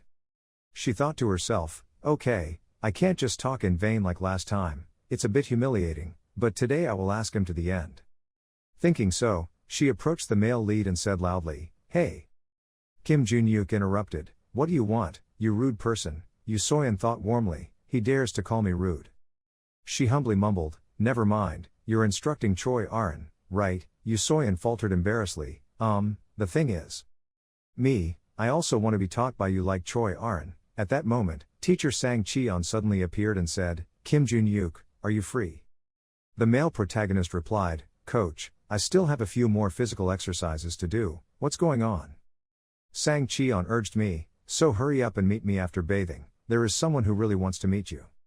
That person said in despair that if he couldn't meet now, there would be no other chance. Kim Jun-yuk nodded and replied, I understand, okay, then, Yoo Soyeon interrupted confusedly and tried to hold on, he. She blushed and looked down in disappointment, thinking, I was once again left behind because of this bad luck, it was so embarrassing. Just when he was bored, suddenly the male lead's voice rang out, he's rude. If you also want me to guide you, ask Choi Arn for the exercises I gave her and then follow them. If you do well, perhaps I will sympathize with you and maybe consider teaching you something. Choi Arn heard that and took the initiative to start a conversation. Okay, then I will explain everything to you. Okay, you rude, Yoo Soyeon shouted angrily, don't call me that. On Kim Jun-yuk's side, he followed behind his teacher to meet that mysterious person. He asked curiously, who is the person you are about to meet? He said that if you don't meet now, there will be no other chance. Teacher Sang Cheon continued, if you think carefully, there is only one person, right? That person is waiting for you in the dojo. Hearing what the teacher said, the male lead also had his own answer. Right at that moment, the teacher told him, he's arrived.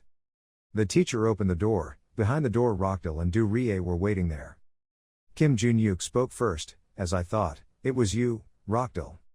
Rockdale's sweat dropped and said urgently, help. He knelt down in front of Kim Jun-yuk and begged, please save me, I beg you.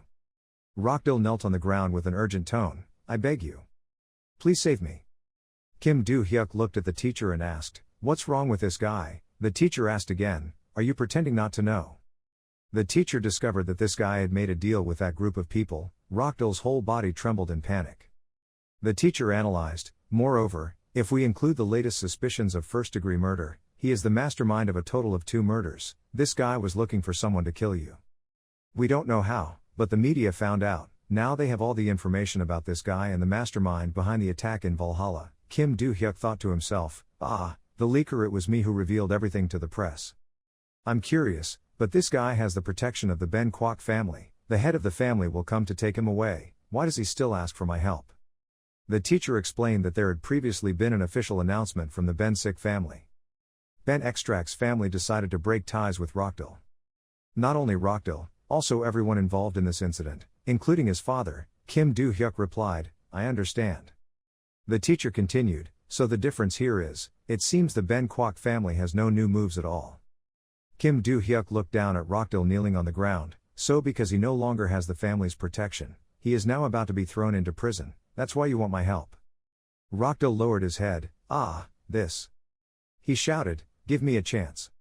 Rockdale said, this matter was torn apart because of your testimony, right? That's why. He boldly begged, Kim Do-hyuk, I beg you, please make something up. Kim Do-hyuk indifferently scratched his ear, not liking it. Rockdale was flustered, it's because I haven't apologized to you yet, right? He cried, I'm sorry, I won't appear in front of you again. Kim Do-hyuk said coldly, no, I don't need your apology. Rockdale doesn't understand. What? He was confused, can't I apologize, do you need money? Hearing his words made the teacher angry. Kim Do-hyuk was cold, I don't need money either. Rockdale was stunned, you don't need it either. He suddenly turned his head and looked back. He grabbed Du Rie, causing her to wince in pain. Rockdale pulled her forward, what about this woman? I'll give her to you. She is a descendant of your royal family, with this woman, your status will definitely be enhanced. Kim Do-hyuk frowned, you gave her to me, is she a commodity? Rockdale smiled cruelly, right now, this woman is my possession. He grabbed her head and forced her to tilt her head up and look at her neck. The magic line is glowing right, it's proof that this girl belongs to me. He suggested, what do you think, I can do a transfer spell if you want her. The teacher frowned, that is, the limit spell. With a mark created by magic, it is a taming spell that makes the target unable to disobey the master. It was a spell that a normal fake contract couldn't break. Yet this name is applied to humans. Kim Do-hyuk spoke coldly, there used to be people just like you. He stretched his hand towards the girl's neck, those people had a very comfortable life, and then used the limiting technique on innocent people. Magic radiated from his clenched fist. The magic spell around the girl's neck was like a rope and he grabbed one end. The girl was surprised, what? Kim Do-hyuk turned around and pulled out the spell. Duria could feel the cold friction on his neck. Ah! The spell that seemed to haunt her for the rest of her life gradually faded away. Finally disappeared. Duria can see, the restriction has been removed. Kim Do-hyuk decided, Coach, you looked over at me, why? Kim Do-hyuk suggested, can I beat this guy, just one blow? Rockdale's face turned pale. The teacher said, do you think a Valhalla coach like me would let my students fight with each other? Kim Do-hyuk remained silent. The teacher's eyes were unforgiving, but if that person was a criminal, that would be a different story. Moreover, Valhalla doesn't care much about the members of Ben Kwok's family, so just keep going, I can handle it, there won't be any blood left in the cut, huh? A hand was placed on his shoulder, did you hear that? Kim Do-hyuk threw his fists, shut his mouth or his teeth will fall out. Ben Extract shouted, wait. But Kim Do-hyuk didn't even listen to him in his dreams, he punched him directly in the face, making Rockdale fly backwards. When he hit the ground heavily, he lost several teeth in his mouth. After finishing talking, Kim Do-hyuk strode back to the dorm. Barky exclaimed, I thought you would kill him right away, it's not like I was that angry the last time, from the moment I reincarnated until now, Kim Do-hyuk said in his mind, if it was 300 years ago, I would crush that guy's head. I once had a disciple who was sold into slavery because of that restriction spell, remembering that situation makes me crazy, Barky noticed, that's it. Kim Do-hyuk said, I also experienced something like that before. Barky was surprised, so that means I was also a slave, with a loud voice, wait. Duria panted and chased after him, ha. She quickly said, at that time I was surprised, so I couldn't thank him properly. She bowed, thanking him very much. Kim Do-hyuk ruffled his hair, no need to thank him. From now on, don't worry about anything anymore, and live freely. Duria's whole body trembled, her eyes were wet, she wiped her tears and replied, yes. The next day, after school, the cafe in Valhalla. Lilia enjoys a piece of Chinese cake. Kim Do-hyuk looked at her, what? Lilia said, the royal palace is located in China. She lifted one side of her hair and ate another piece of ice cream, to be more specific. It is a maze owned by the Chinese White Lotus Association. Kim Do-hyuk asked, if it was the White Lotus Society, wouldn't it be the place where the inter-school competition is held? Lilia replied, that's exactly it.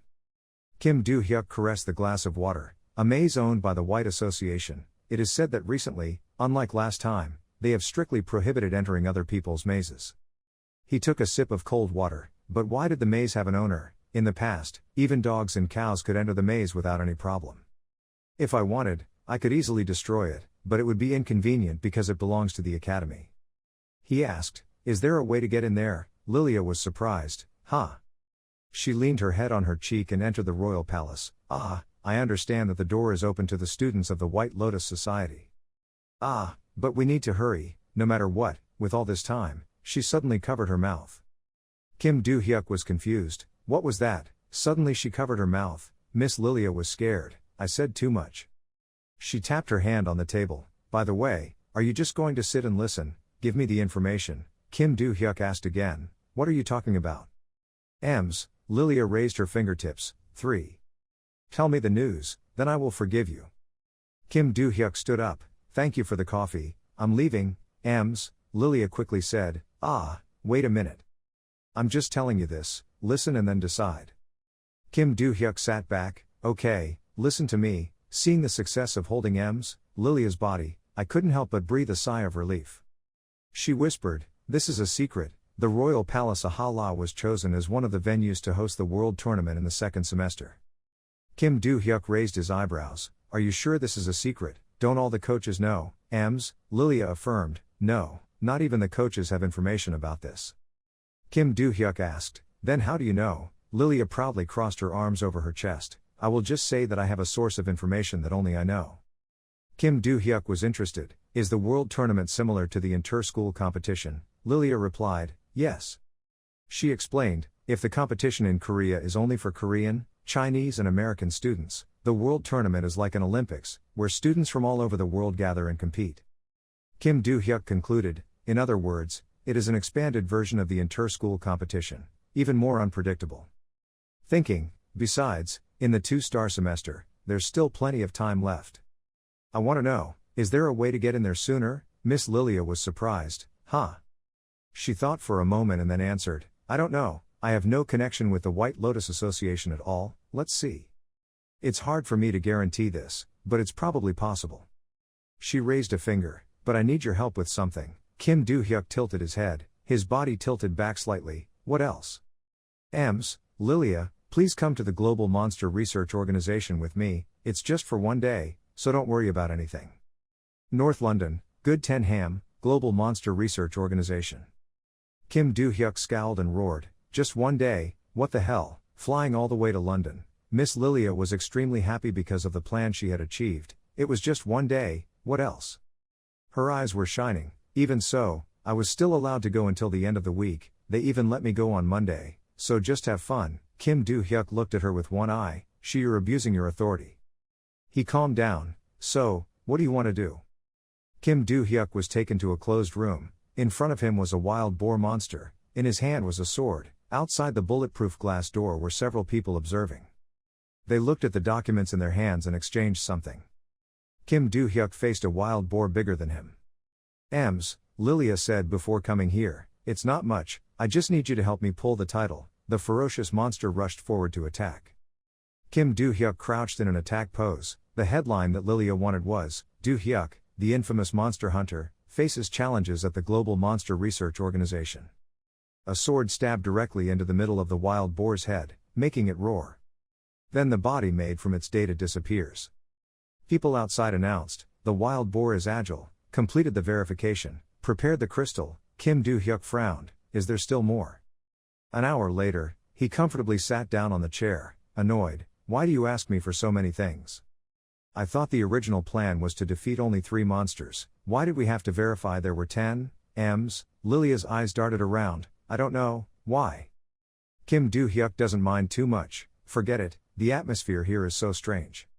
I remember, as soon as we walked in, everyone stared, then they started laughing and treated us rudely. Do you have any conflicts with this place? Lilia silently took a sip of tea. She said slowly, because they were disgusted, because suddenly an article appeared and it directly contradicted the strategy of dealing with monsters that had existed for decades. Ki Do-hyuk pointed out, even so, isn't the verification method already outdated? Just holding a sword to slash the target is enough. Lilia replied, because that is the safest, traditional method of that organization. Kim Do-hyuk frowned when he heard that, so if it needs to be verified that way, it would be better if someone else in the organization did it. Lilia is a bit jealous, I don't want to let them do it, those are just conservative old men. Articles about strategies for dealing with monsters are a reasonable strategy to increase status and power. Today, the knowledge society is where people take their own positions by joining forces and playing with each other, together. Kim Do-hyuk scolded, what despicable people, but even so, do you really need to write articles continuously? Kim Do-hyuk scolded, what despicable people, but even so, do you really need to write articles continuously? For that purpose, that's why I can endure those cold eyes, Kim Do-hyuk replied, I understand. He changed the topic of the conversation, okay, I think I've helped you enough, so now it's your turn to help me, Lilia replied comfortably, oh, of course. It's good that we're here, she's here too. The head of the White Federation. Lilia said, I heard that she often comes to the organization, I thought she could come over to observe the verification process before that. Kim Do-hyuk asked again, really? I stood up, that's great, I've identified my target, I want to talk to her before it's too late. There was a loud knock outside the door, attracting both of their attention. Someone spoke up, may I ask, is student Kim Do-hyuk here, can I talk to you for a moment? Kim Do-hyuk thought, a woman's voice, Lorem Ipsum, he said, yes, please come in. Out there respond, thank you. She went into the room. Kim Do-hyuk saw the appearance of the person coming. The woman greeted, nice to meet you, my name is Teet Van, the head of the White Lotus Society. The male lead greeted back, oh yes, I'm Kim Do-hyuk, is there something wrong? Shui Van bowed his head slightly, honestly, I came here to ask you a favor, if you could. Can you help me with this person? She asked, can you help me deal with this person? He asked, can you help me deal with this person? Lilia stood up, it sounds serious, so I'm going. Kim Do-hyuk nodded at her, yes. The pattern also has no intention of keeping Lilia back. After Lilia left the room, Kim Do-hyuk asked, "So, what do you mean, tell me more details." Xu Van gets to the point, "Okay, although at present, I hold the position of head of the White Lotus Society, but in essence, I am a member of the Teet family. Our Teet family is a family, the first ethnic group to settle in China after the period of destruction. Thanks to that, we were able to raise our status, establish the White Lotus Academy, and train generations of excellent contractors, who happen to be. In our family, there is a person, a young talent, one could also call it a reincarnated prodigy. At the age of 13, that child was able to defeat fake contracts of average level, he could even defeat his older siblings and members of the clan's guilds and guilds. Furthermore, even our family leader had to fall at her feet. Hearing this, Kim Do-hyuk couldn't help but be surprised. Teet Van continued, in the end, perhaps because she thought there was nothing left to learn from the outside, she locked herself in the Teet family's training room, the White Lotus Palace, and never came out again. Kim Do-hyuk somewhat understood, "So, I have to make that arrogant person open his eyes," Teet Van confirmed, "That's true." Kim Do-hyuk rubbed his chin, "I don't mind, but there's something I don't understand. If I just needed to teach that girl a lesson, wouldn't there still be others stronger than me?" He pointed his finger, "In terms of magical power, she, the leader of the White Alliance, is not weak at all." Teet Van was startled. She said, "Good eyesight, Kim Do-hyuk, I have hidden this power and you also noticed it. There are 2 reasons." She explains, first, because they require everyone to fight purely with physical strength, second. That person is also 17 years old, the same age as student Kim Do-hyuk here. Zuet Van analyzed, looking at his performance in recent battles, it can be clearly seen that Kim Do-hyuk has very strong physical strength. If a student like Kim Do-hyuk defeats the arrogant girl, if she thinks she's stronger than any other 17-year-old, her pride will be completely destroyed. So, I came here to ask you about this. If student Kim Do-hyuk doesn't come here, I will find you myself later." Kim Do-hyuk replied, "Okay, I agree, but it's not free, right? Feel free to talk freely, sure, even if I'm only the leader of the White Alliance in name, how can I hire you without paying you?" "So, I will give a number," Kim Do-hyuk said clearly, "I don't need money. There's a place I want to go, can you open the door for me?" Teet Van was stunned, "What?" "China, White Lotus Society." Teet Van introduced, "This is the White Lotus Society." Kim Do-hyuk looked at the building in front of him. He didn't expect that I would be able to come here on the same day, and even get to fly on a private jet. Teet Van replied, "You said you had time until Monday, wouldn't it be better to resolve this matter early?" Kim Do-hyuk agreed, "Yes." Teet Van asked again, "And as for the reward, it was to enter the Ahala Palace, right?" Kim Do-hyuk confirmed, "Yes." Teet Van raised his hand to push the door, "Okay, if it's a maze managed by us, then it's not difficult. Now let's go to the White Lotus Guild." Kim Do-hyuk has no idea, "Okay." The people inside saw the appearance of the strange guest and couldn't help but look. Shui Van led him into the house. Kim Do-hyuk looked over, "I wanted to ask this question," Teet Van happily replied, "What's going on?" Kim Do-hyuk said, "In the recent inter-school competition, I felt like the White Lotus Society didn't show any determination at all. Is that person I'm about to meet the culprit?" Teet Van replied that it could be said that after facing that child, many people realized their own limits and left the White Lotus Society. Both students and professors. "So, my main goal right now is to break that child's arrogant attitude. At the end of the incident, the family, the entire White Lotus Association will return to its original position." Kim Do-hyuk stroked his hair, "Okay, I understand," he thought to himself, "I hope she fights properly." Shui Van opens the formation, "We are almost there. As soon as you step into this magic circle, you will be taken to the White Lotus Palace, the secret training room of the house. That child is waiting there." Kim Do-hyuk walked inside, "Oh yeah, like this, right?" His body was transported by magic. Before being completely transported, he asked what its name was. Zuet Van replied, "Its name is Sweet Bird's Nest."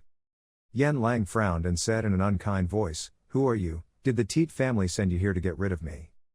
The girl shouted loudly, "I won't go anywhere, go away." Kim Do-hyuk gently closed his eyes, "Oh God, did you just say go away to someone you just met for the first time?" He leaned on his toes, "That's what it's called." His whole body jumped forward quickly. Kim Do-hyuk waved his hand without warning, "That's cheeky." He swung his fist. Yen Lang's expression remained unchanged and she grabbed his hand. Kim Do-hyuk was a bit surprised. Ho! Power gathers in the palm of your hand. Yan Lang unleashed her palm and hit him in the chest. She was cold and stupid. You don't even realize what your opponent is capable of right in front of you. I can't believe you threw a punch. Kim Do-hyuk laughed, talking to himself. The village nest gasped in shock. The hand that hit Kim Do-hyuk's chest was caught by him. He locked her hand and then attacked with his other hand. Yan Lang tilted her head to avoid it. She couldn't help but frown. Kim Do-hyuk's fist hit the girl's outstretched arm to block. Yan Lang immediately felt intense pain. She immediately jumped back to widen the distance. Be careful, who are you and what did you do just now? Now he's going to attack, I have to step back. But Kim Jun-hyuk didn't let her have her way. He had been close to her ever since, smiling brightly and saying, "Where are you going to run to?" A large, rough fist struck. Without having time to prepare, Yan Lang received a serious blow to the stomach, causing her to immediately fly backwards. The feeling the fist brought made Kim Jun-hyuk surprised and thought, see. Knowing she couldn't dodge the attack just now, she stepped back to reduce the impact of the punch. That's enough, I realized it right after intentionally receiving the first punch. Even among my disciples from 3 years ago, almost no one of this age could move, so. On the other side, Yan Lang was extremely confused. She thought to herself, a 17-year-old high school student, is he the same age as me? Thinking of this, Yan Lang suddenly smiled slightly, regardless that he was much stronger than the guys older than him. I will punch harder in the future punches. Seeing the girl go from confused to seething with spirit, Kim Jun-hyuk also felt very excited. It seems like that move just wasn't enough to teach her a lesson. The image of the two of them is being shown extremely clearly on the screen. Teet Van is in the observation room watching the match. The subordinate in the back said, "Mistress." Teet Van immediately replied, "Assistant, what's the matter?" The assistant continued, "Even though I know this topic is a bit delicate, but is it okay?" Indeed, having to invite a student from another school to the White Palace is inevitable. Even though he now has the advantage, that student can really defeat Miss Yan Lang. My words may not be correct, but in fact, Mistress was not defeated when facing Miss Yan Lang, right? It's just that, aside from the attacks that used magical energy, it was a purely physical fight, right? Teet Van interrupted him, "I lost to Yan Lang once. And even if that match uses magical energy, I can't guarantee that I can win it." Hearing this, the assistant guy immediately exclaimed in surprise, "What?" Teet Van thoughtfully recounted, "Back then, the difference in our mana levels was almost negligible, really. Moreover, that happened a long time ago, maybe now it is stronger in both physical and magical power. If so, wouldn't it be more difficult to win against that girl? I suspect that student Kim Jun-hyuk is even stronger than the boss at the moment." Teet Van disagrees with that statement. "I'm not sure, even though he's a student, he has defeated many notorious criminals, and even won many important victories in tournaments, right, or not? Therefore, Yan Lang will not easily win against him. But even if he loses, it doesn't matter." In the arena, Yan Lang continued to rush to attack Kim Jun-hyuk. Long claws ready to strike. She madly rushed forward at lightning speed. Then, his 2 long ears scratched horizontally and vertically. Kim Jun-hyuk ducked down to avoid waiting for the right opportunity. He exclaimed, "That's good." The next second, Yan Lang kneeled and attacked Jun-hyuk straight in the face. When he saw that the attack did not miss a beat, Yan Lang's face beamed and thought, "Okay, it hit me right on the head, huh?" In the next second, her expression changed. Yan Lang hugged her knees in pain and screamed, hitting her head and knees. The girl glared and complained, "Is your head made of stone or something?" Kim Jun-hyuk smiled slightly and replied, "I don't know. You suddenly kneeled on me, so I used my forehead to block it. Don't you think my forehead is harder than your knee?" Yan Lang thought in horror. "I launched all the attacks at him and he dodged and blocked them all. I couldn't find the slightest flaw that was his. My pride was seriously hurt, but his physical abilities were indeed superior to mine, if that." Thinking of this, she immediately said, "Up until now you haven't used magic power, right?" Kim Jun-hyuk replied, "Yes, because she said she likes to fight like that. But now I like to play differently. For you, I must give my all if I want to have any hope of victory." Kim Jun-hyuk thought to himself, "It seems like I have completely broken her arrogance." He replied, "Are you planning to concentrate your magic power?" "As you want, I should brag a bit, right?" As he finished speaking, a terrible stream of mana was immediately created by him. Yan Lang thought bitterly, that's the amount of mana for a high school student. This guy is really crazy. Now I don't need physical skills anymore. Must finish him off with just one punch combining this power and magic. The girl quickly approached the male lead.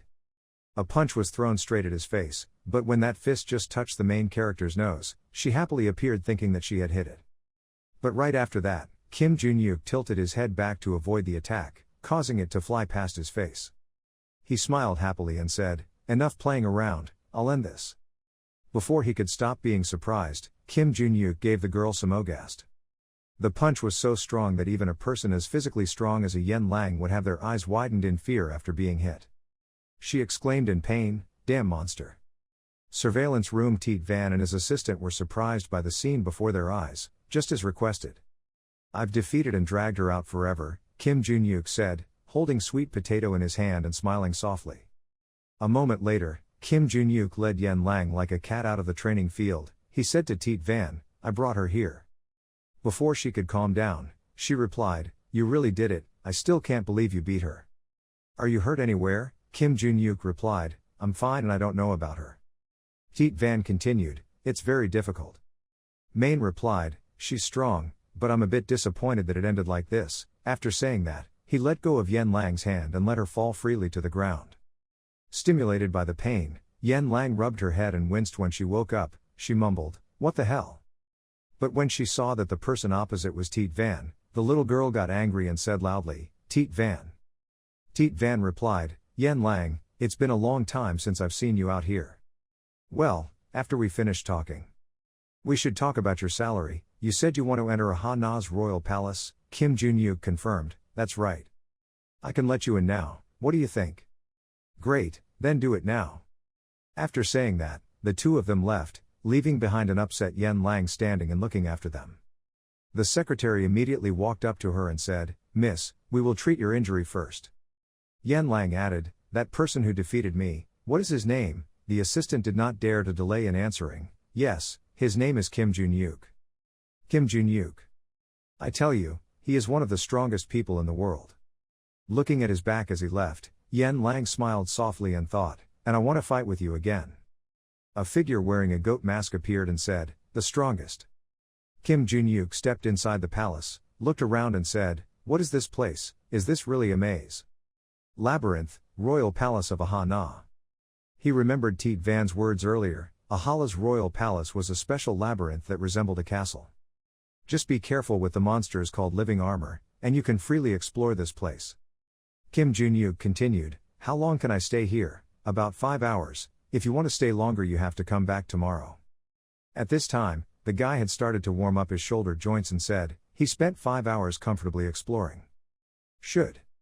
As soon as he finished, an army wearing iron armor rushed in from somewhere. Kim Jun-yuk said happily, "I have to take care of you guys first, right?" One that didn't know its strength rushed forward. The main character pulls out his sword and moves forward to attack. A decisive blow cut the living armored monster's body in half. The next second its body was cut into broken pieces. Kim Jun-yuk looked at the pile of scraps on the floor and exclaimed, "That's probably enough." Then he continued going inside. Jun-yuk thought to himself, "Where is that room? I've already searched for more than 2 rooms. The room in the royal palace Ahala, the secret room of Ali Fid Ril Johnny that sees through the truth, the only room that has the appearance of an unremarkable office, is it really here?" Waiting for this moment, the teacher suddenly spoke up. Looking to the right of the teacher, Kim Jun-yuk looked at his disciple's words. I waited to continue. The door looked a bit high class but looked like a normal room. Really? The main carefully pushed the door and entered. What caught his eye was the face of a Confucian scholar or Taoist of some kind with a long beard that looked very intellectual. Looking around the room, Jun-yuk said, "It really looked like a normal office room. But is this really Aleph Dries? What if it belongs to someone else? Please wait for confirmation." "No, I think it's correct, look at the picture below. It says Ali Fid Ril Johnny there." Kim Jun-yuk frowned and wondered, "How could you read it like that?" "I don't know why, but I could read it. Maybe it was because of part of the information I remembered." Then Jun-yuk started walking around the room exploring. "I need to investigate carefully, I have to find the secret room in here. But finding each one of them takes a lot of time. So it's much faster to smash everything into pieces and then search for it." As he finished speaking, he swung a punch at the table. The next second the table broke into hundreds of pieces. Looking at the iron door that had just appeared on the ground, Junyuk said suspiciously, "Is this here? Wait for me to continue, see if that's the case." He went to open the iron door and went underground. Junyuk walked on the stairs leading down, not seeing anything uncomfortable. Junyuk walked on the stairs leading down, not seeing anything uncomfortable. The male lead's face was suddenly strangely surprised. A red-haired girl wearing a mysterious hat seemed to be waiting for the guy.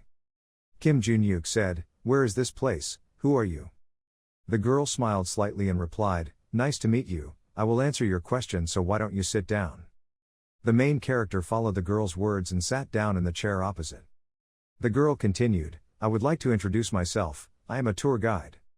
Junyuk repeated in surprise. The red-haired tour guide quickly explained, "I'm sorry, that's not his real name, it's just what people call it. My name has been taken away." Hearing this, the male lead immediately remembered the past. He also heard someone say the same thing to him, "I will take your name."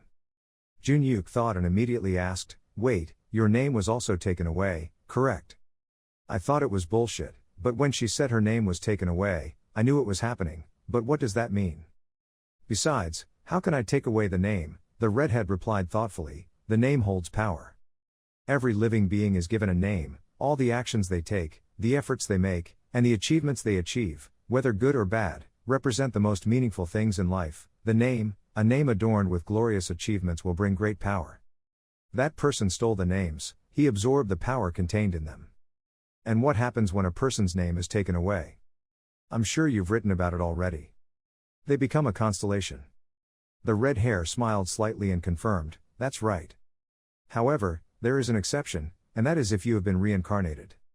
Hearing this, Kim Junyuk thought to himself, "It turns out she knows that she has been reincarnated, just like you expected."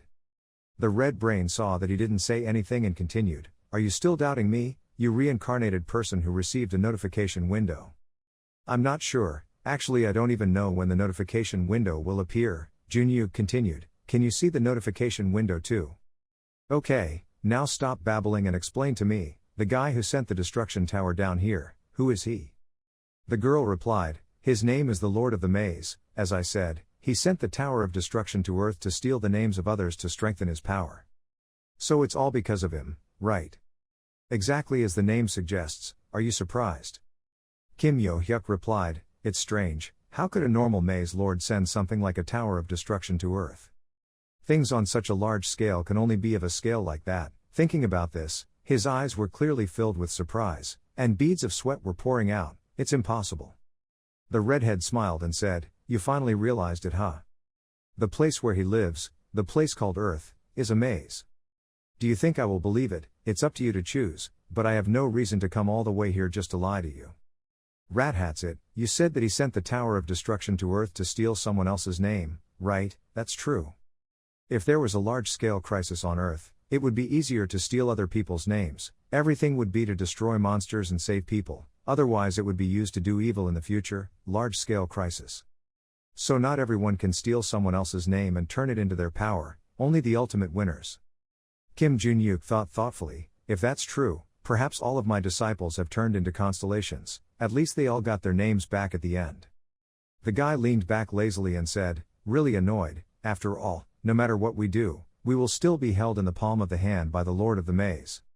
The red hair interrupted, "No, the fact that you were reincarnated and came here was already a turning point for him. Maybe I gave the Maze Lord a chance." Kim Junyuk sat up in surprise and said, "He knows I've been reincarnated. Is he the one who met us through the notification window?" "No, you're wrong. The person who gave you the opportunity to make a living and brought us the notification window is not the Lord of the Maze." "Why, then who is it?" "I'm not sure. Because he gave you a chance to reincarnate, I think that person must have some connection with you." Hearing that, Junyuk silently thought, "Has a connection with me. Anyway, I can't miss this opportunity." As she said that, the girl performed magic and took out a ring. Placing the ring on Kim Junyuk's hand, the girl added, "You take this. What is this, a ring? I don't have time right now, so I can't explain it all to you. It will be the key to our counterattack against that Maze Lord."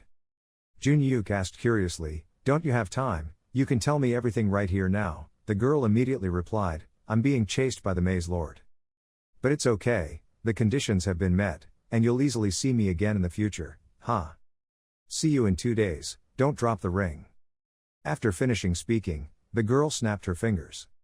The next second, Kim Jun-yuk appeared in front of the castle gate. He put his hands on his side, smiled and said, "What the hell, great, I'm back at the entrance." In his heart, the main character secretly thought, "Send the Tower of Destruction to Earth to steal my name. It's hard to want to live well, damn the Dungeon Master. I don't know what this ring is, but it seems like it's locating my location, if so."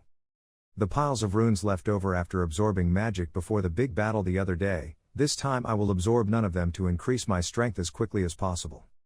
So, even though in terms of strength I'm still weaker, in terms of potential, I can reach the peak faster than him. The scene changes to an island far away in the northern Pacific Ocean. A man is intently looking at the iPad in his hand. He was reading an article with the content, Samsel, a group of monotheistic assassins was completely defeated by the student from Valhalla, Kim Jun-yuk. The uncle squeezed the iPad angrily until the screen cracked. He is the guild master, Dragon King Han Ni-bal. Throwing the iPad in his hand to the ground, the uncle angrily cursed, "These idiots." Dragon Han Ni-bal thought to himself, after listening to the Constellations' words, he kept an eye on Kim Jun-yuk. It turns out this kid defeated Choi Jin-gun, even though this guy also had a contract with the Constellation. That's why the boy from the Vian extract family asked me to deal with him, and even, just to be sure, I also summoned Sambal. The uncle sat down on the sofa and rubbed his head, thinking in frustration, that's not enough to see, they also claim to be monotheists. Is this really a group of professional assassins? At this moment suddenly a deep voice rang out, "I think you are in some trouble, Sir Han Ni-bal." The uncle looked bewildered at the person in front of him and exclaimed, "George, the person who just arrived is the first-class commander George." Han Ni-bal continued, "I remember I told you to call me before coming here." George immediately replied, "I only came because you looked miserable." "Ah, because of Kim Ju-hyuk," Han Ni-bal replied without hesitation, so to speak. "I see, we lost someone to him." The uncle heard that and immediately remembered the Desai Ra guy who was arrested not long ago and said, "You mean that bastard who appeared widely on the news?" "That's right. I assigned the guy a personal mission and forgot to report it to the organization. He didn't do it well, and even left his identity to a high school kid. I wanted to use him as an informant for the information I got from the Vian extract family, but I was afraid that he would leak the information I already knew when he was captured, so I personally dealt with him before going to the prison tower." Han Na-bal thought for a while and then said, "Can you take care of those guys who are leisurely out there, if you want?" He put his hand on his chin and caressed his beard before continuing, "Kim Jun-yuk." George then added, "With all due respect, I advise you not to touch him now." "What? Right now Ilgio is keeping an eye on him." The uncle asked in surprise, "Ilgio is looking for him, they are all crazy people, right?" "Exactly, even though we are evil, they are on an even higher level. No one knows what their motivation or purpose is, Logan's army and the ones have all been dealt with by them. I've heard about it before, luckily someone told me. But once we touch their target, there's a chance we'll become sworn enemies. Anyway, from now on, we have to wait for the next result." Kim Yo-yun was walking back to the dorm when he was stopped by a group of people dressed in black. The guy said sternly, "Who are you guys? You guys know this is Van Ha-na's territory, right? Should I say you guys are brave or stupid?" A man who seemed to be the leader of the group thought thoughtfully. He said, "Yes sir. We are ready." Adelia above immediately replied, "Okay, you have too much time, she is the deputy head of the Veen family." The man bowed his head respectfully and replied, "Asking for your forgiveness, we need time to prepare carefully and to make sure Kim Jun-yuk is still wandering around the Van Ha-na area." Adelia continued, "Why do you need a fake contract that can create hidden space?" He immediately replied, "That's right, we have listed a list of fake contracts that can be bent, space.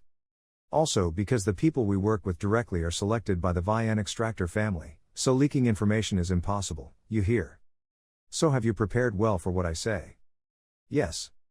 To prepare for the conversion of the cathedral, I have already arranged a crystal with an abundant energy source." She nodded with satisfaction and said, "Good job, I have to move gradually.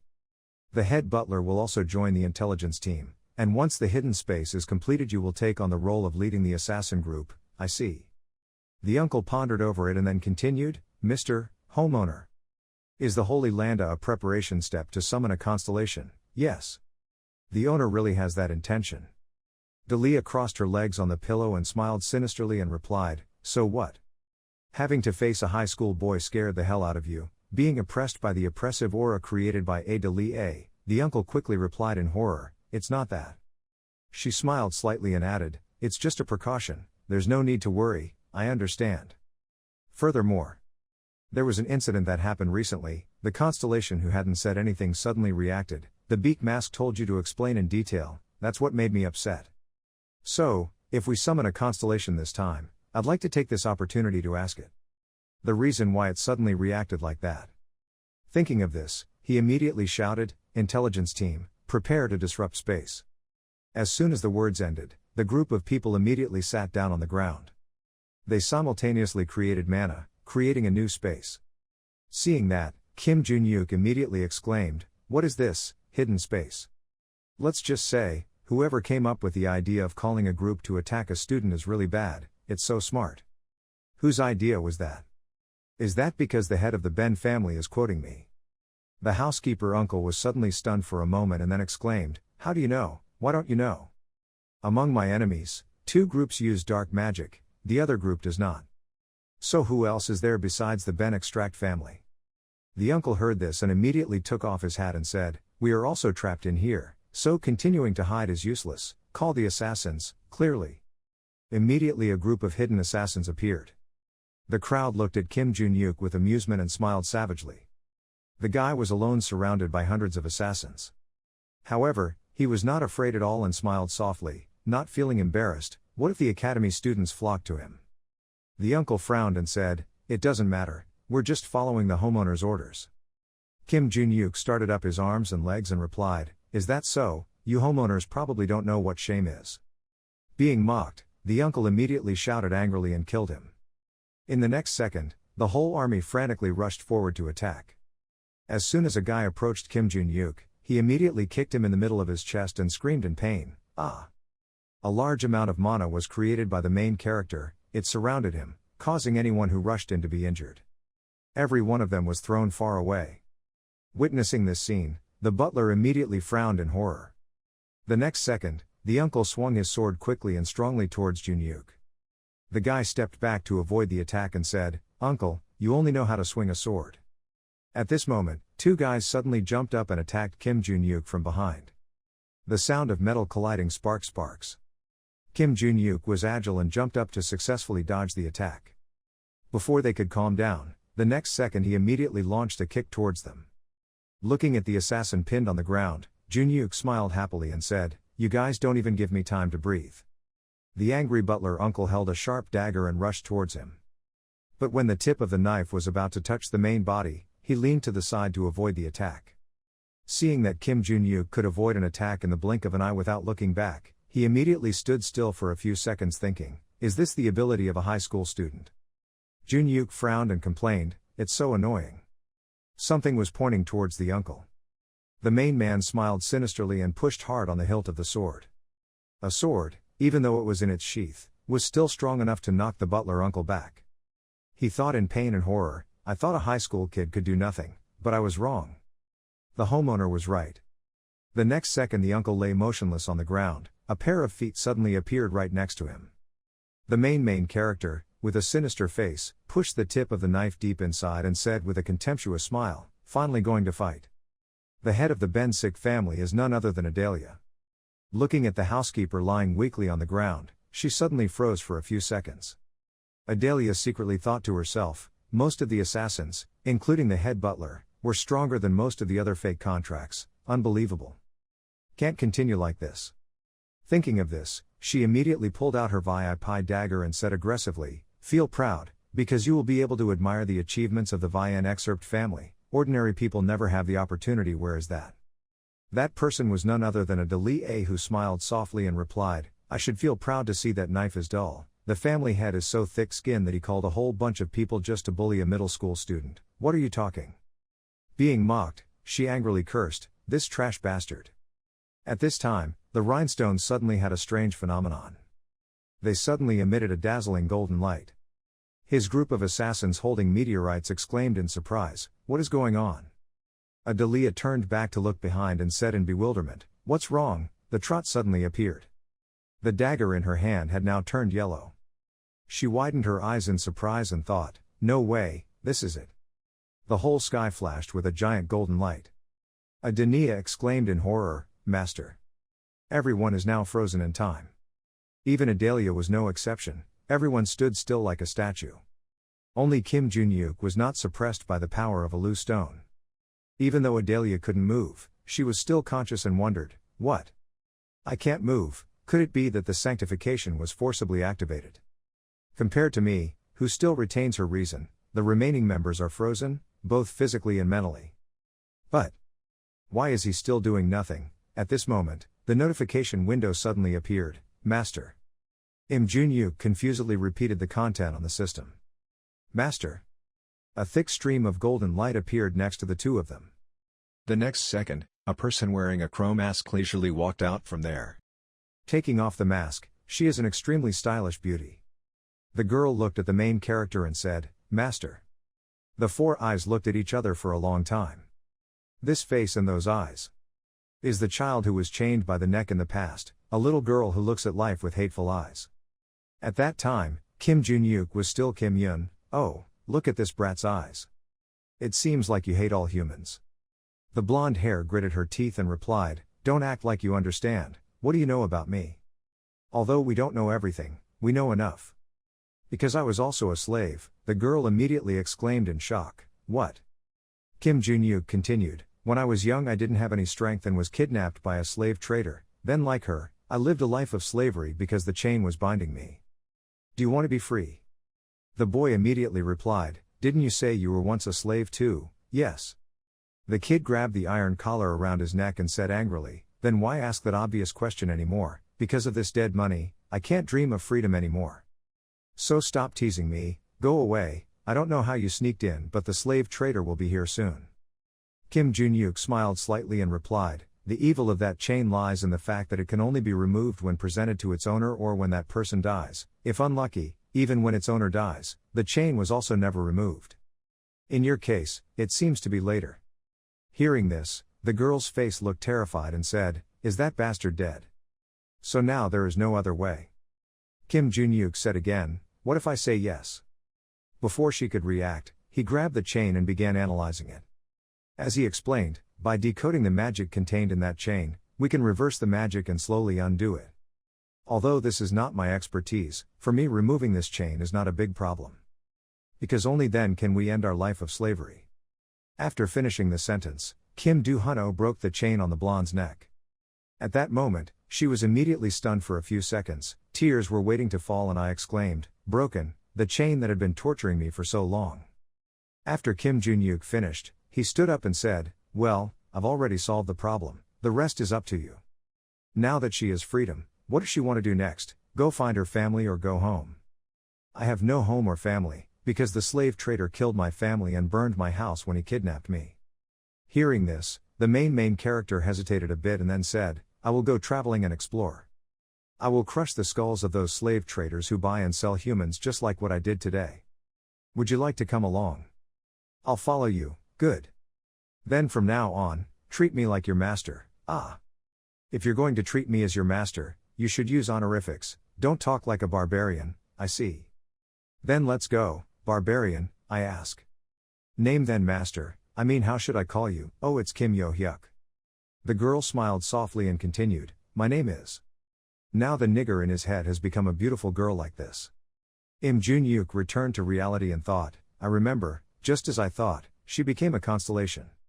I can say I understand this kid better than anyone else, but I can't remember her name. Turns out when the fortune teller said that the demon king would take away the name of the constellation, is this what it means? Well, there's no way, at least I still remember her nickname. Thinking of this, the guy immediately said, Barbarian, it's been a while. Adalia, standing behind, heard that and was startled, sweating profusely, thinking, Barbarian, how dare he call a constellation a barbarian? The blonde girl took the knife from Adalia's hand and said, Ah master, before we celebrate seeing each other again. Adalia watched in horror as the powerful golden knife in her hand was being taken away, the constellation was touching the relic with her own hands. The blonde waved the relic, restoring consciousness to everyone. Adalia sat down on the ground in fear. The next second, she and everyone else fell down and lay motionless on the floor. Blonde hair looked at Kim Jun-yuk and said, how should I deal with these bastards, should I kill them? Kim Jun-yuk raised his hand to rub his chin and thought for a moment, then replied, no, I have a better idea. The next day, in the office at Valhalla School, the instructor suddenly gasped in surprise and exclaimed, what the hell is this? The teacher's computer screen is displaying a notification, Han Vala sponsorship, 5 billion won sponsorship amount, note, private sponsorship for student Kim Jun-yuk, what the hell? 5 billion won sponsorship details. Personal sponsorship notes for students Kim Ju-hyuk. The instructor held his head in horror and thought to himself, 5 billion won, $3.9 million, specially sponsored specifically for Kim Jun-yuk. At this time, the head coach also came and said, I guess you saw it too, principal. Lee Sung-cheo held a cup of coffee in his hand and said seriously, it is indeed very strange, a donation at this time. Instructor Kim Lee's son immediately continued, not for the crimes they have committed to the students, our hospital. Last time we also experienced that incident ourselves, last time Rockdale was the one who sent 3 murderers to our academy, Lee Sung-cheo continued, so they want to cover it up with money sponsorship, huh, it's a bit ridiculous. The head coach said, when Kim Jun-yuk was attacked last time, they must have sent donations to silence him. At that time the donation was a way to protect the image of Rockdale and the clan, however the clan Vian extract has already reached the limit by eliminating Rockdale and his boss. If they hadn't set limits and expelled him, they would have made a fuss to see Rockdale released from the detention center by now, but they didn't.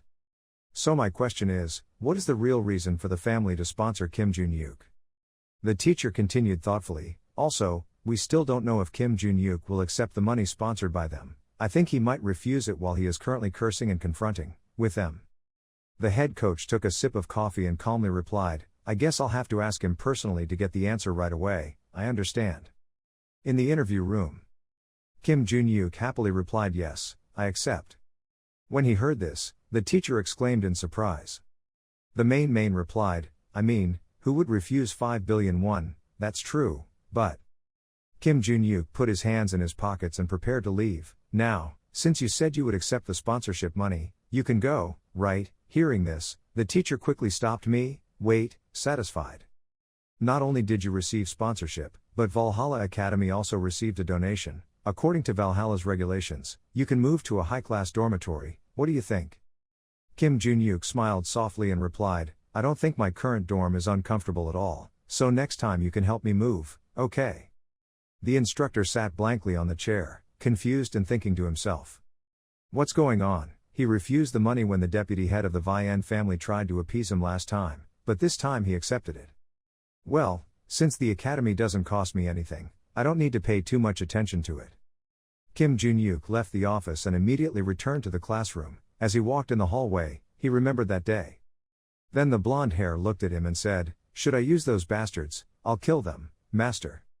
The guy stopped her and said, no, wake her up, I have a better idea, yes master.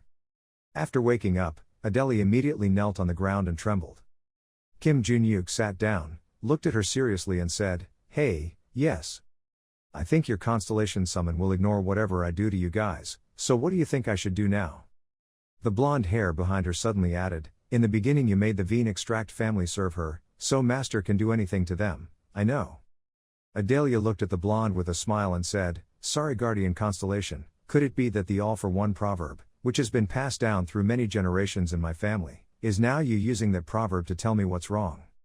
Hearing this, the blonde hair immediately became angry and replied, of course that proverb means that now you obey my master, now you realize that. Adelia replied, so this student, I mean, this person is really your master, guardian constellation? The blonde-haired person put on the mask and replied, yes, even though his appearance has changed but his power is definitely my master's. Kim Jun-yuk interrupted, I think you've asked enough, aren't you more worried about yourself now? Adelia heard that and immediately froze in fear. The main character thought to himself, honestly, when I think about how much I'm bothered by those bastards, killing them isn't enough, but the class and strength of these guys are the real deal. So, to live comfortably, I need to take full advantage of these guys to work for me instead of killing them, but managing them myself is a bit difficult. Kim Jun-yuk thought then said, hey, you are still doing well in managing the family. Adelia replied without hesitation, please forgive me. Even though I'm only the deputy head of the clan, it's been 4 years since I took over as head of the family. We managed to regain our clan's dwindling power and became the strongest clan in England in 4 years, Kim Jun-yuk exclaimed. Is that so? So just manage that family, Adalia exclaimed in bewilderment, but... The guy smiled slightly and continued, please support my activities at the family level, don't ask me why. The moment you screw up again, you know what will happen, right? The blonde hair behind him immediately spoke up, please rest assured master, I will personally make sure such a thing will never happen again, good. The golden light surrounding the barbarian girl suddenly weakened. The blonde quickly said, master, I think it's time, Kim Jun-yuk asked in confusion, where are you going? This place, where the constellations are directly visible, often seeks a large amount of energy, really? Yes, you will need dozens of runes with full energy, I wonder why these people brought a rune coin all the way here. Because that amount of energy is disappearing, and because I also used my skills, I will need to rest a bit, the main character continued, even if you are a constellation, you still face these limitations, huh? The blonde pondered for a moment then said, but it's also true. Being able to personally see my master's reincarnation like this is good enough. How about you, get some rest. Oh master, I have one last thing to tell you, huh? Besides you, it seems like there are other disciples who also became constellations, I will meet him soon, so please forgive me, I'll go first. After saying that, the blonde hair left. Back to the present, Kim Jun-yuk is walking thoughtfully in the hallway of the academy, my other student has also become a constellation. I also suspected it, but who could it be? Maybe all my disciples become constellations, but I'll meet him soon. I personally met the 2 constellations, the bastard uncle was waiting for trouble and moron at that time. The meeting with the waiter was unavoidable thanks to the notification window, the meeting with the moron was completely random, right? Moreover, now that there are such a large number of constellations, it doesn't make much sense to meet them one by one. By the way, you haven't said anything since we met the guide. The blue-haired guy immediately appeared when he heard his name. Why are you calling me? What is that? What are you doing this time without saying a word? I'm organizing my thoughts. My memories were interrupted the moment you entered the secret room. My memories were interrupted. Yes, in my memory I feel like you walked out as soon as you entered that room. And even for a little while my memories come back. Hearing this, Kim Jun-yuk said with interest, do you remember what a weak and fragile existence you are? How can I remember such trivial memories? Learned the concept of names, which the teacher should have known by now, and Lord of the Labyrinth, that guy is the one who named me waiting for you. The scene changes to a college session at Van Ha Na Academy. The male protagonist now sits absent-mindedly talking to his disciple via audio transmission. So, the person who stole his true identity and gave him back his uncle's identity was also the Lord of the Maze. Yes, he both gave me power and killed me, with the power of the Master of the Tower of Destruction. That's only natural. Has that power affected your personality? When you were the Tower Master you were a bit stiff, maybe because of the influence of the identity and power you received, but your current personality mine is quite similar to the original personality. How could that guy give or take away identity like that? I don't know exactly how he did it. Well, this world is a maze big enough for that guy to exploit identities, so he can give and take away other people's identities. Hearing this, the waiter immediately asked in bewilderment, what do you mean? Is this world a maze? Kim Jun-yuk replied with a smile, this kid, how come you don't know such important information? They continued to discuss with each other until late afternoon. Wait, it turns out that's the way it is, yes, I'm also very angry, but right now we're the fish raised in his pond. But since the tour guide said we might have a chance to fight back, let's wait for the opportunity. The next day, what caught Kim Jun-yuk's eyes was the image of the red-haired tour guide.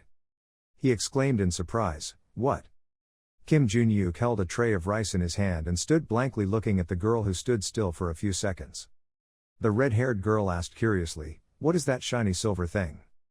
The guy angrily replied, it's the food tray, it's true you said we'd meet again 2 days later, but why did you call me in the middle of lunch? Red Hair said with a smile, sorry, I should have paid attention to that. Kim Jun-yuk sighed and sat down on the chair and replied, never mind. Have you brought the ring with you?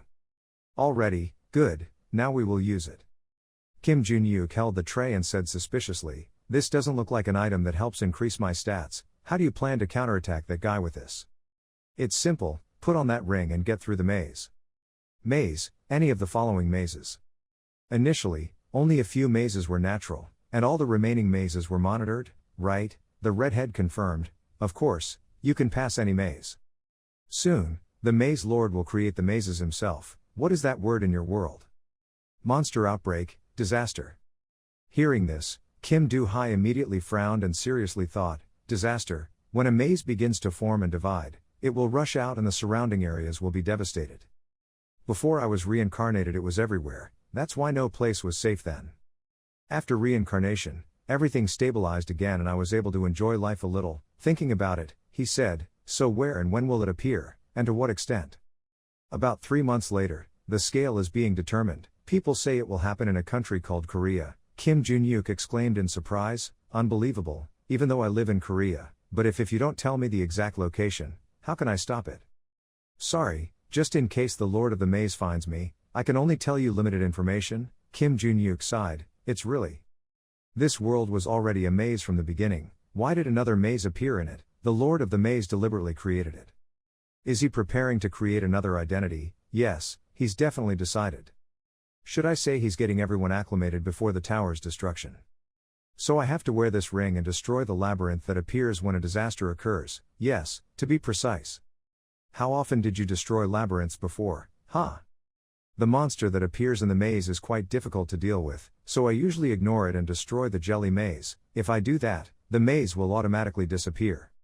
Usually that's the fastest way, but this time he couldn't do that, so what should he do? Put that ring on and defeat the boss. Why do I have to do that? There's a reason. Even though his world is just a maze, the Maze Lord cannot randomly create a disaster or a tower of destruction. He must use the power of the identities he has earned. Simply put, mazes are made up of identities. Among the components of the maze created in this way, the power of identity is the most concentrated in that boss. If you wear that ring and defeat the boss, then you can absorb the identity from the Dungeon Lord.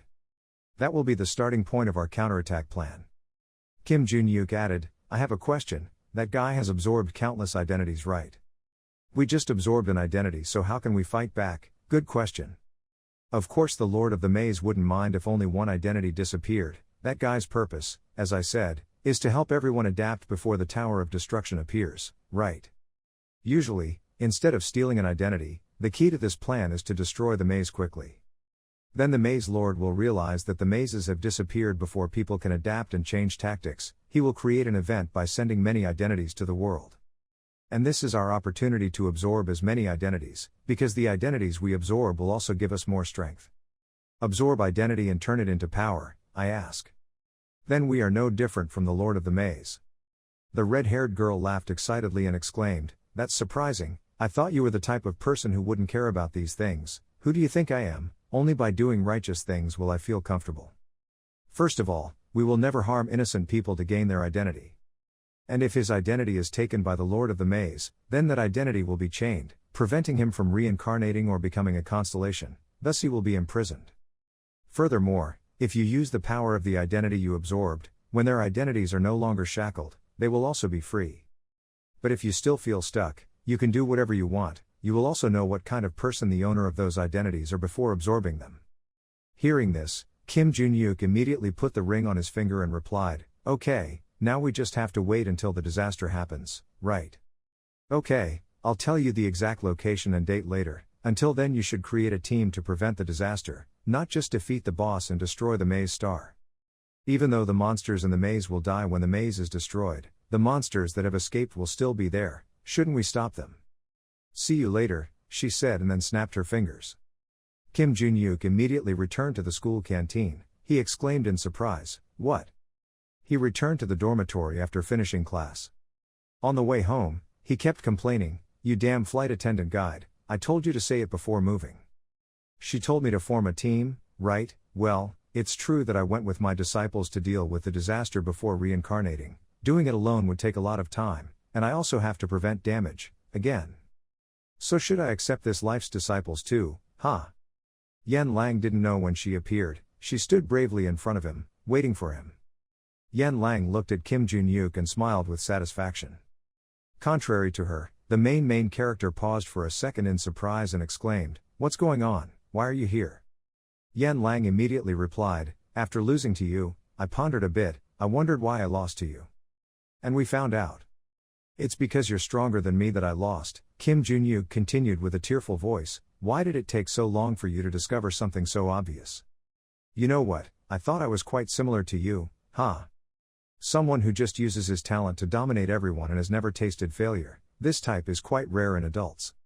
The guy rubbed the back of his neck helplessly and said, if you think I'm like that, then your concept is completely wrong. I think I'm a person who tries hard. Yan Lang crossed her arms in front of her chest and replied in amusement, so what I just said was what I thought before, but now it's not. The moves that hit me weren't just simple attacks, they were body movements that came from countless experiences. When I lost, I was very angry, but after I calmed down, the reason I lost became clear. I lacked a lot of real combat experience. And then I realized that through the experience of fighting you, I also became stronger. So I want to continue fighting with you. To defeat you. Hearing this, Kim Jun-yuk exclaimed in frustration, what? Yan Lang's eyes sparkled and said, fight me, don't bother me with those strange arguments of yours, I'm leaving. Yan Lang was bewildered and quickly grabbed his shoulder and said, what about the battle? Do you know that I came all the way from China to fight? Kim Jun-yuk coldly replied, it's none of my business. Instead of doing, why don't you spend some time practicing your family's martial arts for good? I don't know, huh? Yan Lang suddenly became silent at this moment. His voice sadly replied, I was taught properly until I was 6 years old, and after that it was all self-study, then you defeated me in the agricultural year. Kim Jun-yuk asked seriously, I defeated you in 5 agricultural years, before you took control of the fake contracts there. That's right, from the beginning, those fake contractors were no match for me, I was the one who acted unilaterally first. They kept refusing to let me participate in the family's daily training sessions, so I told them to bring someone in for me to practice with, so that my abilities wouldn't fade away, but then suddenly they threw the mature fake contract at me again. That's why we often win, luckily there aren't many of them. Hearing that, Kim Jun-yuk thought to himself, although what the White League leader said was similar to her, the meaning was completely different. It's obvious that she has talent, and it seems true that she likes to fight, but the leader has hinted that she's someone who defeats anyone she meets. Thinking of this, he continued to ask, was the fact that she locked herself in the White Lotus Palace forced? Partly it was also voluntary. I stayed there because I was tired of being seen as the family's troublemaker. Okay, it doesn't matter, after all I'm stronger than the adults there. The girl's hand suddenly clenched and she added, but it's okay. Because I have found someone much stronger than me, which is you, so what good is that? As long as I fight with you, I don't need the family's guidance to become stronger, right? Who fights who? Oh why, please go for me. The main character thought to himself, this is a bit strange. She was isolated by her family, so she was imprisoned in the White Lotus Palace, so why did Zuet Van want to bring her back? I don't know the situation clearly, but if you look at it from the family's perspective, wouldn't it be better to leave the Yan Lang at the White Lotus Palace? Kim Jun-yuk thought for a while, then pushed down the girl's arm on him, then frowned and said, okay, you let me go. Yan Lang happily exclaimed, oh, you're going to fight me?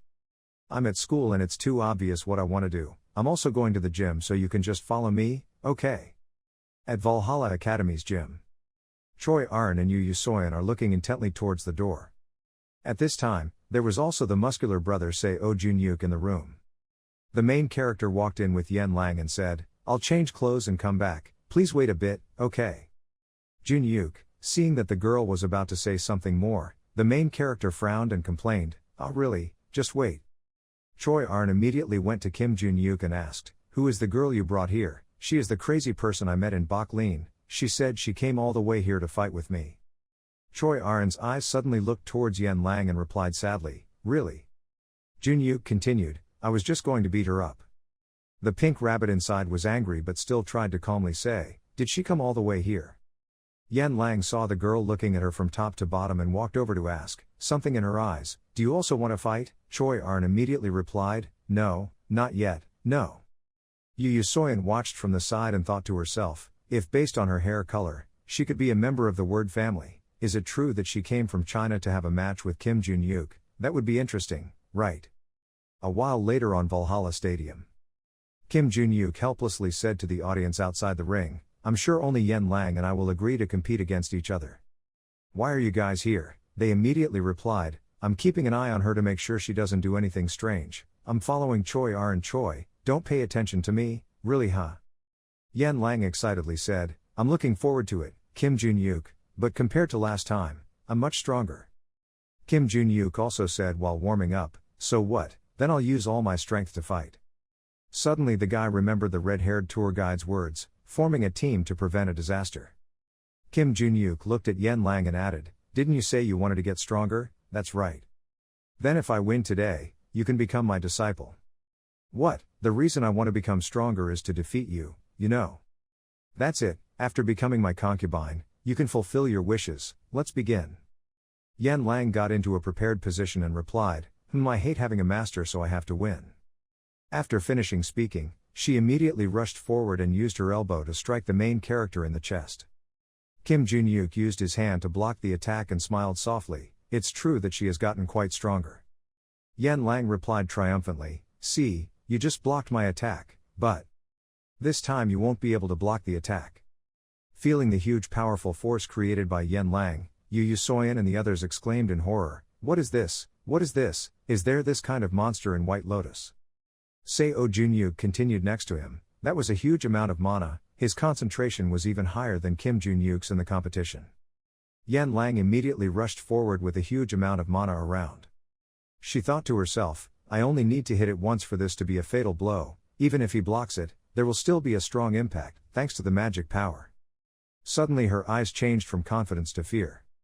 Similar posture. Kim Junhyuk took the same position as Yen Lang just now and said, "I also like to confront directly."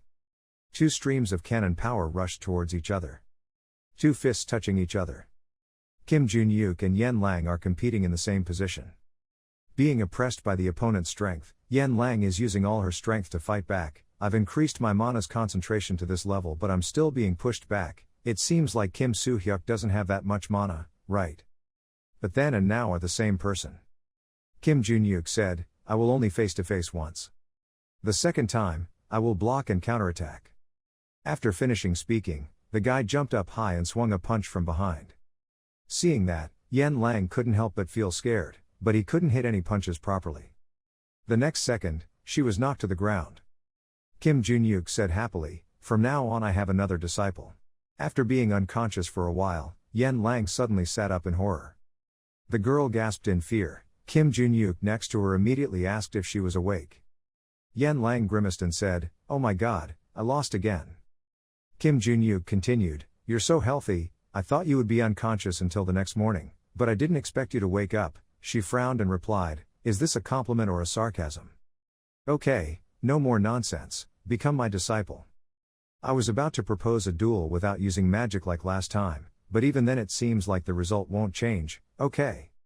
I will worship you as my teacher. Now I have officially become your first disciple." Kim Junhyuk calmly said, "Probably not." Hearing that, the kid immediately shouted, "What, am I not the first? Have you been recruiting disciples since middle school?" "No." Choi Arin next to him suddenly spoke up, "Junhyuk was right. I was taught before you, so I became Junhyuk's first disciple, meow." In his heart, the guy thought, "No, she is not the first disciple either, let it be too much trouble." Yen Lang here was extremely angry. A huge amount of mana surrounded her, ready to fight. "Meow, are you doing that on purpose? Do you want to tease me or something?" Choi Arin, who is usually shy, was very bold today. She refused to be outdone and responded, "Yes, then why are you still angry, nya? My name is Yen Lang, don't give me weird nicknames. What's wrong with you? You sound so cute." "Who's cute? Do you want to die? The name Moo is really good." "Okay, you go home."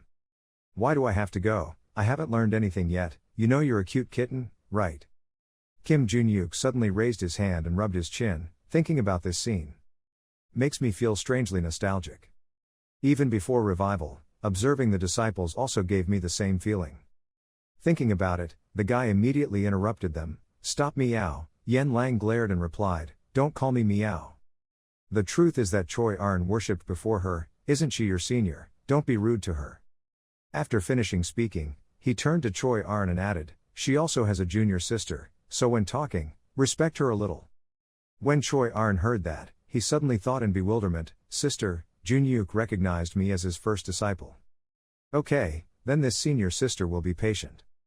The main member folded his arms in front of his chest and said seriously, "No more joking, let's just say we've had a bit of practice today, let's just say it's over and go home." Yen Lang continued, "No injuries, but it's okay. By the way, where do I sleep?" Choi Arin said, "You still haven't found a place to live, Yan Lang immediately replied, "Not really, because I wanted to fight with you so I came suddenly." When I asked Teet Van how she could reunite with him, she just told her to go to Valhalla in Korea. Kim Jun-yuk rubbed his forehead helplessly, "Hearing that you're coming, don't you have any plans?" "The school gave me a dormitory, just stay there for now." Choi Arin suddenly said, as expected, "It's not Miss Kitty's friend." Yan Lang heard this new nickname and replied indignantly, "What the hell, do you really want to die?" Jun-yuk quickly stopped before both of them lose strength. The sky was now gradually getting late at night. Kim Jun-yuk was just walking from the stadium to the dorm. The guy complained in his heart, "I'm so tired, because of the sweet soup and the food, I have to be busy all day and can't do anything decent. Anyway, it's over." The two of them seem to definitely become my disciples. Yu Soyeon is currently focusing on physical training. She still has a long way to go before learning swordsmanship. Oh Seuk is not interested at all and is practicing on his own. So for the time being, only those two people could prevent the disaster. At this moment, the phone in his hand suddenly rang. The caller was Adalia Vian excerpt. "A Kim Jun-yuk right, Adalia Ben quotes here, yes. Kim Jun-yuk's support fund requests everyone. In general, I'm almost done handling the issues, including that support fund, so I want to inform you before we meet. I checked the scholarship fund with the donation fund this morning. Is that so? So do you still have any questions?" Kim Jun-yuk hesitated for a moment and then said, "That, you are announcing the recruitment of fake contracts. 3 months later the disaster will happen." Adalia on the other end of the phone is extremely panicked. "What, where did you hear the news?" The main character coldly replied, "You don't need to pay attention, and besides, I still don't know the scale, but something is about to happen. In Korea, that's right. Okay, I will contact the capable forgeries in Vietnam and the guilds in Korea, thank you. If you can keep it a secret, please help me." Adalia hesitated for a long time and then hesitantly said, Kim Jun-yuk, what's wrong? Can you help me when the guardian Constellation wakes up? She's still sleeping, pretending not to see you." "Yes, I've tried to contact her but there's no response." Jun-yuk thought to himself, she mentioned that she would rest for a while after putting all her strength into it. It seems like one day of rest isn't enough. "Okay, I'll tell her, thank you." The next day after school, at the gym at Valhalla Academy. Kim Jun-yuk. Play Choi Arin. Yan Lang. Everyone was tired and out of breath from training. The exhausted Yan Lang lay on the ground panting. "Let me breathe, I feel like I'm about to die, me. I almost died, but you're still alive." Anyway, she caught up faster than I thought. I thought by the middle of the session she was already exhausted. Of course, I didn't come here to play. Kim Jun-yuk chuckled and thought, her basic endurance is probably quite good, but will it slow down a bit? Suddenly a voice came from far away, "Hey! Yan Lang, am I here?" A white-haired girl in an ancient costume suddenly appeared at Van Ha Na Stadium. Looking at the girl in front of the male lead, he thought to himself, what's wrong with this person? Why does her appearance look like that? The woman looked at Yan Lang sitting on the ground and said seriously, "Why did you come all the way here without telling your mother?" Yan Lang frowned angrily and said, "Shui Nyen Hoa." Looking at her attitude, Kim Jun-yuk asked suspiciously, "Are you Yan Lang's mother? I thought that magician, Teet Lin, was her mother." Zuit Nyen Hoa immediately replied, "So Kim Jun-yuk was the one who took her away. Our bird's nest is here. I would like to introduce myself honestly. My name is Teet Lin Hoa. I am the head of the Teet family and am currently the new mother of Yan Lang. Teet Van, the leader of the White Lotus Society, is my sister, I understand." Shui Course Hoa continued thoughtfully, "But it was a bit strange. Teet Van promised to contact me when the Yan Lang left the White Lotus Palace, but he didn't and instead sent the Yan Lang here. We will ask the reason later." Yan Lang followed his mother back to the White Lotus Palace. Yan Lang's whole body trembled with anger and she replied, "Before I was abandoned or shunned, you didn't care at all, but now you say I have to go back there. Go away. And don't treat me like your daughter, it's very annoying. Rejecting you at that time was an order from the Constellation, didn't you know already?" "Yes, I heard this from a servant, not from your own mouth, and very recently. Anyway, you have already discovered the truth, and the Constellation has instructed me to summon you this time." Hearing this, the little girl exclaimed in surprise, "What? This time is your chance to be recognized by the Constellation. Don't embarrass your mother anymore, Yan Lang. You want me back right now, so that's why you've been trying to get me out all this time." "Yes." Yan Lang had now reached the limit of her anger. The girl with a dark face said decisively and went out. There are students practicing here, so go away and don't bother them anymore. And this place is Van Ha Na, not Shui Jia Hai Bok Lin, so don't even think about causing trouble. Do you know why I came here alone without a bodyguard? Is to take the child away without being noticed. After finishing her sentence, she immediately waved her hand and gave Yan Lang a blow. She tried her best to resist but was still beaten and sent flying backwards. The girl's arm was now red. What were you doing? Haven't I told you clearly that I won't hold back? Is that what it means? So I have no intention of holding back anymore. After saying that, she immediately took off at lightning speed. You remember, even the last time you challenged me, I still defeated you. Yan Lang jumped up and used all his strength to throw his fist at Zuot Niem Hoa's body. I still stood still, blocking Yan Lang's attack, my face not changing at all. As soon as the attack was about to hit, she easily used one hand to block the attack. You are indeed stronger, Yan Lang. I guess you are not just playing around in the White Palace, right? Yan Lang immediately shouted, yes, I practiced hard because I didn't want to be left in a place with nothing. So, well, you should go back to homeroom and study properly. After finishing her sentence, she immediately twisted her wrist and pulled Yan Lang's whole body to sway. Oh, her eyes widened in surprise and she thought, what's wrong with this woman, are her skills that good? Then the Yan Lang landed heavily on the ground. She quickly pulled her hand away from Shui Nyen Hoa, then swung a kick at her and let go. Shui Hai Poa was kicked back and immediately exclaimed, what a powerful attack. This compliment to the girl was like a sarcasm. The child grumpily shouted, shut up, all I have to do is win. Arn on the other side suddenly turned to the main character and said, Junyuk, yeah, should we call the coach to stop them? Kim Junyuk immediately replied, the head of the Teet family is riding in Van Ha Na without a guard, demanding to take his daughter away. What do you think will happen if we tell this to the coach? There will be a chaos occurred. Even so, I don't like that person. Yes, she abandoned her daughter and now suddenly comes to take her back due to urgent need.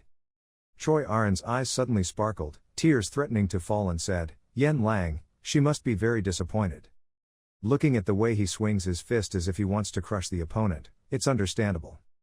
Meanwhile, Teet Hai Poa still pretended to be polite and said, Yan Lang, stop the senseless commotion and follow me home before you get hurt. Are you injured? That must be her. After finishing speaking, she immediately kicked her straight in the body. Shui Huang completed that attack and immediately held her stomach and retreated in pain. Seeing that, Yan Lang thought proudly, I used a lot of force to kick her, she would still be injured even if she could block it. But in the next second, the girl's eyes suddenly became strangely terrified. One of my feet is frozen. Wow, this must be the first time I've seen it. Shui Niet Hoa condensed the ice block in the palm of her hand and solemnly introduced, this is the power of our family's constellation, the king of the polar snow. Although it's not possible right away, once you return to the family, you will have the opportunity to practice this ability through the contract with the constellation. I thought you were stronger than before. Are you recklessly borrowing power from the constellation? There is no need to be reckless, this is natural and common sense in the current world. If you were a member of a family with a protective constellation, this is what you would naturally do. Surely you are not under the illusion that I fought you with only my physical ability to satisfy your previous needs, right? You may have changed your mind, so I'll ask you one last time. Will you come back? Yan Lang without hesitation replied clearly, I won't go. Shui Nyen Hoa sighed and said, young and naive. Then she immediately appeared in front of her and warned her, don't think you will return safely. Yan Lang cursed silently, damn, I couldn't even react because my right leg was frozen. I will freeze and break your right hand, and think about this lost arm later. So that you will never dare to challenge the clan and the constellations again. Kim Junyuk, his face unchanged, rushed out to block Teet Hai Hoa's attack in the surprise of his cruel mother. Just as Yan Lang's mother was about to cut off her hand, Kim Junyuk threw a kick to block her attack. The kid shouted in surprise, Kim Junyuk. He asked angrily, what are you doing? Are you really planning to cut off your daughter's hand? Shuen Hoa sneered and said, I'm just teaching my child as a mother, I don't think this is your problem. Is this type of education popular these days? A few days ago I heard Choi Arin's older brother say the same thing, this is my family's business, don't interfere. I also heard something like that recently, right? I've never heard of it before, she wondered, how could he avoid it and not even freeze? His blow still hurt me, could it be, the force of his counterattack is stronger than mine? Im Junyuk said angrily, let me take Yen Lang out, yes. The kid said loudly, what is this Kim Jun-yuk, I can fight too, besides this is my private matter. Yes, but can you still feel your right leg? Before I can teach you anything, if my disciple is injured, is my master, should I just stand there and watch indifferently, step back? Yen Lang was so touched that her face turned red. The little girl thought to herself, this is my master, then she obediently said, okay. Shui Nyen Hoa heard that and said in a disdainful tone, are you a master, aren't you a high school student, that's interesting. Kim Jun-yuk, I just want to take Yen Lang away from here, but this affects you, you even act like you're her teacher. Kim Jun-yuk immediately replied, I was not affected at all, we just had the same thoughts. With a normal master-disciple relationship, there's no such thing, so. To see how talented this master is, as soon as he finished speaking, she immediately rushed forward to attack Kim Jun-yuk. He silently assessed this mother, although she seemed cold on the outside, she was as aggressive as a sweet potato, I kicked her just now, but dealing with her will take quite a bit of energy.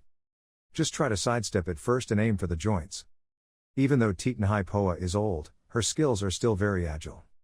The previous attack just grazed Kim Jun-yuk's shoulder and she immediately swung another slash across his face, but the main character was still able to dodge the attack easily. But those blows flying horizontally and vertically froze the academy's practice equipment. Kim Jun-yuk silently cursed, damn, this attack doesn't touch the ground but still causes such great damage, it seems she can also throw cold ice, really cool. After thinking about it, the guy said, the physical equipment belonged to the school and she destroyed it, so before returning to China, she should pay compensation.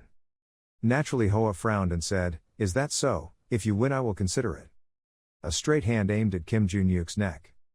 He thought to himself, avoiding like this is useless, it will only cause her to release more cold ice, but if he blocks, even if it's just a few attacks that cause small damage like this, he'll be very good. So, I will break the move directly. Kim Jun-yuk spread his legs and threw a kick straight at the wrist, Shui Huang and launched the attack to the ceiling. She grimaced and cursed, damn the energy building up in my hand.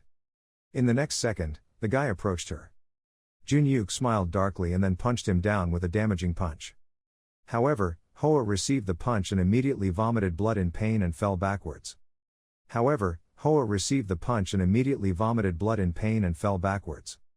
Of course Hoa also has to praise you, you play very well, I understand why Yen Lang came here to find you to worship the master. But even if I acknowledge you, I will still take her away, what? This is the will of our guardian constellation, even if I fail, thousands of people who take orders from the constellation will come to take her back. Hearing this, Yen Lang said indignantly, what is the meaning of this? My opinion is not important. Yes, the will of the constellation is supreme, this is the purpose of our existence. The kid's face turned pale and he was scared, I had to fight with my family again, even though I didn't want to. Stop, that's enough. Seeing his student encounter such a situation, Kim Jun-yuk frowned and closed his eyes in thought. After a while, he looked at Tit Nyen Hoa and said seriously, how can I meet your constellation, huh? Didn't you say it's because of the constellation's orders, they won't stop coming here to catch the bird's nest, so I can defeat them, right? Shui Hoa suddenly exclaimed, defeating a constellation, do you know what you are saying? The way for people to come face to face with the constellation is when it appears at the cathedral, but because this takes a large amount of energy, it doesn't happen often. Besides, since a person can harm the family, we do not dare to deceive our constellation, who will cause sanctification. Main continued, there is still one more way. Touch the holy object, and penetrate the world of consciousness. Even though you have an organization that trains hunters, it seems like you also know about contracts and sacred objects, right? It's just like you said. If you touch our family's sacred object, you will meet the dark-eyed king. But unlike this world where the original power is suppressed, the world of consciousness is the location of the constellation. When ordinary people enter, they will be crushed by the pressure from the constellation. But you still want to fight it, Kim Jun-yuk immediately replied, okay. I understand, but I don't think you can do it right now, letting outsiders touch sacred objects is not something I can decide alone. The matter of bringing Yen Lang back will be postponed for a week, until then no one will attack Yen Lang or Kim Jun-yuk, okay. Tit Nyen Hoa added, if you are defeated in the mental world and return here, what will you do? Anyway, giving you the opportunity to meet the constellation unconditionally is also a loss for us. Yen Lang heard that and burst out laughing, ha how ridiculous. Kim Jun-yuk said clearly, the responsibility of winning or losing will belong to me alone. If I win, you can't touch Yen Lang for the rest of your life, I will take care of her like my disciple. She thought to herself, arrogant guy, then agreed and said, okay, today I will go back to the clan to prepare first. In the blink of an eye, a week has passed. Kim Jun-yuk is in the mind of the Dark King. The male protagonist's figure appears in the cold landscape of ice and snow. In front is the Dark Eye King, the protective constellation of the Teet family. The two of them looked at each other, thinking about something. A few days ago, Van Ha Na dormitory. The sound of the door opening rang out. Kim Jun-yuk opened the door and said to Yen Lang, the umbrella is open. He turned on the light and led the kid inside, you can stay here, okay? Walking around Yen Lang, I was extremely shocked and thought, the dormitory is at this level, it looks like the house of a well-off family. Thinking about it, she asked again, can I really be alone? Kim Jun-yuk replied, yes, this was originally my luxury dorm room but I asked for another room, they allowed it, I understand. Suddenly Yen Lang blushed, thinking about something. After a while, she gingerly asked, hey Kim Jun-yuk, why are you so nice to me? Whether it's Seoul Yunhua or the others, it's my family's business, you can just close your eyes and let it go. Are you really doing this because I'm your disciple? Partly like that, to be honest, I don't like things like that. I hate sentences that aggressively oppress people like, my status is higher than yours, you have to listen to me. So I'm a bit nosy, making you uncomfortable. Yen Lang quickly waved his hand to deny, no, not at all. It's just the first time someone cares about me, I just want to thank you. Kim Jun-yuk smiled softly in response. If you practice with me and discover both pain and suffering, will this gratitude disappear forever? Well, I have something to ask, please say it. Her family's constellation is the Deep Mountain King, the Deep Snow King. Oh, what's his personality like? Yen Lang raised his hand to rub his chin and thought, looking at today's attack, he probably used ice, but I haven't been close to my family in a while so I'm not sure. But even though they used his ability, it was said that he didn't interfere much with our clan, so it seemed like there were people in the clan who didn't even know what constellation he was. Hearing that, Jun-yuk exclaimed in surprise, really, Asian? Strange, besides, didn't he tell her family to take her home? I know, maybe there is no connection between me and a constellation. I don't even have the same constellation protection as family members, in general I don't know the details at all. Then, I'll keep it and hear the story first. You should rest, wait for your family to arrive, because tomorrow you have to guide me, okay? After saying that, Kim Jun-yuk opened the door and left. Yen Lang watched that figure without leaving until it disappeared from sight. The girl was thoughtfully thinking about something. His hand suddenly grasped the backpack straps on his shoulders. At this time, in Kim Jun-yuk's room in Van Ha Na dormitory, he was holding the phone to call someone. The sound from the other end of the line rang out, hello Adalia, what's going on? Kim Jun-yuk immediately answered, I want to ask you something. I just fought with the head of the Teet family. When I heard this, Adalia immediately replied in surprise, what? Why is that? She came and wanted to take her daughter home so we could fight each other. Think I's their daughter in Van Ha Na, yes. Kim Jun-yuk hesitated for a moment and then continued, the thing is that because of that incident, the school's physical education equipment is broken, can you help me fix it? It's probably fine, just quickly replace it with a new one, but... So thanks to you, I know what else you have left. I have one more question, do you know anything about the constellation of Teet Jia? Is it the theory of the King of Hearts? I heard that he doesn't interfere in the family's affairs, and the Teet family itself also acts very discreetly, so I don't know anything else, is that so? Ah, is my disciple awake yet? No, still no reaction from her, I see. Kim Jun-yuk thought thoughtfully, this constellation is very wise, but with this situation, I guess the family and the constellation don't know each other yet. Adalia continued hesitantly, or was it Jun-yuk, you, what? Can you ask about the situation of your disciple's constellation and say good things to me quickly? You've been talking so freely lately, so I'll hang up. Adalia's face darkened and she said in fear, I'm sorry. At the end of the call, Kim Jun-yuk said, why doesn't anyone know anything about that guy? I waited for him to suddenly appear so I said, it doesn't sound like a teacher at all, what do you mean? Normally, no matter who the opponent is, the teacher will go first, that's right. But even if I become stronger, my strength still can't compare to what it was before I was revived, isn't it stupid to keep fighting even without knowing the enemy's strength? Besides, I heard that the state of mind is a person's private space for them to let go of their strength. Wait a minute. So why is he so weak when he's in the mood? Moreover, with his normal strength, his power must be as strong as other constellations. He waited thoughtfully to continue. If you want to fight in the mood, I can reveal a few secrets to you. The strength in the mind is that it has nothing to do with the strength of the body. So what is it? I can use my power based on my body. It's just physical strength. Are you kidding me? Ordinary people, outside or inside, will see the same thing. But I'm not an ordinary person, remember. Hearing this, Kim Jun-yuk immediately smiled. He gently replied to his disciple, I understand your intention. The guy thought to himself, just do one thing, go to the temple and defeat the constellation. A week later, at the Shui family's mansion in China. Teet's family members were already waiting in line for Kim Jun-yuk and Yen Lang in the main hall. Suddenly Hoa saw the two of them appear and said, You're here, I thought you were going to run away. The main character smiled softly and replied, I'm not that irresponsible person, I'm allowed to touch the holy object now. The homeowner frowned and said, Follow me. Kim Jun-yuk patted Yen Lang's shoulder and said, What will I come back for? After that, he immediately followed the footsteps of Teet Nahai Hoa. She took him to a room full of snow and white ice. Kim Jun-yuk looked around and thought, What is this? What is this room? Suddenly Hoa reached down to grab something from the ground. A few seconds later, a wooden box was picked up by Mrs. After returning home, I wondered what would happen if the constellation lost to you. Then I thought, why not let him be a servant for my family? You can do whatever you want, give me the gloves. This. Kim Jun-yuk immediately touched the glove without thinking. As soon as he touched it, he was brought before the king of deep snow. He sat on a throne made of ice, one leg resting on the chair and boastfully said, Who are you? Kim Jun-yuk clenched his fists and smiled happily, You name yourself and I'll tell you. Looking at this white-haired guy, Kim Jun-yuk thought to himself, This guy is not my disciple, but he looks so familiar, where have I seen him before?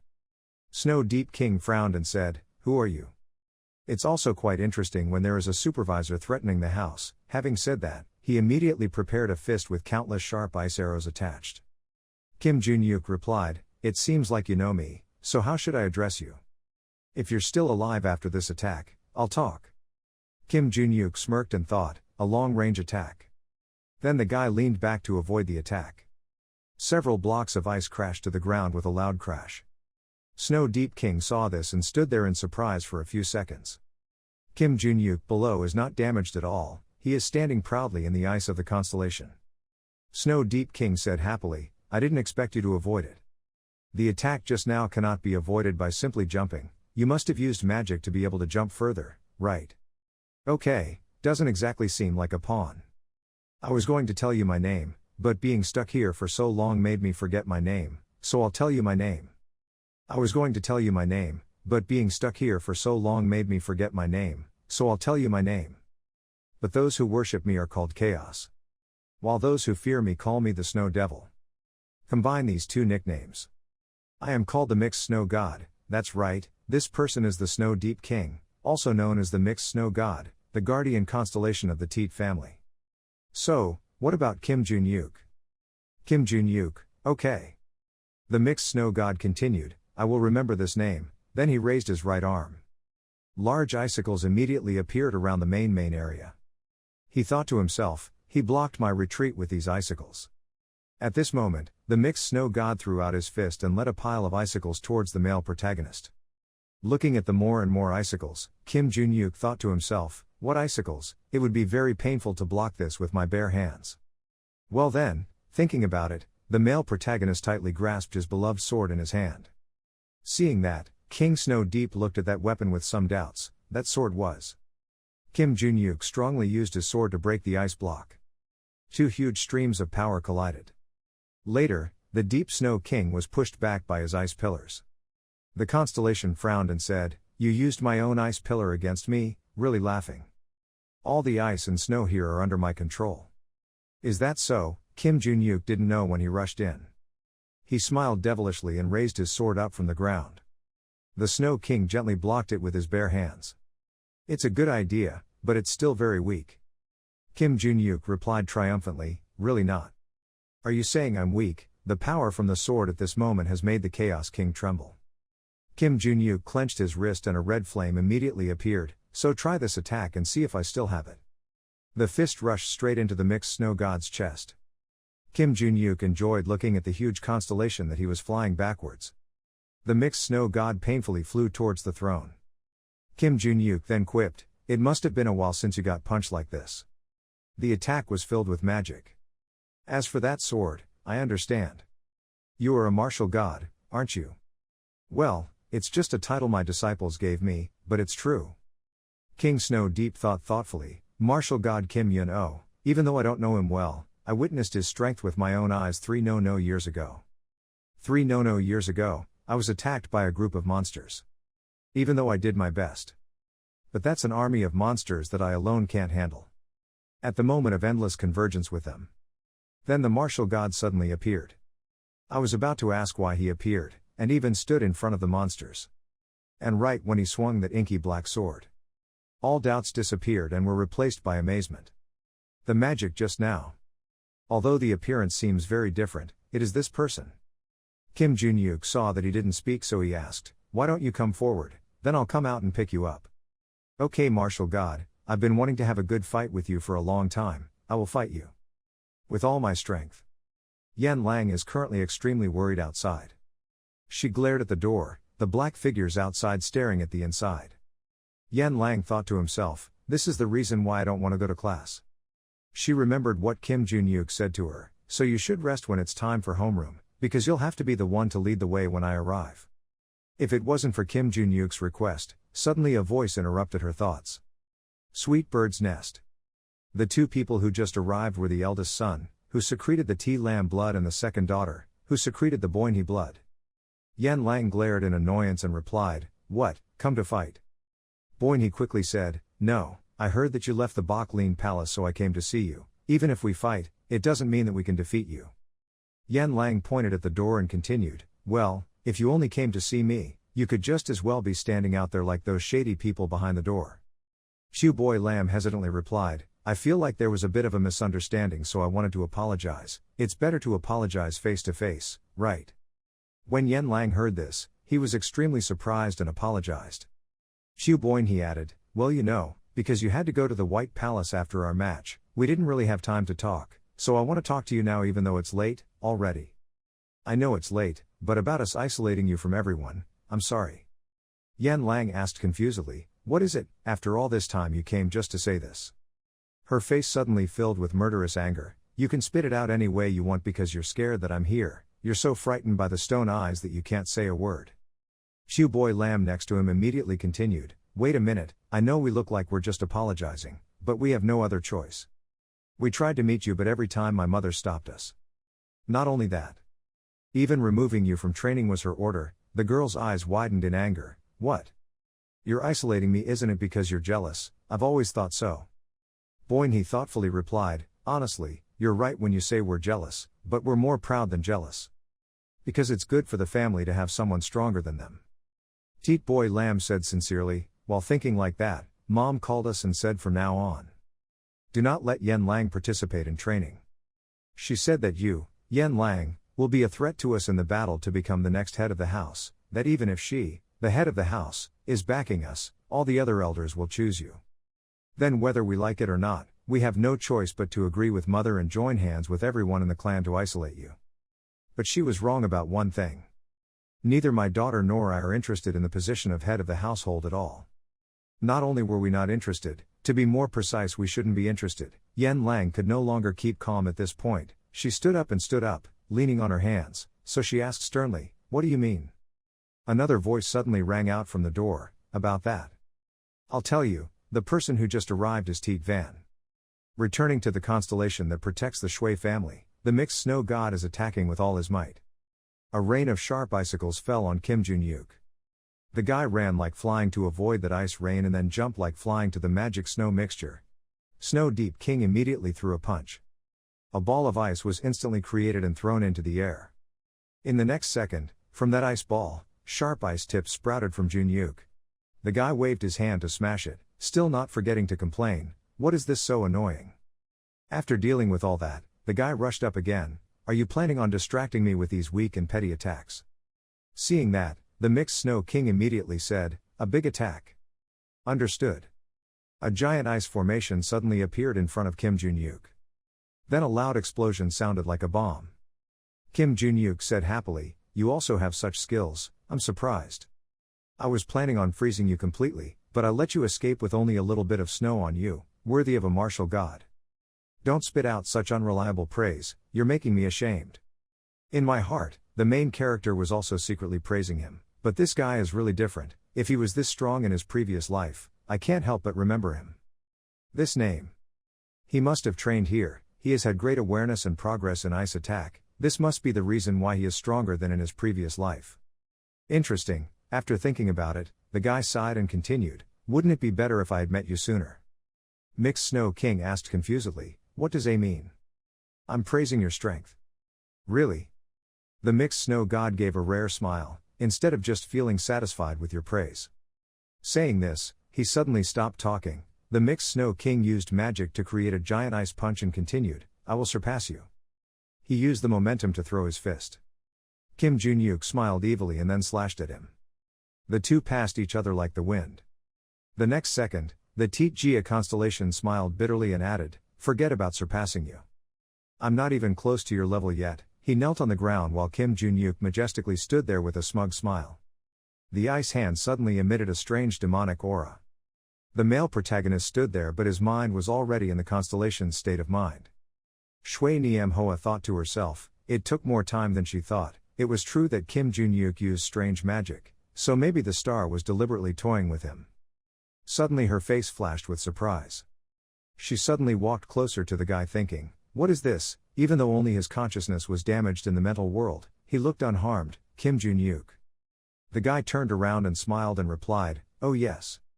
I have won your constellation." Hearing this, the homeowner immediately exclaimed in horror, "What? What nonsense are you talking about?"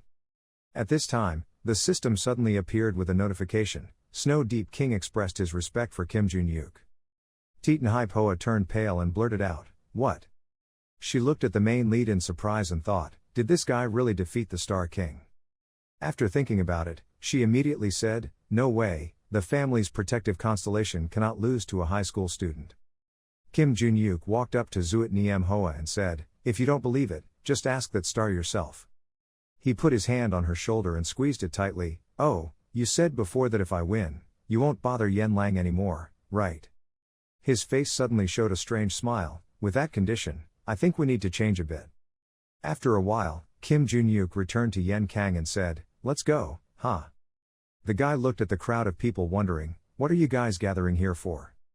Teat Van immediately replied, "I didn't expect we would meet again, Kim Jun-yuk, I never thought you would come here. Aren't you the leader of the White Lotus Association? I thought you weren't here." Yen Lang interrupted, "Are you done yet? I'll tell you on the way. This place has a lot of eyes and ears." After saying that, the two of them immediately left the class. Yen Lang said sadly, "You must have lost if you came back this quickly, right?" Kim Jun-yuk exclaimed in bewilderment, "Huh? It must have been very difficult for him, not being protected by holy magic and facing the star seed alone, that's true. What condition did she give that if you lose, I must become the slave of the family?" Yen Lang continued in horror, "So that means from now on you will serve the Teat family, who knows?" In his heart, the guy was happily thinking, this is so funny, he doesn't know if he should tell her the truth. At this moment, her face darkened and she blamed herself, "I should have stopped him, I heard everything from my sister and aunt. Teat Lin is a crazy person, she is willing to bet her life to take the position of homeowner. Since she was little, she wanted to aim for that position, so my aunt, Teat Van, advised her to give up her greed. But after becoming a homeowner, her greed became even more bottomless, and she wanted to keep that position for the rest of her life. Be wary of the elders and watch out for the children you give birth to. Is an obstacle that threatens his position. That's why she monitored us so closely to prevent anything from happening. She was afraid of my talent, so she took advantage of the students and sisters to isolate me from everyone.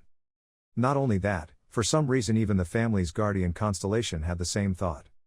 Sounds interesting, I originally had no intention of becoming the head of this family." Kim Jun-yuk smiled slightly and said, "Is that so? Actually, I intended to let your imagination go a little further, but there seems to be no stopping point, so I have to say it, I have won your star seat, Yen Lang heard this and immediately widened his eyes in surprise. Huh? Are you joking? I don't joke about things like that. This problem started because the constellation summoned you after you left the White Lotus Palace, right? But that's not quite right. According to what she said, it seems like that star has no interest in governing this family. So I asked him myself. At that time, Kim Jun-yuk gave Mixed Snow King a painful punch in the face and said, "Hey! You can't die anyway, stand up, I want to ask you something, what is it? I heard that you called the young Yen Lang back to the family, why do you have to do that?" "The current head of the Teet family asked me to do it, she said her youngest daughter needed my holy power to protect her. So she thought she would listen to me, a powerful constellation in the family, so I ordered her to come home. That's all, I thought you abandoned Yen Lang before." The Snow King frowned and replied, "This is the first time I've heard that story, only now do I know that the youngest daughter of this family's name is Yen Lang." That's it. So you were also taken advantage of by the homeowner." After hearing the beginning and end of Yen Lang's story, I was extremely shocked. What, that is? Kim Jun-yuk immediately continued, fooling everyone around, saying some meaningless words that confused people. The homeowner took advantage of the star seat to his advantage to achieve her intentions. Yen Lang said indignantly, writing repeatedly, must he deceive both the Teet family and Tin Tin just for his own benefit? Moreover, it ruined my whole life to become a homeowner forever, which is disgusting. So I told that constellation to cancel the contract. What contract? The contract between him and the homeowner. Back to the weather at this time, the constellation system is displaying a notification. The Deep Snow King has regained all the power he gave you. The contract with the Dark Snow King has been broken, not only will she lose her position as head of the house. So you don't have to get your hands dirty. You don't need to do that for me, thank you. Thank you very much, Kim Jun-yuk. The main character sighed and replied lazily, okay. Now that the housework is over, you can focus on your physical training, I see. Suddenly a dark shadow appeared behind them. He's wearing a skull mask that looks extremely cunning. Master, should I continue to follow them? Some mysterious figure with a goat mask replied to him, no need, you find out who that person's enemy is. In some mysterious place. Each member of a certain sect has gathered in a secret lair. They all wore strange faces that looked extremely mysterious. One of them wondered, what is this, why are we gathered? Of course it's because of the Lord's summons, I know that, but didn't he give the order to kill Kim Jun-yuk first from the beginning? But why did he suddenly ask us to find his enemy? He thought about it again. Whoever received the order first and carried it out was me. So what is Kim Jun-yuk's name and who is the target? He is a strange person. I tracked down Kim Jun-yuk and investigated him. Surprisingly, we couldn't find any useful information. The only clear information is that he grew up in an orphanage and didn't know who his parents were, and ended up there. It comes from a source we trust, so it's trustworthy, really. After that, I followed him and waited for orders from the star to deal with him, and then he defeated all the members and leaders of the Soul family. Hearing this, everyone couldn't believe their ears and exclaimed in surprise, The other man continued, then the order from Tin 2 was to stop after knowing that he had defeated the Teet family's guardian Tin 2, now it had changed to finding his enemy. He had also defeated Tin 2, guardian satellite sitting in the family. Yes, with all. The man paused for a moment, then read out the notification from the system. He asked if the holy stone was ready. Yes, it was ready. As soon as the laziness finished, everyone took out their holy stones. A pile of purple holy stones was placed neatly on the table. The voice of that star rang out, had he found his enemy yet? Yes, there are 3 organizations that are directly hostile to Do High student Jun-yuk. These are the Vian Extract clan, the Ilsinja and the Iryu sect. Ilsinja and the Iryujong sect are evil organizations. Vian Extract is a large and prestigious family in England. Towards Vian Extract they suddenly turned friendly. It seems like there was a secret agreement made after the Vian Extract's attack. When he failed, something happened, so right now we can't know if they are friends or enemies. And although no hostile moves have occurred yet, there is news that a group of assassins called Baekhyang is targeting Kim Jun-yuk. A person next to him immediately interrupted. Were they trying to burnish their reputation when targeting him? Well, probably so.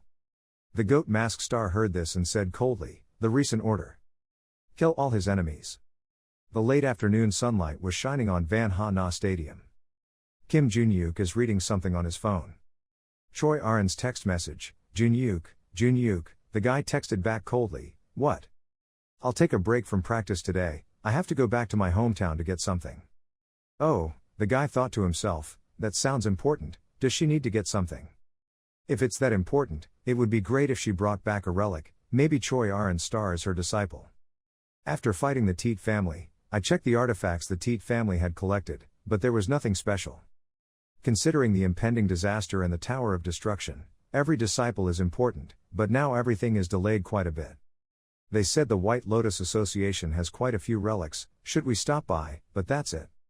Suddenly a voice rang out from far away, you are Kim Jun-yuk, right? Looking at the man wearing the mask, he thought to himself, if it's an animal mask, don't tell me. Kim Jun-yuk said, who are you? The man immediately replied, it's attracting too much attention here, let's go outside and talk. The male lead walked forward and said, well, let's see. Before I turned around, the two of you should practice. Hearing that, the two people behind you gasped in surprise. Yu Soyan said angrily, why would I do that? Yen Lang also replied unhappily, me and you, it's as easy as eating porridge. Yu Soyan angrily argued, it's easy, you don't know who I am and you dare say that, just fight and you'll know. Kim Jun-yuk and the strange man then went to a hidden corner in the stadium. He said, I come from the market. Kim Jun-yuk replied, I had roughly guessed it from the mask and outfit, isn't the market very confidential when someone comes to transact there? If you guys keep coming to school and calling others out like this, it will greatly reduce the market's reputation, can you handle this? Calm down, I just came to give you a message. Main question asked again, message, yes. Then the other man took out a letter and gave it to Kim Jun-yuk.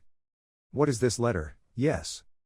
The letter was sent from the real owner of the market. If he is the true owner of the market, it is the star known as the behind-the-scenes ruler who created the market, right? Read the letters and go to the market if you can answer them. If you can answer them, what does it mean? Yes, the letter was sent to a few other people besides you, and the star is looking for someone who can read it. Well, I don't know the content or meaning inside the letter, so if Kim Jun-yuk can understand and give a response then please come to the market. The master of the star seed is waiting for you there, hello. After saying that, the man immediately left. The doctor waiting to appear said, a letter from a star, he said. What did the letter say? I couldn't see the letter. Kim Jun-yuk opened the letter to read it and suddenly smiled softly. I went up to the market, The character used to write this letter, is something I created. Kim Jun-yuk walked on the street while looking intently at his phone. The teacher waited for this moment and suddenly said, it seems like he often goes out these days without having to announce each time, that's true. Because I negotiated with that white-haired teacher, since the results last time were quite good, you just need to inform us about the monsters and how to defeat them. White-haired, you mean Miss Lilia. But did you say you created the letters written in the letter that just arrived? Yes, that's right. Why do you want to go there like that? That letter is something from 3 years ago, there are still quite a few letters that still exist. Should I say that it's part of my practice, and when I get there I might find out some things I don't know, something like that, but that's okay. Anyway, that's all I know about this, let's talk about something else, before I get in your head and beat you up, okay? A moment later, the light from outside crept through the door. Kim Jun-yuk opened the door and cautiously stepped inside. He looked at the second door and said, an iron door. In his heart, he thought to himself, I thought I would never return to this black market again. Now I'm here again. Thinking about this is a bit annoying. I guess the reason the sky here is purple is because he is the constellation I am about to meet. 3 years ago the sky here had a similar purple color. This time someone came forward and called, Kim Jun-yuk. You came because of the letter. That's right, where am I going now? Please follow me, I will lead the way. Do I have to wear a mask like you? It's not necessary, I'll take you on a detour instead of the main street of the market. Market Area 7, a modern and expensive market. Looking at the skyscraper in front of him through the glass window, Kim Jun-yuk thought to himself, is the black cat here? Wait for me to speak, please look outside, The yellow part of the building is all paper money. Last time I was here, was there any building like that? Is there any? I don't remember clearly. Here you are, Kim Jun-yuk. Did you bring the answer to the letter? I have, but that letter is not the type that would be answered normally. Why? So what you want? Let me see what it has, let me borrow paper and pen. A moment later, the man wearing the mask gave the main character a pen and paper and continued, here you go, thank you. Looking at Kim Jun-yuk intently writing something in his head, He thought to himself, what's wrong, is he joking? There are 5 people I suspect are the ring sellers. Among them 3 said they would answer the letter. Turns out it was all a scam. What they brought here only made the gods anger even more. Kim Jun-yuk then raised the paper towards the man and said, here. He thought to himself, it looks similar to the description of the constellation, he said, but, thinking of this, he immediately asked Kim Jun-yuk, what does it mean? It also means AI's not. The system immediately appeared. The underworld leader told the constellation no. He hurriedly continued, Jun-yuk, you've been confirmed, maybe you should go see him as soon as possible, okay?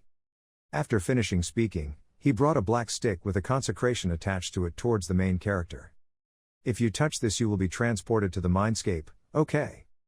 Kim Jun-yuk without hesitation took the stick. Immediately after that he was teleported to another dimension. The silhouette of a girl with long black hair appeared. She smiled slightly and said in a magical voice, ah, this magical power. Even though his appearance has changed, I can see his magic. Hearing this voice, Kim Jun-yuk smiled happily and said, it's been a long time, Luminous. The girl with red eyes shouted loudly, Master. His disciple.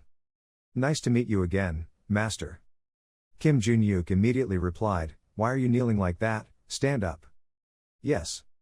But Master, do you still remember these letters? You haven't forgotten them either, I created them, however. Back in time, a little girl was sitting sullenly in a prison cell. Kim Jun-yuk and blonde hair opened the door and walked in. He gently pulled back the girl's hair. After I accept you as a disciple. I realized you don't know any languages or letters, you can only express your emotions and thoughts by nodding your head. You, who refuse to learn all kinds of letters. I taught you by creating a new language with you. I thought that if you liked it you would be more interested in learning, so I did, and then I could teach you many things, such as martial arts. The girl rubbed her hands happily and replied, thank you, thanks to that the disciple can speak and write, all thanks to the master. So you understand the hidden meaning, right? Yes, I miss you very much, master, if we meet again, will you marry me? That's why I answered no, she said bewilderedly, why? Why do you ask why? I don't have time to do such things, we'll discuss later, but now this world is very dangerous, just like it was 3 years ago. The girl looked down and smiled sadly, yes, I understand, now. The girl's eyes suddenly sparkled, but master, do you see the building outside? Ah, the building is full of money, what do I see?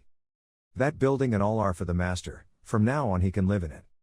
Kim Jun-yuk exclaimed in surprise, why, I don't want to. The girl suddenly pressed her face close to Kim Jun-yuk's and asked frantically, why? Kim Jun-yuk thought in horror, this girl, what would happen to her without her alone? Luminous angrily shouted repeatedly, why? Kim Jun-yuk thought in horror, yes, that's why I named her Luminous, there's nothing I can do. Her mouth kept repeating, why? Kim Jun-yuk flicked his finger on the girl's forehead and said, calm down. Don't let yourself get too excited like that. The little girl held her head in shock and replied, Master, don't you like my gift? It's what you need, Master. I said I want you to see a building with money, yes.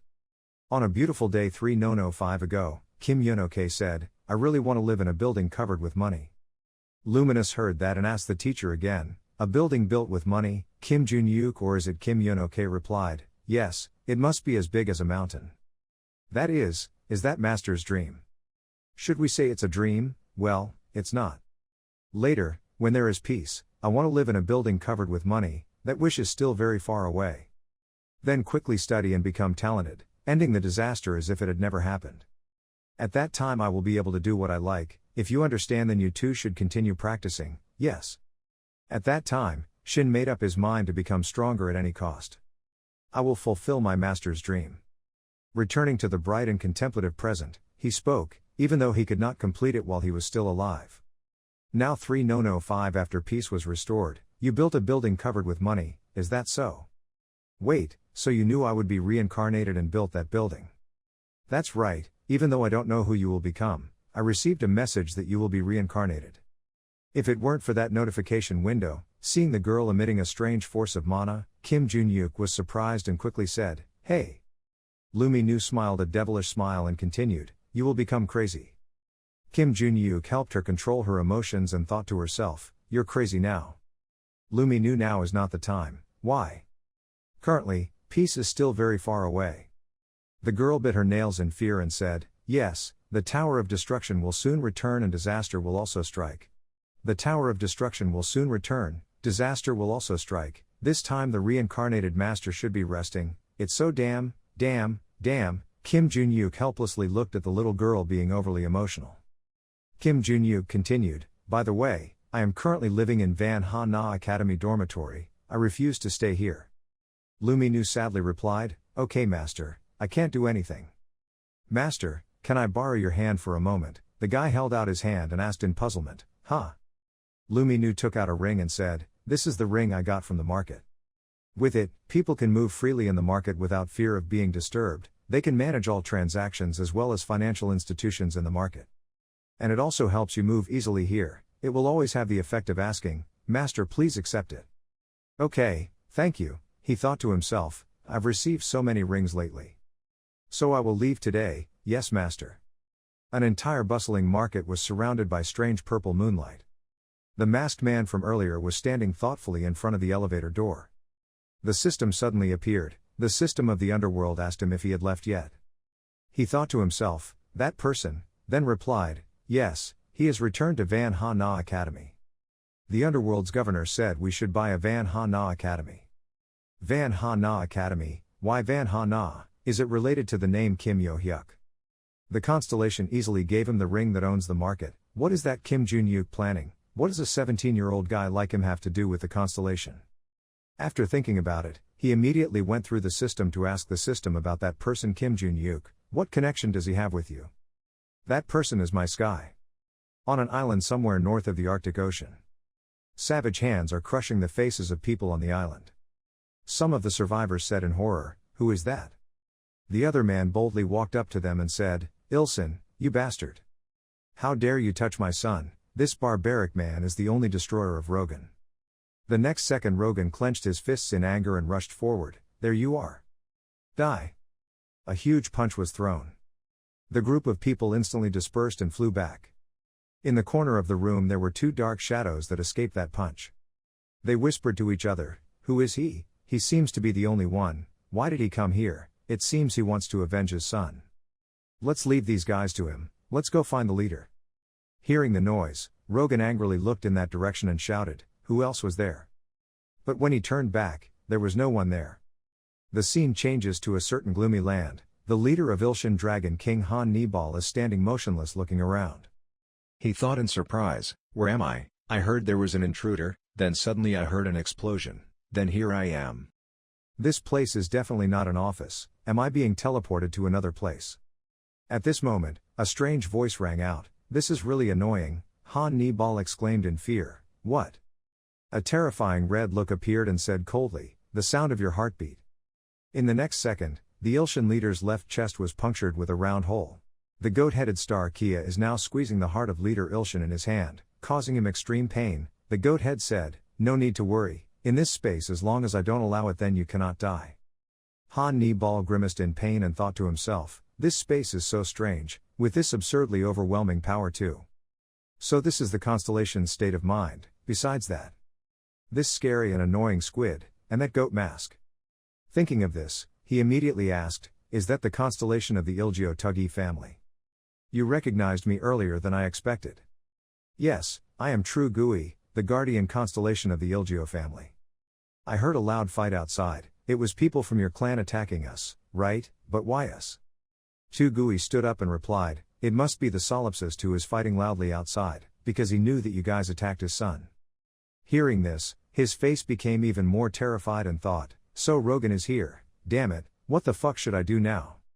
Even if it wasn't you who did it in the first place, he would still kill all of you." "Why, you and them also aimed at Kim Jun-yuk, right? Don't we have the same goal?" "It was true at first, he was our target from the beginning.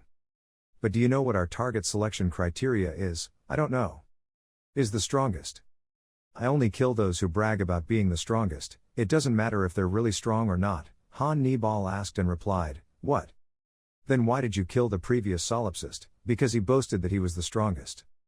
Trash like him doesn't deserve that title." Then I don't know anything, I never claimed to be the strongest. Yes, but you have made a mistake. You tried to harm the one who deserved the title of strongest. In his heart, the guild master Ilshin thought to himself, are we trying to harm the strongest person? So why do you think Allah? Anyway, if I don't take action anymore, I will surely die at the hands of this crazy constellation. If that's the case, then no matter how strong the constellation's mental state is, I'm sure I can use my constellation's relics and magic to fight back. After that, I can find a way out of here. After thinking about it, he immediately rushed up to attack Tugui. Tugui easily dodged the attack and said coldly, a sacred achievement, you probably carry it with you all the time, because the concepts have been passed down to your mind. Han Ni Ball did not respond but threw a powerful punch. A huge explosion was immediately created. Looking at the broken wall before his eyes, he thought to himself, damn, that constellation dodged. Then behind. But when he turned around, there was no sign of him. Now, that constellation has disappeared, besides, let alone his magic, I can't even feel his presence anymore. Is this possible in that constellation's state of mind, hiding all that surging blood? Damn it, where is it? Tugui suddenly appeared and said coldly, my strongest, my master. Don't you dare lay your hands on that person. A sudden punch pierced through the hole in Han Ni Ball's left chest. Tugui pressed close to him and whispered in a savage tone, so I won't kill you so lightly. The next morning at Valhalla's dormitory. As soon as Kim Jun-yuk stepped out of the bathroom, he attentively read the news on his phone. The guy exclaimed in surprise, what's wrong? Waiting, he replied, what's wrong?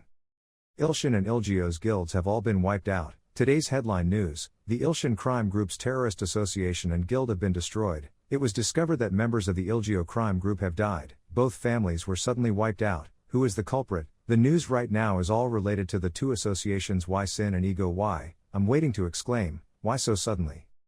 Think about it, you fought with both families, right? That's right. I was planning on exterminating them one day when I left Van Ha Na, but it seems I don't have to worry about that anymore, I see.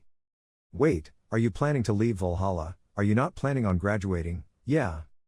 It's because at the beginning the notification window told me to enter this school, so I entered. The notification then had the content, find that weapon and memory in the Valhalla Constellation room, 3rd floor underground, 5th room on the right, meet the conditions, Matagai Arona's house, Valhalla Forest, pay attention to only meet the conditions when you come to see it in person. Now I've met all the conditions of the notification window, so there is no reason to stay this whole school. It's not like I'm leaving right away, only after the disaster is over, okay? At this time in Han Va Na director's office. The director of the academy in Hal, Mr. Shim Deok Woon, the director looked at the uninvited guest in surprise and asked, who are you? A person wearing a mask immediately replied, nice to meet you, I am the Black Cat owner of the black market. Okay, no more beating around the bush, I'll get straight to the point, sell this school back to me. The Black Cat said clearly, sell this school to me, the superintendent exclaimed in surprise, what? Wait, did you just say you're the leader of the black market? That's right, so you also know about it. I know, but I've never been there, the Black Cat replied, everyone said the same as you did the first time. Shim Deok Woon continued, anyway, I can't sell Valhalla Academy to such a suspicious place. Hearing that, the Black Cat immediately snapped his fingers and took out something and replied, really? Right after that, a suitcase of dollars was neatly placed on the table, how about this?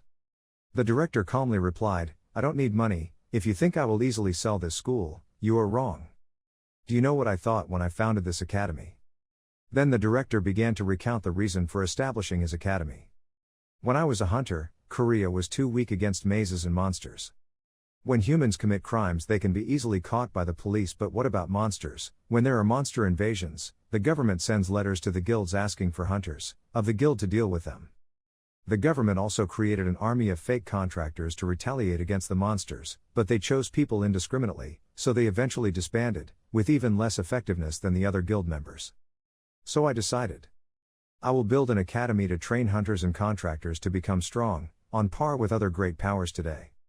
I'm sitting here managing it. The excellent contractors who graduated from Valhalla are currently working as hunters of some opportunity. There are other fields as well. Thanks to them the monsters in Korea have been killed. Thrusts his thighs at a breakneck speed, holding the world's fastest record in this distance. So do you understand why I don't sell it? Yes, the story is great, sir. I'm not saying that I will change the principal's educational methods. The school's educational policies will remain the same, but the real owner of this place will be me. How can I trust your words? Well then. More money is fine. Then the black cat immediately took out a second suitcase and placed it on the table. Looking at this huge amount of money, Shim Deok Woon was a little scared and replied, "No, I told you, money is not the problem. How about more? This pile of money. More like this." The director was now sweating at the black cat's willingness to play. So much money. A large table was filled with dozens of suitcases of dollars. Shim Deok Woon Valhalla's principal is 62 years old this year. After a moment of reflection, the teacher's attitude changed completely. Shim Deok Woon smiled happily and said, "Please take good care of this school." The director finally retired. Then the black cat took down the name tag and said, "This school has changed owners. Sir, I bought Valhalla Academy on your orders." The system immediately appears. The ruler of the underworld said, "Create a gate between the building and Valhalla Academy." The black cat asked in bewilderment, "Building? You mean the central building of the market?" The ruler of the underworld is right. The ruler of the underworld said, "And installed cameras everywhere." Cameras? I thought they were already installed at the academy. The ruler of the underworld said, "Just add more, okay." On this side, Lumi Nu is smiling happily and talking to himself, "So I'm allowed to monitor the guys following my master." The sky was late afternoon. After class, Kim Jun-yuk immediately returned to the dorm. He looked around and wondered, "The school seems a bit chaotic today, teacher." "Really, I don't pay much attention. Partly because the teachers are busy with something. In fact, the self-study time today is longer than usual. Did you pay attention to all that? I'm a bit scared of you." Suddenly the guy stopped. Kim Jun-yuk looked at Choi Arn and said, "What are you doing? Have you returned home from a visit?" I've been in class all day and you haven't noticed." "I don't know, I've been sleeping all day." "Are you going to the gym now?" "Yes, that's right." "Then I'll go too, I have something to show you." Jun-yuk and Choi Arn went to the gym together. Yu Soyeon and Yen Lang along with Seo Jun-yuk were also present. Choi Arn opened his bag and took out something. She held the sword in her hand and smiled softly at the main character. Kim Jun-yuk saw that and asked, "What is this? That's not the sword I've seen before, right?" Choi Arn replied, "Yes, actually I came back to the family to get this sword back." That sword was emitting a powerful magical force. "Exactly, this is my family's heirloom." Yu Soyeon in the back heard this and exclaimed in surprise, "What? Is that the Blue Moon sword, the relic of Choi Jin? Ah, yes. How come you have it?" "After successfully passing the family selection exam, I became the rightful heir to this sword." "Even so, is it a bit too much for a high school student to carry such a precious thing?" "The homeowner has given permission, so it's okay." "Jun-yuk, are you okay with me practicing with this Blue Moon sword?" Kim Jun-yuk rubbed his head and replied, "If that's what you want, that's fine. Before that, can I hold that sword for a moment?" Yu Soyeon said with a frown, "That's a family heirloom, carrying the power of an entire constellation. Why do you want to hold it?" Kim Jun-yuk frowned and thought, "Damn, she's so annoying." Choi Arn gave him the sword and said, "Okay, here, thank you." Yu Soyeon said with tears in her eyes, "You're so easygoing." Kim Jun-yuk held the sword in his hand and thought silently, it was so strange. The magical energy radiating from the sword made me feel a strangely familiar feeling. Kim Jun-yuk then entered the sword's mind. A strong man immediately spoke up when he saw Kim Jun-yuk. "Long time no see, Kim Yun-oh. This person is Choi Jin-ga, Constellation Protector of Light." Choi Jin-ga smiled happily and said, "Long time no see, Yun-oh." Kim Jun-yuk looked at the guy and exclaimed, "Hey." He thought for a moment and then continued in surprise, "Ah, is that a kid?" Choi Jin-ga slightly and you replied, "How long are you going to call me kid? You can see it too, I'm grown up now." "But wait, let me think, have I ever told you my name before? It's always people holding swords and fighting with me, otherwise, what's the name of the new guy?" "Well, I really want to now, but, as soon as I became a constellation, I forgot my name." Kim Jun-yuk immediately replied, "Even if you tell me your name, I will still call you kid, be serious." The main character secretly thought in his heart, so this kid has also become a constellation. Every time I think about him becoming a constellation, I feel that this kid is very interesting. Choi Jin-ga rubbed his chin with an expression, thinking about it, "I guess I'll always only be a kid in your eyes." At that time Choi Jin-ga was still a boy. "Fight with me, Sword King 3 no 5 years ago." Kim Yun-oh replied in bewilderment, "What are you talking about, this kid? Aren't you the strongest among the adults around here, so please fight with me." The blonde hair next to him saw this and immediately spoke up, "Master has just grown up and this kid has already called him uncle. Should I kill him? Master, calm down." "But why are you trying to fight? You love fighting so much." The little boy thoughtfully replied, "I want to create the strongest swordsmanship that can make anyone, whether young or old, male or female, become stronger. When monsters attacked my family, the whole family died because no one knew how to use a sword. That's why I want to create the strongest sword art, so that no one else has to go through what I went through." Saying this, the child immediately clenched his sword hand and continued with determination, "So please fight with me, because the swordsmanship that defeats you will soon become the strongest swordsmanship." Kim Jun-yuk started his arms and legs and smiled softly, "What a brave boy, but you can't even hold a sword properly. What can you say about tactics? If you call me English then I will be your opponent. Okay, please fight with me.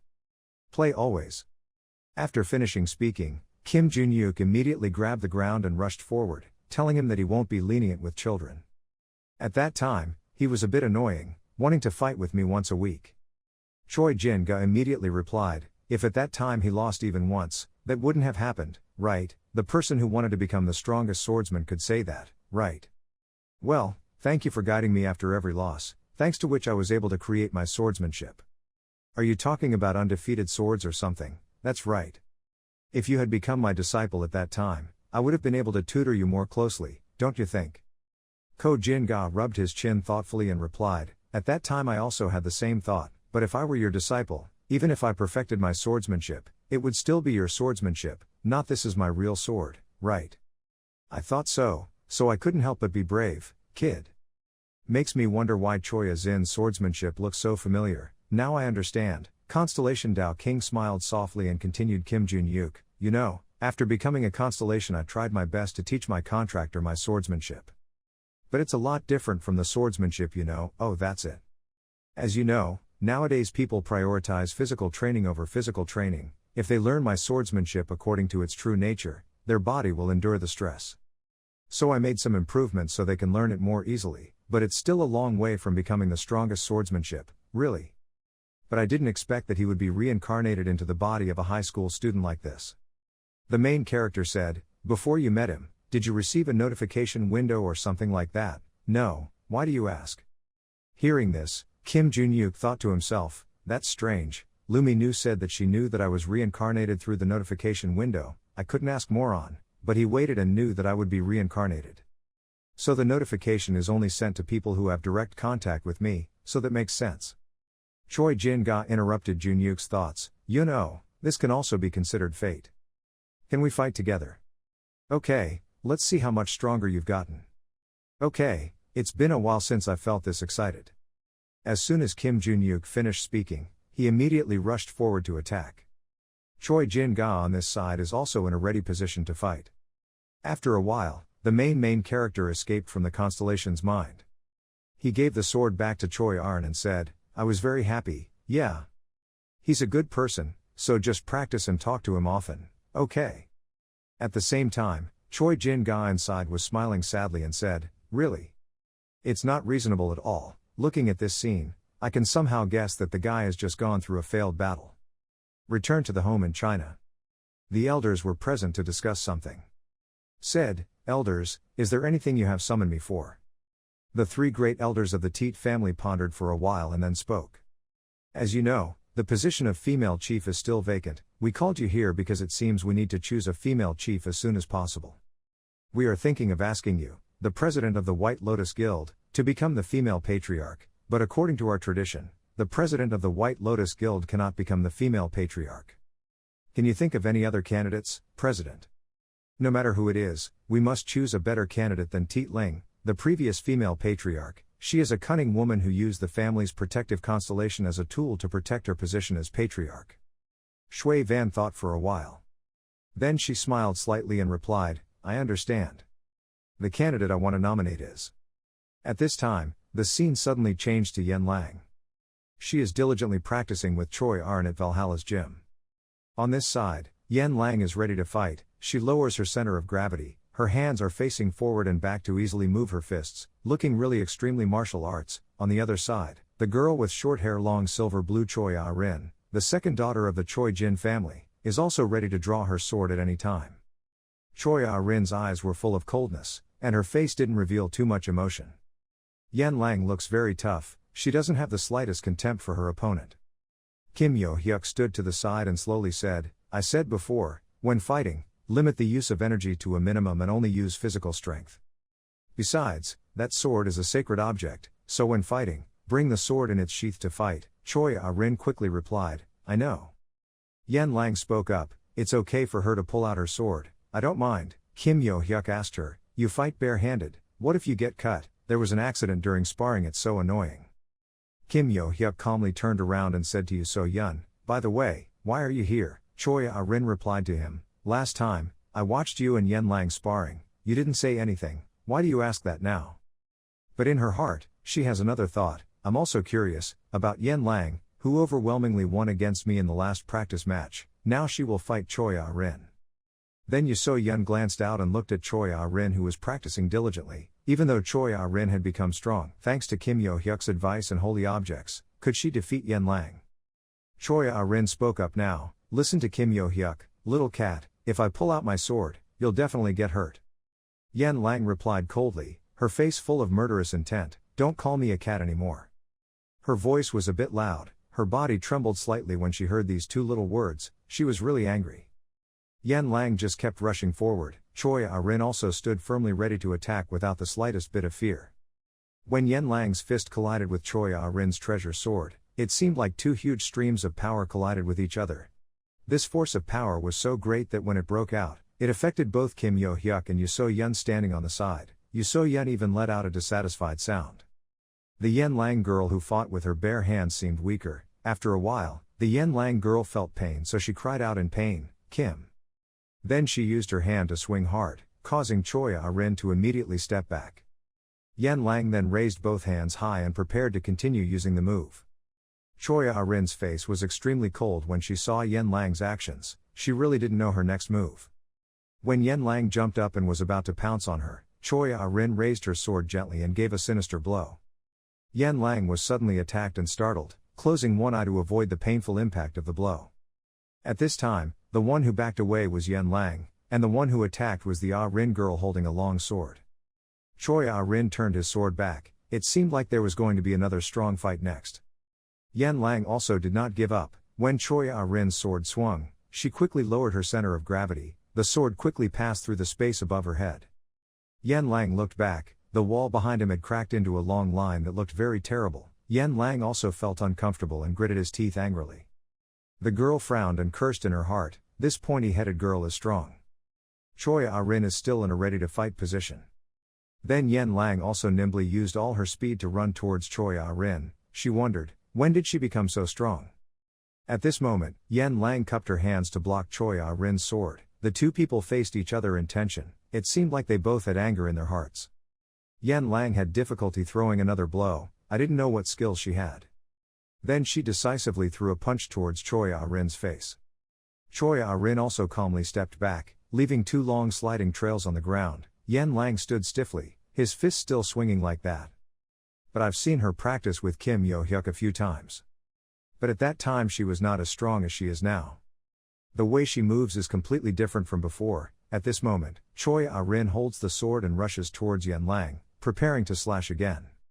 Choi Ah-rin's face always remains cold and expressionless. Then she swung her sword so fast, Yan Lang panicked and jumped back to avoid that powerful sword.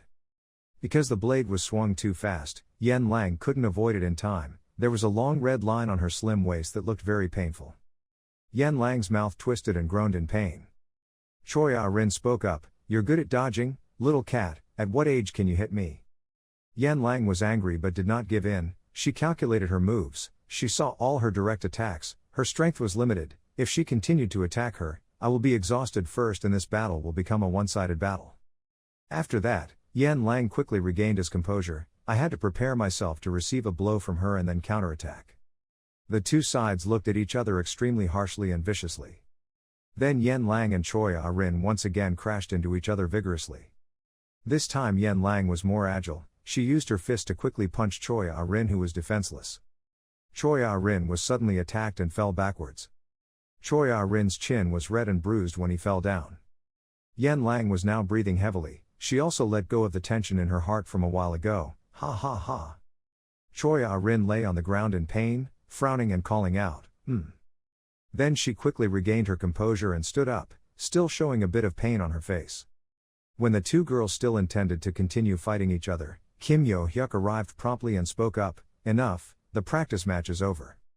Kim Yo-hyuk clasped his hands and said calmly, "Both of you are injured, so go get treated. I will comment and evaluate each of you later." "Oh, Rin, answer me, okay." The guy just kept looking at Choi Ah-rin. Kim Yo-hyuk already had an opinion in his heart. It's not bad. After making a contract with the Constellation on the sword, it seemed like she talked to that boy often. In just such a short time her skills had improved. Then Kim Yo-hyuk's eyes glanced to the opposite side, where the Yen Lang girl was sitting on the floor panting and panting. Kim Yo-hyuk asked her, was she okay? At this time, the wound on Yen Lang's waist had also turned a little redder. Yen Lang weakly replied, "Uh-huh." Yen Lang struggled to pull her own hair. She had thousands of thoughts in her head. It was true that she could eat a lot. Luckily she deliberately went deep into her sword path. If it's the tip of the sword, don't talk about blocking it. Maybe before you even have time to block it, you'll already fall. Because when a person swings a sword, the farthest place near the tip of that sword creates the most damage. You can just block it, because getting closer and around the sheath of the sword you block creates less damage. Then Yen Lang looked at Choi Ah-rin. Could it be that the reason why she suddenly became stronger had something to do with that sacred object? Yen Lang suddenly remembered the girl's glove Ah-rin. That also seemed very unusual. Yen Lang bowed his head thoughtfully. Holy object, huh? Anyway, it's okay to come here today. It's already starting to get dark outside the training area. The street lights are already on. Okay. A few days later, Kim Yo-hyuk started to change. The speed witch said, "I have found the exact location of the disaster." That witch was dressed in black, had a mysterious face. On both sides of her table there were two candles shining, highlighting her red hair and white skin. She said, "I've noted the exact area where the disaster occurred." Kim Yo-hyuk asked in panic, "Where is it?" She raised an index finger to her face while thinking and said, "It's in Sejongtan, that's the name of that place." Kim Yo-hyuk asked, "Do you know the exact date?" 3 weeks later, she replied. "Last time it happened was about 3 months, so it sounds exactly like what you said this time." Kim Yo-hyuk paused for a few seconds and then said, "Defeating the maze as quickly as possible, right?" The witch replied, "Yes." Kim Yo-hyuk said deeply, "What should I do with the monsters that escaped while in the maze?" The witch was a bit stunned when she heard this, then said faintly, "Last time I told you to form a team. Have you found anyone useful?" Kim Yo-hyuk closed his eyes. Dozens of faces of people he had come in contact with appeared in his head. Then Kim Yo-hyuk said something that the witch probably couldn't think of. "I think someone can help," she asked. "Really?" Kim Yo-hyuk gave a suggestion. "Why don't we hire some fake contractors to go to that area?" The red-haired witch nodded. "That sounds good." She added, "However, you are the only one who needs to kill the boss in the maze. Remember that." Kim Yo-hyuk agreed. "Okay. So let me summarize." Kim Yo-hyuk said, then took out a shining ring. "I will put this ring in it and quickly solve the maze. Instead of smashing it open, we go straight through it and solve the boss, right or not?" The red-haired witch also nodded. "Yes, let's do that. What should I do then?" After saying that, she called out a mysterious purple light that looked extremely mysterious. Her eyes also became redder and redder. After a while, she gave the guy Kim Yo-hyuk a purple stone that looked very beautiful and eye-catching. Using this, Kim Yo-hyuk asked, "What is this?" The red-haired witch explained, "This is a one-time teleportation crystal. If you infuse it with magic energy, it will teleport you here." Kim Yo-hyuk received the pearl but was still very suspicious and asked, "Come here, can't you call me yourself?" The red-haired witch said lightly, "Of course it is possible, but there is a limit to letting outsiders know the situation inside. I plan to carefully consider the boss's actions when the disaster occurs, so you better go as soon as the maze is cleared." Kim Yo-hyuk agreed immediately. "Okay. Then prepare, we will meet in 3 weeks, the witch said and snapped her fingers. The magical purple light was released again. Kim Yo-hyuk returned to the street. He walked alone and miserably on the street. He was lost in thought. "First, I will contact the dealer and discuss some prepared contracts with the family. The kids I'm watching don't seem to be stuck at the moment, so I can easily take them with me, because 3 weeks from now is also on the weekend. I should meet them out." After saying that, Kim Yo-hyuk took out his phone and called the white-haired pop. first asking Lilia. On the other end of the line, Lilia picked up the phone. Hello, Kim Yo-hyuk calmly said. Yes, I called because I wanted to ask you out on a date. On the other end of the line, Lilia said loudly through tears, Kim Yo-hyuk, you're in trouble. Kim Yo-hyuk calmly asked, what's wrong? Lilia stammered, her eyes were still wet with tears. Miss. She got fired from Valhalla. Kim Yo-hyuk closed his eyes and said helplessly, is that so? Lilia reproached Kim Yo-hyuk's cold answer, is that what you mean? Lilia said with sadness, no way. She seemed a bit stupid in front of Joo-hyuk, but as a coach, she still did well.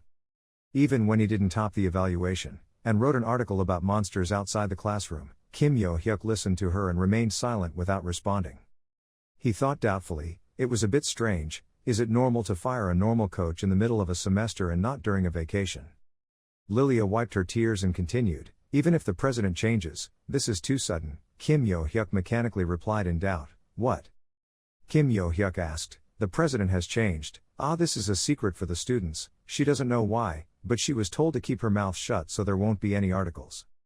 Kim Yo-hyuk started to reason again, isn't this a bit suspicious? What's wrong with changing the president in secret? So if Lilia gets fired I can't use my power to go out freely anymore, is this the time to quit school? Kim Yo-hyuk said, I think I'll go to the chairman's office for a bit, while I'm there, I'll try to ask what's going on. Lilia also let out a suspicious sound. Yo-hyuk, you don't have to. At this point, the phone suddenly turned off. Kim Yo-hyuk asked unconsciously, suspiciously, what? On the screen showed his conversation with Yen Lang. She texted, hey, I heard I was kicked out of Valhalla, what happened? Kim Yo-hyuk replied, Yen Lang suspiciously sent a question mark. Looking at the phone vibrating continuously in front of him, Kim Yo-hyuk asked boredly, what's going on? Why was she kicked out so suddenly? Why did all of this suddenly happen? Besides, strangely enough many events were happening around me. After that, Kim Yo-hyuk walked on without much concern, but no matter what, I should meet the president quickly. On the other side, the academy president sat calmly at his desk, still wearing his mysterious black mask, and his straight black suit of the same color looked extremely polite. Kim Yo-hyuk came over, he went straight to the point, speaking as if he were blaming me. I was skeptical, but in the end he was honest. Black Cat, did you become the academy president? He replied to Kim Yo-hyuk, not really. I am only the external president, the real president is the holy constellation I serve. Kim Yo-hyuk asked, so Yen Lang and Lilia, you kicked them out because of Lumi Nuong, that's right. Why? The Black Cat replied, I have determined and will free master from those foxes that dare to challenge him, do not hesitate and chase them away, that is what he said. I also want to expel that student named Choi Ah-rin, is that okay? He said. Kim Yo-hyuk said lightly, don't hold back and revoke the order to expel those people. He scratched his head and added, I don't care about anyone, I'm just teaching and taking advantage of them, but I feel unhappy when I know they were kicked out because of me. A line of text appeared on the Black Cat screen. The owner of the underworld responded with an extremely disappointed voice. The Black Cat also spoke after reading the text, he could speak. Kim Yo-hyuk still didn't understand, he asked, but why did he buy Valhalla? Black Cat replied, it was an order from the holy constellation. I heard you refused to live in the market building, Kim Yo-hyuk replied, because I was still living in the dormitory. Black Cat raised a finger, so if I buy Valhalla, Master can live in that building. He said that when I bought it back, Kim Yo-hyuk asked, just because of that. Black Cat calmly sat and spoke, and I connected a room in Valhalla to the building in the market, only those with permission can enter that room, so you can use it freely, Kim Yo-hyuk gasped, okay. Black Cat asked, do you need anything else? Kim Yo-hyuk held his chin thoughtfully. He said, so you can do whatever you want with the academy? Black Cat said, I have no intention of interfering with the training, but I can. Kim Yo-hyuk was pleased, so can you do me a favor? 3 weeks later, Sejong City, the eldest son of the Oh-sun Oh-se-hyuk family stood in the middle of the city burning in red fire and exclaimed in surprise, phew, what is this? In front of him, the whole city of Sejong was burning, people, monsters, birds, and animals were all flying in panic and running around in the streets. Some goblin monsters angrily destroyed electronic equipment installed in the city. A few stone monsters even chased after them, wanting to attack humans. This chaotic scene seemed like the end of the world. Oh-se-hyuk stood in amazement in the middle of the city fire and asked in shock, what does this mean? He thought, I only went down because it had something to do with my family, but what are these monsters? He glanced aside. Seeing a girl being chased by a black goblin monster at the office, she ran to the point of exhaustion, making unpleasant gurgling sounds, Kia, Eua, hic. The goblin smiled smugly and chased after her. Suddenly a bright light flashed past her. When the goblin's knife swung, Oh Se-hyuk was immediately present. He raised an arm to block the goblin's blade. The knife also emitted a bright red-orange light like fire. The girl stood awkwardly in the back.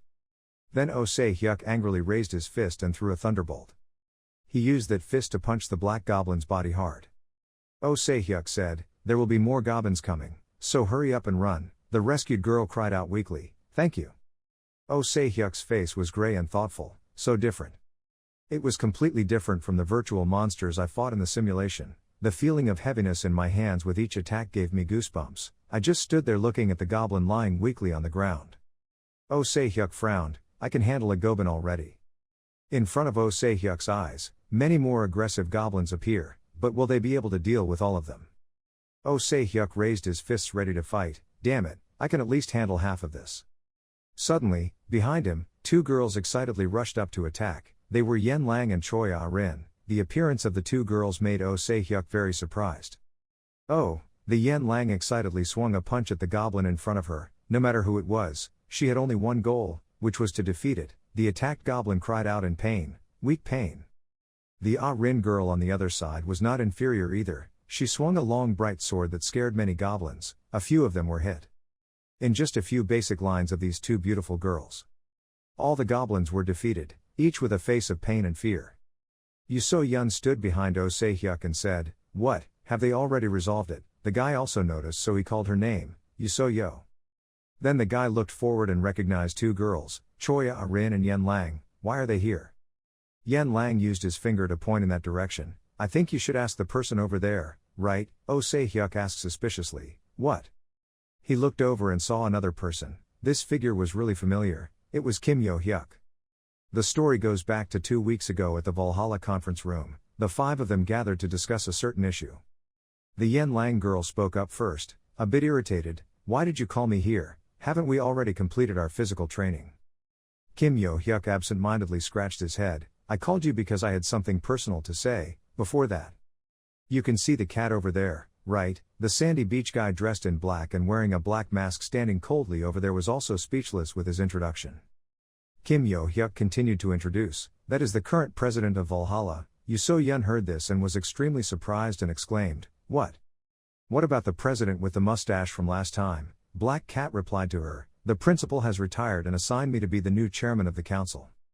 Yu So-yun said again, "However, we personally haven't heard any news about the change of the academy's president." Black Cat explained placatingly, hoping she understood that this was done secretly, the whole reason.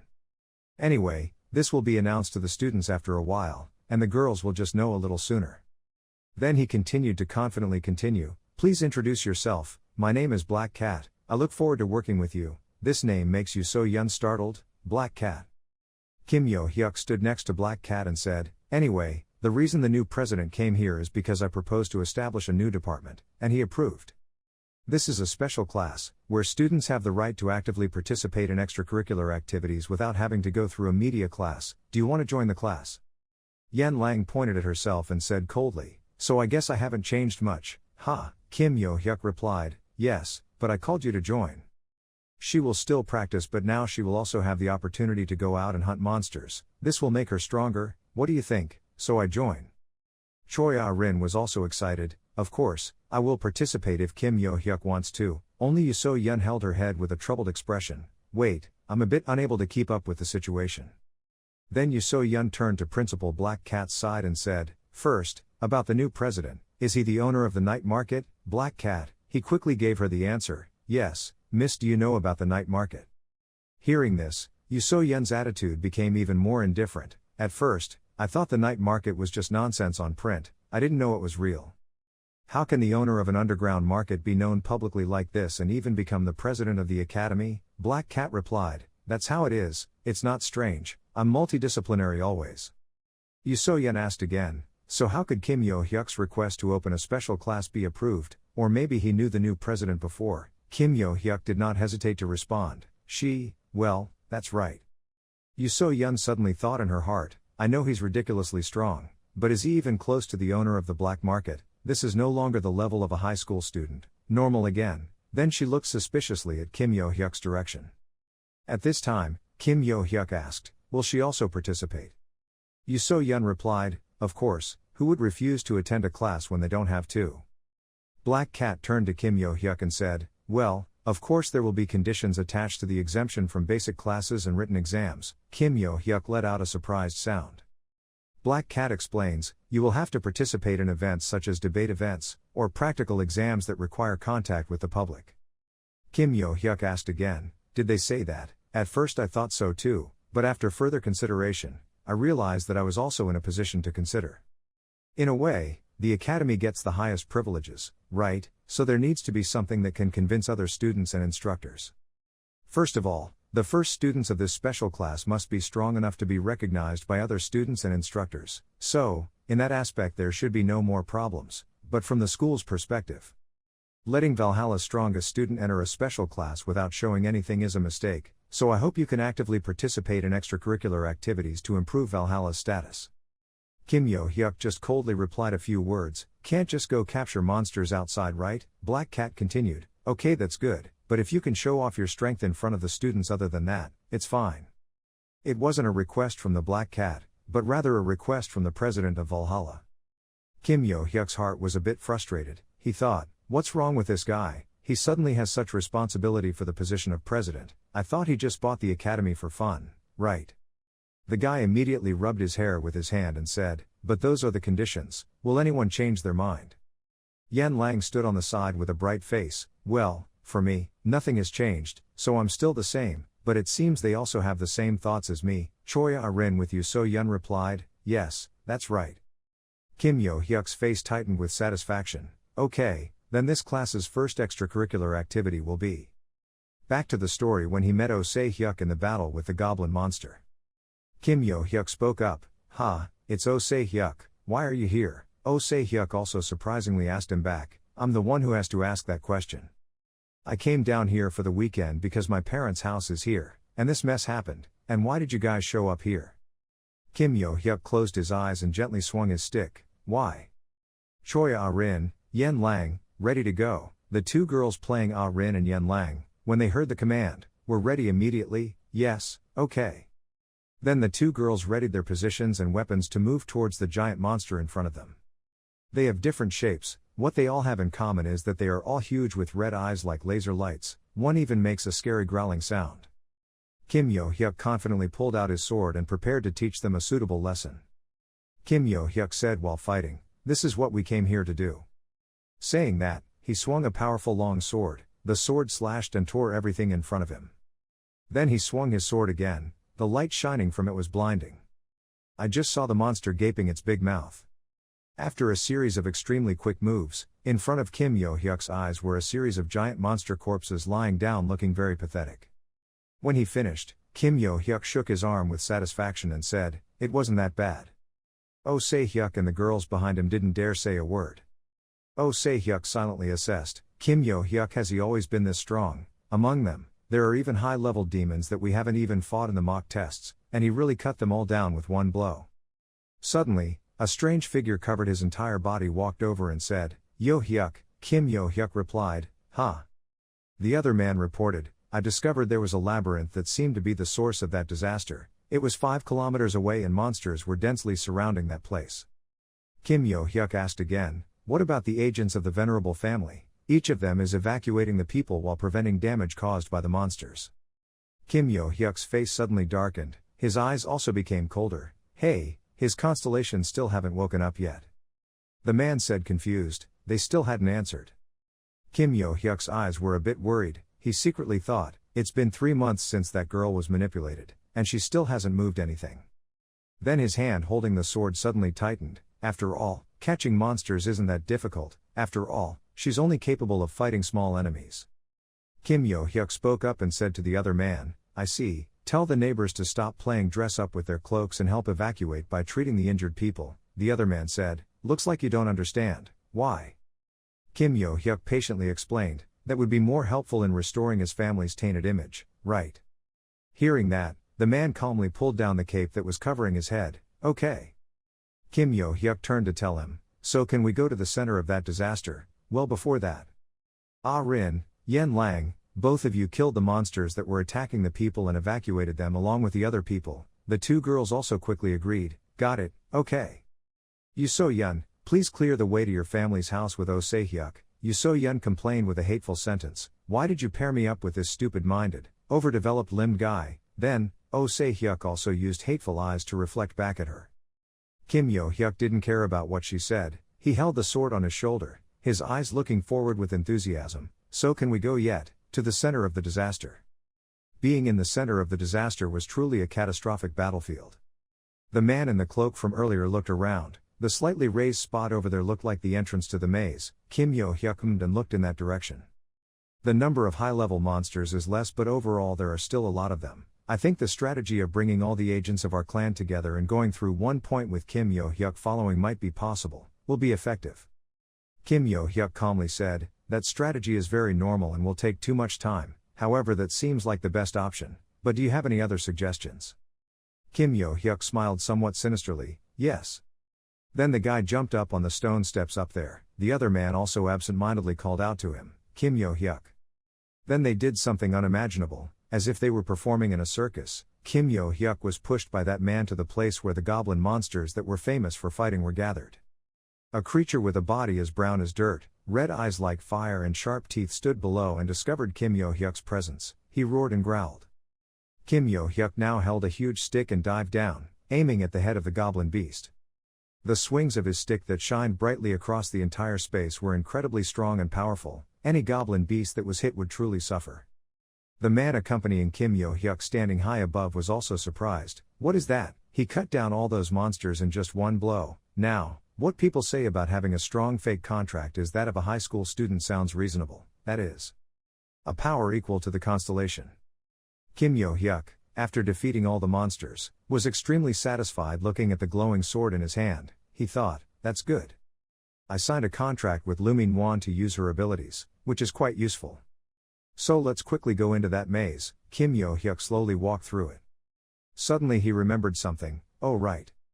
He reached into his pocket and took out a ring. She said she wore this ring to defeat that maze, right? After saying that, Kim Yo-hyuk immediately put that ring on his index finger. Everything was ready. After that, he entered this deep, dark labyrinth alone with one thought, let's quickly destroy this labyrinth. It is truly impossible to know what is waiting for him in this dangerous labyrinth. On the other side, in the UK, on a coastal street, the head of the venerable family, Adalia Ventrick, sat alone in a large room thinking. Seeing as the information about that disaster is just now coming out, it seems like the Korean government is just now getting to grips with the situation.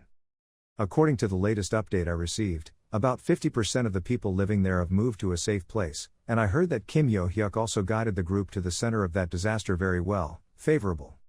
Is he planning to go to that center alone? Is Kim Yo-hyuk really planning to single-handedly destroy the maze, the source of that disaster?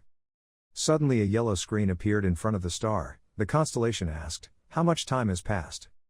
After seeing that notification, she immediately exclaimed, oh my god, you're awake, it's been almost 3 months. The screen appeared again with a notification, making Adalia Ven quote speechless. The constellation was thinking. The constellation asked, where is the master? Adalia replied, Kim Yo-hyuk is. On the other side, Kim Yo-hyuk was fighting fiercely with the goblin beasts. With just a few swings of his hand, he defeated them. He looked like a skilled goblin slayer. His ego told him, it looks like he's wielding a sword normally, but in reality he's slashing them mercilessly. Is it a martial arts sect? Kim Yo-hyuk replied, what's this? Stay silent and don't say anything. Been doing something for a while and then suddenly spouting nonsense like that. Where did you hear that? The ego said again, it seems that the master's disciples, the children who climbed the Tower of Destruction while seeing the master of the tower, used to call it that. Kim Yo-hyuk asked him angrily, disciple mine. It's just a name they arbitrarily assigned to their swordsmanship used to hunt monsters. The name martial arts style sounds boring, right? Kim Yo-hyuk secretly thought, oh well, this maze is bigger than I thought. If I fight every monster one by one I will be late. Kim Yo-hyuk immediately made a decision, then, he immediately reached out to attract magical instinctive energy. Kim Yo-hyuk looks extremely free and serious. Ego asked, what did you do? Kim Yo-hyuk replied as if scolding, shut up, I'm looking for the core of this maze by probing for mana. Normally, the core of a labyrinth will spawn in the same location as the core, so wherever there is a large amount of mana there will be a core. Then when he got the results, he opened his red eyes wide and found it at the bottom of the maze. Ego also said, as far as I know, the inside of the maze is not easily destroyed. Kim Yo-hyuk excitedly held his sword upside down. Yes, that's why, I will also borrow my disciple's ability. Saying that, Kim Yo-hyuk held the sword and waved his hand, creating a bright sword path that lurched forward. From his cold sword slashes, the cold night suddenly had a crack like thunder, from which suddenly a bright light gradually glimmered. Kim Yo-hyuk quickly jumped down from there. Down there was a second ground, rocks and soil fell massively. Kim Yo-hyuk spoke up and asked the character present down there, "Is that you, right?"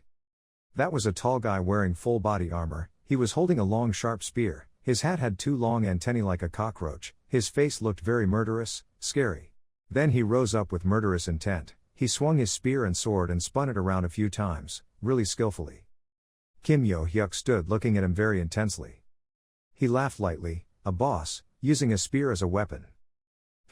If we talk about the weapon's range, there is a slight disadvantage, but if you use your sword skills or abilities, everything will be fine. But Kim Yo-hyuk tightened his grip on his sword. His sword also followed his aura and glowed with a mysterious purple light. The most important thing is to destroy the core of the maze. Probably the core stone of the maze is behind this guy. The best way to deal with him is still to counterattack, rather than stupidly sweeping across the sword. The guy wearing red armor is still trying to attack Kim Yo-hyuk. He held a spear and gritted his teeth, moving towards the guy. His speed was also very fast.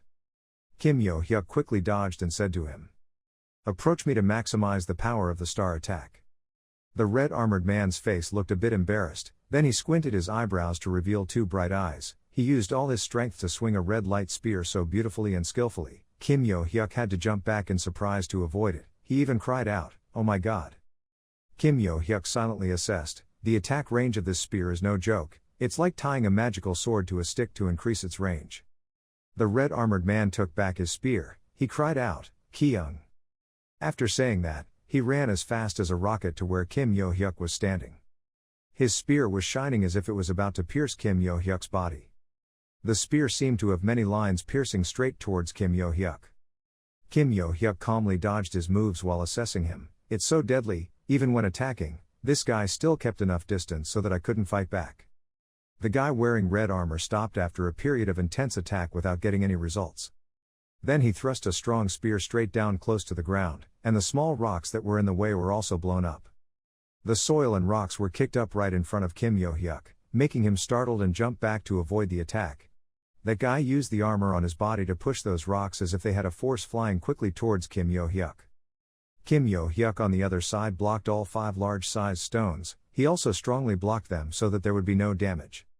Taking advantage of Kim Yo-hyuk's guard down, the armored man rushed forward, swinging his hand back to gain momentum. His spear grazed and Kim Yo-hyuk just happened to use his sword to block it. Before he could achieve his goal, he gritted his teeth in anger. Then he used force to swing the spear all the way. Kim Yo-hyuk was pushed backwards because of this great force. He calmly stood firmly in place. The ego asked Kim Yo-hyuk, "Are you being repelled by it?" Kim Yo-hyuk replied, "Are you kidding me?" The reason I let him do that had a purpose. The soldier wearing red armor also stood silently in place for a few minutes. Kim Yo-hyuk smiled mischievously, and that was just pulling this guy away from the core stone of the maze. Kim Yo-hyuk spoke up and said, "Okay, in cases like this, instead of using the power from the constellation, should I deal with you in my own way?" Kim Yo-hyuk then bent his knees and lowered his center of gravity, holding the sword in both hands, ready to pull out to attack the thief. Wear that red armor. Kim Yo-hyuk is ready now. He pulled out his sword and slashed gently a few times, and even the dark space showed bright slashes. But at this moment the red-armored man appeared behind him. He was also very angry. His posture holding a spear and preparing to attack something was extremely tense. There were many bright slashes in front of him. Suddenly he raised his face to the sky and screamed in pain, "Ah ah!" Kim Yo-hyuk stood on the side looking at him with boredom. Then suddenly the magic ring on Kim Yo-hyuk's hand glowed intensely.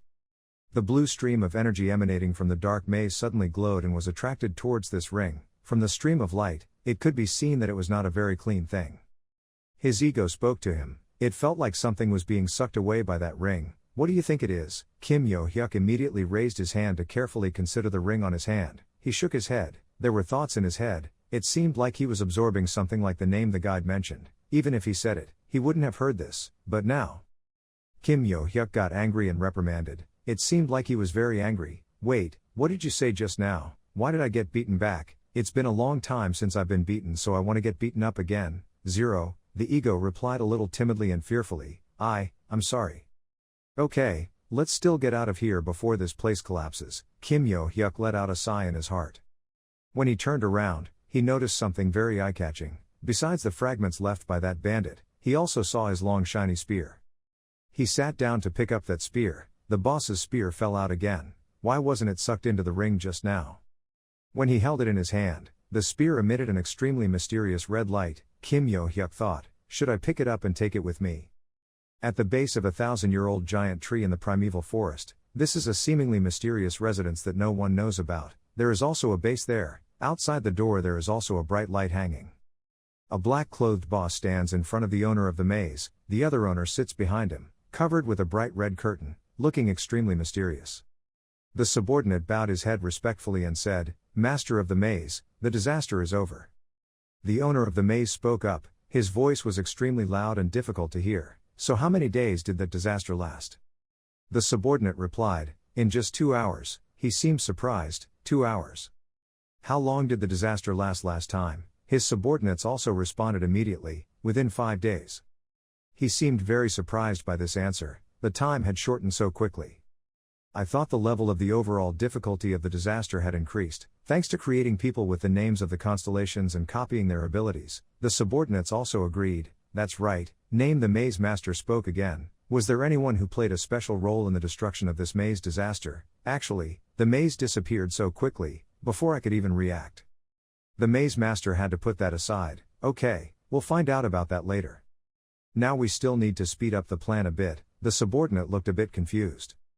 The labyrinth master continued, we will spread the names throughout this place, which will make the next disasters even more wonderful by gathering the names of the strongest constellations. I will disperse them with a completely different method than before so that the False Awakening Association will not be able to deal with them in time, so please prepare. The subordinate bowed his head respectfully. Yes, master. Then he walked out, leaving the maze master behind the red curtain. He laughed mockingly, looking forward to the day when I get to enjoy the taste of the strongest people. In a dark room, there is a man sitting watching all the information about martial arts player Kim Yo-hyuk. He looked at this information through the monitor screen and evaluated it, feeling really strange. This mysterious person smiled mysteriously and said, so right after this guy took care of the assassination squad, he also ended this dungeon disaster.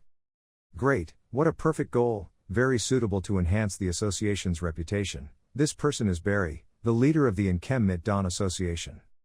He was observing and evaluating Kim Yo-hyuk and said to the mysterious masked man next to him, I think we will make a big profit if we can deal with him. What do you think? The person wearing the strange and mysterious mask also agreed and told Barry, he was right. However, it would be quite risky if he came out carefully prepared. The guy who understood Inkem Mit Dawn thought and evaluated and said to that mysterious strange masked person, of course, this guy must have been alert from the first time we noticed him. If from the school festival and competition, Kim Yo-hyuk reached rank A, then he could be close to rank S now. The person wearing the mysterious mask also looked at the status information they collected from Kim Yo-hyuk and said to Barry, 0 wrong. I guess I have to take action on this mission myself. And then this mysterious masked man was surprised by Barry's next words, when he was confident with his plan and told that person to gather the members of the association. We will begin the plan to destroy Kim Yo-hyuk. And at the same time, at the Valhalla dormitory, Im Yo-hyuk tiredly walked into his dorm room. He took off his shoes and sighed dejectedly. After finally lying on his familiar, comfortable bed, Kim Yo-hyuk began to whine and say, I'm so tired. Then he began to calculate his next plan, thinking, I had completely absorbed the power inside that stone, and now my power has increased quite a bit since I first entered the school, but still too far from his peak. Kim Yo-hyuk looked dejectedly at the energy source in his hand and thought, the amount of magic stored is small, limiting the amount of energy output each time he uses a move. This is why I quickly exhausted myself. Even though I only dealt with one dungeon disaster, I still have a long way to go. Dealing with the disaster maze boss this time was easier than expected. Zero don't know if he is a guy named by the Maze Lordo, but it seems he is too weak. But anyway, thanks to the ability of my disciples to help Mad, no major problems have happened yet. I think I understand why people of this era are willing to pay a large price to sign a contract with a constellation. When a name is given to someone, that person will have the power of a constellation. As if seeing Kim Yo-hyuk's mood filled with thoughts, the boss of the Tower of Destruction, the god of destruction, back and immediately appeared. He asked Kim Yo-hyuk curiously. The teacher looked troubled. Kim Yo-hyuk was still lying there tiredly talking to the god of destruction, saying it was because of things called constellations and names.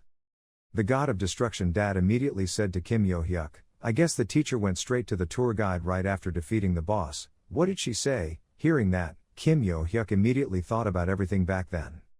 At that time, after Kim Yo-hyuk finished defeating the dungeon boss, he went straight to the female trainer. When she saw Kim Yo-hyuk coming, she was happy as if she had been sitting here waiting for him to come, and said to Kim Yo-hyuk, There you are you the one who handled that disaster? Kim Yo-hyuk calmly said to the other instructor, Yes, I defeated the boss quite simply and completed it properly. But right at this moment, the crystal in Kim Yo-hyuk's hand gradually disappeared. Seeing this, Kim Yo-hyuk immediately felt surprised and confused by that, but on the contrary, the female trainer, the other stone is calm, and calm like Zero is a new thing to say to Kim Yo-hyuk. Zero is okay, after all that stone is just a disposable item. But what about that spear? The female trainer Kia asked about the spear in Kim Yo-hyuk's hand, and when he saw the trainer asking about it, LJW also calmly told her, This spear, it fell off, from the dungeon insect. For some reason the ring did not absorb it, so I brought it with me. Even though she had heard Kim Yo-hyuk explain like that, the female coach still didn't quite believe it. She was curious and told LJW, Really, isn't that strange? Show me that ring, Zero. Hearing that, Kim Yo-hyuk didn't hesitate to take off the ring. He immediately gave it to the coach and told her, Okay. After holding that ring in your hand, transmit the power to study a lake. The other coach immediately gave the ring back to Kim Yo-hyuk and told him, Good, looks like you absorbed the right name. Here, give it back to you. The other coach continued to say strange and incomprehensible things, with deep meaning, as he told LJW, This is just the beginning, but as said before, the names will probably be passed on to different people. There is a high possibility that high-level names will be used by the dungeon master from now on, as many strong opponents will appear. I will try to find out exactly who they are. LJW thought about these things while putting the ring back on and nodded in agreement. The female tour guide continued to talk to Kim Yo-hyuk, but it was more likely that they came from the Tower of Destruction, where he once went. Mentioning this, Kim Yo-hyuk immediately remembered the guys capable of doing that. He angrily thought about their faces and thought, Those are those bastards. It's really annoying to have to clash with them a lot now. Then Kim Yo-hyuk had a headache and told the coach, Thinking about those guys made me go crazy. The coach immediately encouraged Kim Yo-hyuk, Keep trying and you will be able to do it. Okay, we'll meet again soon, before the name spread too far. I hope you destroy their strength. Having said that, the coach immediately snapped his fingers and disappeared. Returning to reality, Kim Yo-hyuk tiredly remembered and said to the god of destruction, Well, she said maybe some more powerful and advanced names would be transmitted again. Dad, god of destruction. When he heard Kim Yo-hyuk's story, he immediately knew the troubles that Kim Yo-hyuk was facing and told him, I understand. The people from the Tower of Destruction, I used to be in that tower, but I somehow don't remember anyone there. Hearing that, Kim Yo-hyuk just calmly said to the god of destruction, Well, on the first floor there are only basic monsters. The god of destruction dad immediately replied and said to Kim Yo-hyuk, Yes, those people may not have anything to lose. There's a high chance those people will come from the second floor or higher. Kim Yo-hyuk also agreed and said to the god of destruction, Yes, from now on the number of those annoying bastards will increase as they are given names. Wait a minute. If you lose your arrow in the Tower of Destruction, you will turn into a maze boss like them. Hearing Kim Yo-hyuk suddenly say that, his father's god of destruction was startled and scared and stood up and asked Kim Yo-hyuk again, What's wrong? Zero where? Zero, didn't you tell me that you were forced to become a member of that tower? Kim Yo-hyuk also sat up and seriously said to the god of destruction, Damn it, that gibberish only made me more suspicious. Try saying Maze Lord. Damn it, the god of destruction said 3 words without hesitation to Kim Yo-hyuk, The Lord of the Maze, you damn it, the Lord of the Maze, you damn it. Kim Yo-hyuk then smiled cunningly and said to the god of destruction, No need to repeat it a second time, but it's okay, you passed. Hearing that, the god of destruction's father breathed a sigh of relief. However, Kim Yo-hyuk still didn't see all the doubts and thought cautiously, there is still something Zero is right, even though it was forced. Why did Dad say Zero has that power? Looking at all of my disciples and other constellations, even if they can't directly influence this world, they can also provide a part of their power to the person who contracts with them without having to star. But this disciple is the only constellation Zero that has any power. Thinking back, I heard that my name was stolen by the Lord of the Labyrinth. That's why I reincarnated from Zero to become a constellation, and people who knew me before still call me by my old name. Whatever, this problem can't be solved by thinking about it haphazardly. Now, practice is still the top priority, until my strength returns to the level of my previous life. I will find the answer to this mess. Thinking like that, Kim Yo-hyuk immediately fell asleep. Time suddenly arrived the next day, after school, at the Valhalla gym. The eldest son of the Oh Hunt family, Oh Se-hyuk, after practicing, his whole body was drenched in sweat. But Se-hyuk was still lost in his thoughts at the scenes where Kim Yo-hyuk killed the dungeon the day before and felt somewhat discouraged, thinking, Kim Yo-hyuk, I know you are very strong. But even so, I still don't want to acknowledge that power. However, after seeing what he did in the disaster dungeon, even though there was nothing I could do to help him, I admitted that he was too good. And Zero only Kim Yo-hyuk, even the 3 people taught by Kim Yo-hyuk can easily defeat monsters. If I could also be taught by Kim Yo-hyuk. Thinking about it, Baek immediately gained more courage, then he forcefully opened the door to Kim Yo-hyuk's dorm room and told him, Kim Yo-hyuk. However, the scene before his eyes in the room made Baek stunned. But confused. When he saw Yen Lang in Kim Yo-hyuk's room and with an embarrassed look, she was holding a white towel that seemed to belong to Kim Yo-hyuk to smell, a scene that was truly surprising and embarrassing. The current scene is easy to misunderstand. Let's go back half an hour ago. After Kim Yo-hyuk and Yen Lang finished practicing together, LJW immediately said to Yen Lang, it's okay to stop here. Hearing that, Yen Lang immediately breathed a sigh of relief because she could finally rest, and at that moment Kim Yo-hyuk gave a towel to Yen Lang and told her, this is hers. Lang received it and happily said to Kim Yo-hyuk, thank you. Kim Yo-hyuk also used another towel to wipe his sweat and said to Yen Lang, now she stops complaining about not being able to keep up with the progress. Hearing that, Yen Lang happily and proudly told Kim Yo-hyuk, of course, I'm ready for the next higher level of training.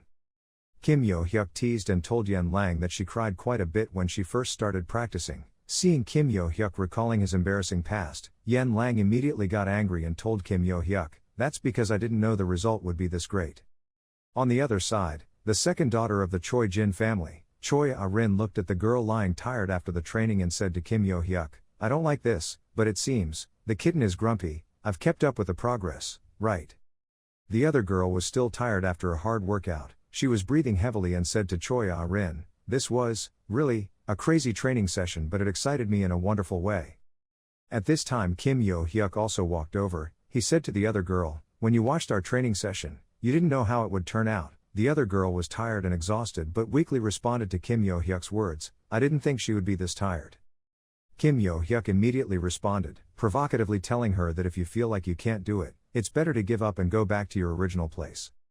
Hearing that, the girl immediately looked at Kim Yo-hyuk with a bit angry eyes, then she thought for a while and responded and said to Kim Yo-hyuk, if it's miserable, this place is much better, I will try to follow. Everyone, hearing that girl being so stubborn, Rin helplessly turned away and clicked her tongue. Hearing that, Yoo So-yeon, a genius born in the Yushin family, one of the top 5 families in Korea, immediately looked unsatisfied and asked Choi and Rin, did you just click your tongue? Choi Ah-rin also didn't hide anything and immediately asked Yoo So-yeon, can you hear me? Yoo So-yeon immediately got angry and told Choi Ah-rin, just wait there, I will quickly let you inhale the smoke. Seeing them getting along so well, Kim Yo-hyuk smiled with satisfaction, then he seriously spoke up and said to them, I originally planned to help you review your fighting style after the practice match, but the accumulated fatigue after she came out of the state was still there, so it was best to maintain her current level of training combined with rest. Choi Ah-rin also turned to talk to Yen Lang, that's right. Hearing that, Yen Lang also understood his current situation and said to Kim Yo-hyuk, I understand. Then Choi Ah-rin immediately turned to ask Kim Yo-hyuk, what are you planning to do next? Kim Yo-hyuk immediately replied and told Choi Ah-rin, I will go back to the dorm and practice law. Choi Ah-rin immediately responded and said to Kim Yo-hyuk, so did I. Hearing that, Yen Lang immediately fell silent and listened to their conversation. She was thinking about something, and Kim Yo-hyuk is not satisfied with this action of Choi Ah-rin. He feels a bit comfortable talking to Choi Ah-rin. he needs to always follow me and do what she wants. At this point I will start practicing with the upper body, so I think everyone should proactively practice weightlifting first. Choi Ah-rin immediately. Zero sure asked Kim Yo-hyuk again, is that okay Zero? Kim Yo-hyuk said as he walked, throwing the towel he had just wiped his sweat on the ground. Then he turned to Choi Ah-rin and said, after all, the gym is only for us to use, therefore, please keep practicing when you have free time. I will observe and point out the bad points for everyone. Seeing that Kim Yo-hyuk had said that, Choi Ah-rin immediately agreed to tell him, okay. And Yoo So-yeon also stood up and was about to leave and said to Kim Yo-hyuk, I think I should leave too. Yen Lang, did you stay to practice more? Zero. Yen Lang had been quietly observing everyone's actions. When she saw her name being called, she got a little worried and said to Yoo So-yeon, yes, I'm not too tired yet, we'll probably continue to practice. Hearing that, Yoo So-yeon just calmly said to Yen Lang, that's great, but don't try too hard, see you tomorrow. Yen Lang immediately replied to Yoo So-yeon, okay. After everyone had left, only Yen Lang remained in the practice room. Look at your hands, evaluate your physical condition and think. I feel like, one thing is for sure, I have become much stronger since receiving Kim Yo-hyuk's training, especially in a state of concentration. The monsters that I previously had difficulty winning against now secretly feel that they are too weak compared to me. But Kim Yo-hyuk, he's still on a completely different level from me. I have never seen anyone kill monsters so neatly and quickly. He has gotten a lot stronger since my fight with him, his progress has been amazing. The more Yen Lang thought about it, the happier and more excited she felt, but then she felt a bit disappointed and sad, looking at her hand and thinking, wait a minute. Why did I become Kim Yo-hyuk's disciple, but Zero is trying to become stronger than him? I admit that he is very strong. To be honest, I even immediately felt the pressure when I fought with him. It's really difficult to train on your own to become stronger than him. So the reason I became his disciple is to receive his guidance. Then Yen Lang remembered Kim Yo-hyuk's actions of standing up for her before and blushed, then she felt embarrassed and thought. Anyway, he helped me solve the family heir problem, he even helped me find a place to hide before so I could be safe from the family's management, and thanks to this special training class, I got results in just a few days. That's why, I continue to be Kim Yo-hyuk's disciple. And now Yen Lang is trembling, she clutches the handkerchief tightly, then strongly throws it to the ground, panicking, clutching her red and hot face, she is confused with her current condition. I think, Zero is right, is Zero okay now? My heart keeps pounding when I think about him, and when it keeps beating like that, I want to meet Kim Yo-hyuk again. Zero, I don't practice seriously when I'm alone, but I just want to practice with Kim Yo-hyuk. Calm down, we'll continue to practice together Zero, I'm Zero a pervert, so stop thinking nonsense. But then remembering Kim Yo-hyuk's handsome and cool appearance as he wiped away the sweat, the result of hard practice, she felt her heart beat faster and her face turned redder. Yen Lang quickly hit her head a few times to calm herself down. She was helpless with the thoughts in her head and thought, you idiot, I told you to stop, why do you keep thinking nonsense? And then Yen Lang's eyes noticed the new towel used to wipe Kim Yo-hyuk's sweat. She couldn't control herself and walked closer to that towel. Looking at the towel in front of her, Yen Lang blushed and hesitated a bit. She comforted herself with her next action and thought, I just wanted to wash his towel. I'm afraid that no one will think of taking his towel to wash it for him, I'm just helping Kim Yo-hyuk. Looking at the sweat-soaked towel with Kim Yo-hyuk's scent on her hand, Yen Lang hesitated and blushed a little, she was a little worried and nervous and thought, Zero, is there anyone here? So, I just wiped my face a little. After thinking about it, Yen Lang immediately took Kim Yo-hyuk's scarf and put it on her nose to smell it and felt embarrassed and ashamed of her action. Returning to the current situation, this action of hers was caught by Oh Se-hyuk right in the match. Oh Se-hyuk was confused with his current actions and the person standing here said in confusion, Yen Lang. Seeing that this shameful act of hers had been caught by someone else, she immediately exuded murderous aura and stood up to ask again, Oh Se-hyuk, did you see that?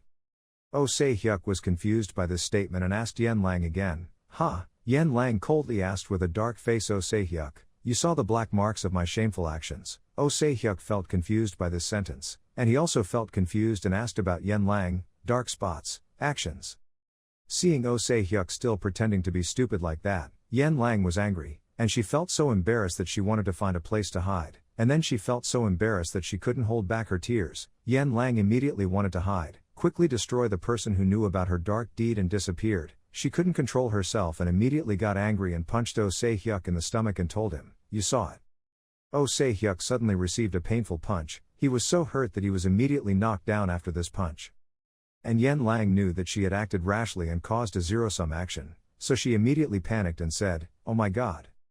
Yen Lang then panicked and screamed and ran away from here, leaving Oh Se-hyuk alone, lying in pain on the ground. As for the situation at the Valhalla dormitory on the other side, Kim Yo-hyuk is still meditating, practicing and recovering his physical strength. At this moment, he opened his eyes in confusion and thought, what the heck, who would call at this hour? Kim Yo-hyuk immediately went to pick up his phone that was vibrating because someone was calling. He picked it up and seriously asked the other end, "Why are you calling at this hour?" A was also confused and told Kim Yo-hyuk, "It was my fault, it's probably late at night in Korea right now, but there's something I need to say." His constellation of disciples has awakened. Hearing that, Kim Yo-hyuk remained calm and told Kim Yo-hyuk, "It's good news, are you free today? Take the time if you need it, Mr. Kim Yo-hyuk." Kim Yo-hyuk immediately said to A, "Then take the relic and wait for me." Ali immediately asked Kim Yo-hyuk in confusion, "Excuse me?" Kim Yo-hyuk immediately showed interest and said to A, "It's been a long time since I met my disciples." And now, receiving a constant stream of notifications, the ruler of the underground world is becoming crazy. The mysterious masked man immediately became confused and worried and asked, "Mr. Constellation, did the previous television episode make you so angry?" Even though he asked that, he still only received a message that the ruler of the underworld was going crazy continuously for a while. The guy wearing the strange mask became even more confused and worried. He immediately angrily thought, "Damn it, it shouldn't have been allowed to be shown on the screen at that time." And now let's go back 10 minutes to see what happened. 10 minutes ago, at the president's office of Valhalla, that mysterious masked man was sitting in the president's chair. His nickname was the Black Cat. After completing his daily work, this strange masked man sighed tiredly and looked out at the night sky that had already reached mid-heaven and thought, "Is it already night? Being president of an academy is tiring. Then check the school facilities one more time and then go home." That's what the owner said right after buying the school. Thinking about it, he immediately pressed his hand to display something on the screen. In his mind, he recalled the image of a girl who was his master. She smiled mischievously and said to this masked man, regularly checking the television. Thinking back, this guy wearing a strange cat face immediately became confused and thought, "Does she mean I have to check the whereabouts of the woman who is stalking Kim Yo-hyuk? She's probably just overreacting. Who is in the gym? Is Kim Yo-hyuk still there?" And right now, on the television, the image of Oh Se-hyuk lying motionless in the practice room was showing. This guy with the strange face immediately panicked and zoomed in on the screen to see clearly and said, "One corpse, 0, seems to have just fainted. Isn't that Oh Se-hyuk?" And right at that moment, a text message appeared on the screen of this strange cat face. The ruler of the underworld said, replaying the television episode. Seeing that, the strange cat face guy immediately replied in confusion. That said, "Okay." Then, following the orders of the ruler of the underworld, the guy wearing the cat mask immediately replayed that episode on television. Looking at this TV episode, the guy with the strange face was watching and thinking, "He's standing up, let's see what happened." And at this moment, a notification appeared on the screen. The ruler of the underground world said he understood. And right now, on the television screen, the scene from earlier in the gym was showing. The guy wearing the strange face looked at it, confused, and said, "Is that a Yen Lang?" And then when he saw that it was Yen Lang who punched and made Oh Se-hyuk faint. The guy with the strange mask on his face was confused. Why did Yen Lang suddenly attack Oh Se-hyuk? 0 has sound, so I don't know what happened. And then a message appeared on the computer screen. The ruler of the underworld said to play the Yen Lang again. Even though he was confused and didn't understand anything, the guy wearing the strange mask still listened and said to that person, "Okay." And then after watching the television episode, the ruler of the underworld, the owner of this guy wearing a strange cat face, was angry at Yen Lang's actions and said, "So that girl dared to steal the scarf, bathing in his master's sweat, and secretly smelling it when no one saw." The guy with the strange cat face also agreed and said to the ruler of the underworld, "Yes." After that, it seemed he was caught by Oh Se-hyuk and felt insulted. And then when the computer screen continuously sent messages, the ruler of the underworld angrily said, "I will tear your body into 100 pieces." Seeing that, the guy with the strange cat face immediately became confused and sighed helplessly, thinking, "Here it is again." His anger is becoming more and more frequent. In the past, she got angry many times for no reason at all. Recently, she gets angry more easily when things happen related to Kim Yo-hyuk. Wait, Didn't she say that she knows very well? How well does Kim Yo-hyuk know? And she even calls him master. Is Kim Yo-hyuk really his master?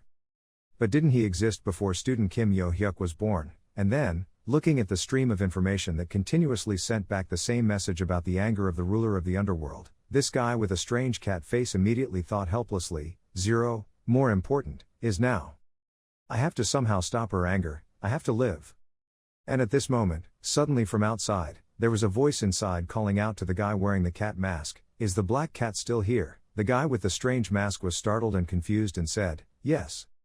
Then Kim Yo-hyuk opened the door and walked in and said to him, "Sorry to bother you at this hour, but can we go out for a walk?" "Ha, what is that? Who are you talking to?" The person wearing the strange cat face immediately turned off the system information panel and told Kim Yo-hyuk, "Yeah, but that's it." Kim Yo-hyuk immediately got straight to the point and said to the person wearing the strange cat face, "Okay, then use your skills, then take me over here for a bit." Hearing that, the person wearing the strange cat face immediately became confused and curious and asked Kim Yo-hyuk, "Where are you going?" Kim Yo-hyuk also went around laughing and talking to him, "England." And then this time in the night in another place. In a conference round table, Baek Jang, the leader of the Alchemy Guild John, spoke up and asked his subordinates, what was the plan? There was a guy wearing a strange diamond-shaped face who spoke to that Baek Jang guy, "Yes, there are about 200 protective magic rings to prevent intruders from entering Valhalla. About 100 of them were placed in Kim Yo-hyuk's dorm." Hearing that, Baek Jang seriously turned and asked him, "Really? 0 stars, anyway, they will be useless against the Constellations' ability." Another guy wearing a strange face with 3 round holes agreed and spoke up to this Baek Jang, "Yes, the leader's constellation, alchemical invariant, is essential for magic and defense abilities." The other guy with the strange mask continued to think about his plan and told Baek Jang, "Once the leader disabled all the magic rings, he and the 4 of us would head straight towards where Kim Yo-hyuk was. After that, we will cast a spell that will help conceal our attack and the remaining members will deal with Kim Yo-hyuk's friends." The Baek Jang asked the guy again, "Do you mean the students who participated in preventing the dungeon disaster?" The guy wearing the diamond mask immediately replied and said to Baek Jang, "Yes, if you only deal with Kim Yo-hyuk but also those guys, we will be famous all over the world." Hearing that, Baek Jang was immediately satisfied with this plan and said to his accomplices, "Well, we will be labeled cowards if we only dare to target high school students, but for villains like us, that's a compliment. So let's get started, shall we?" Assassination campaign for Kim Yo-hyuk and his accomplices. When Baek Jang was proud of his plan, suddenly a voice rang out in this silent atmosphere. We knew right away. Baek Jang immediately looked over in confusion and surprise. He immediately saw a person wearing a strange face shaped like a skull and said contemptuously to himself, "I was going to continue watching and wait for the opportunity, but now you say we are going to assassinate him." In front of this Baek Jang is a group of 4 assassins with majestic aura and a style that is easy to touch. They said in disgust to Baek Jang, "We should have killed people a long time ago, forget about tracking and all that." "Well, we were going to kill you anyway like the constellation said.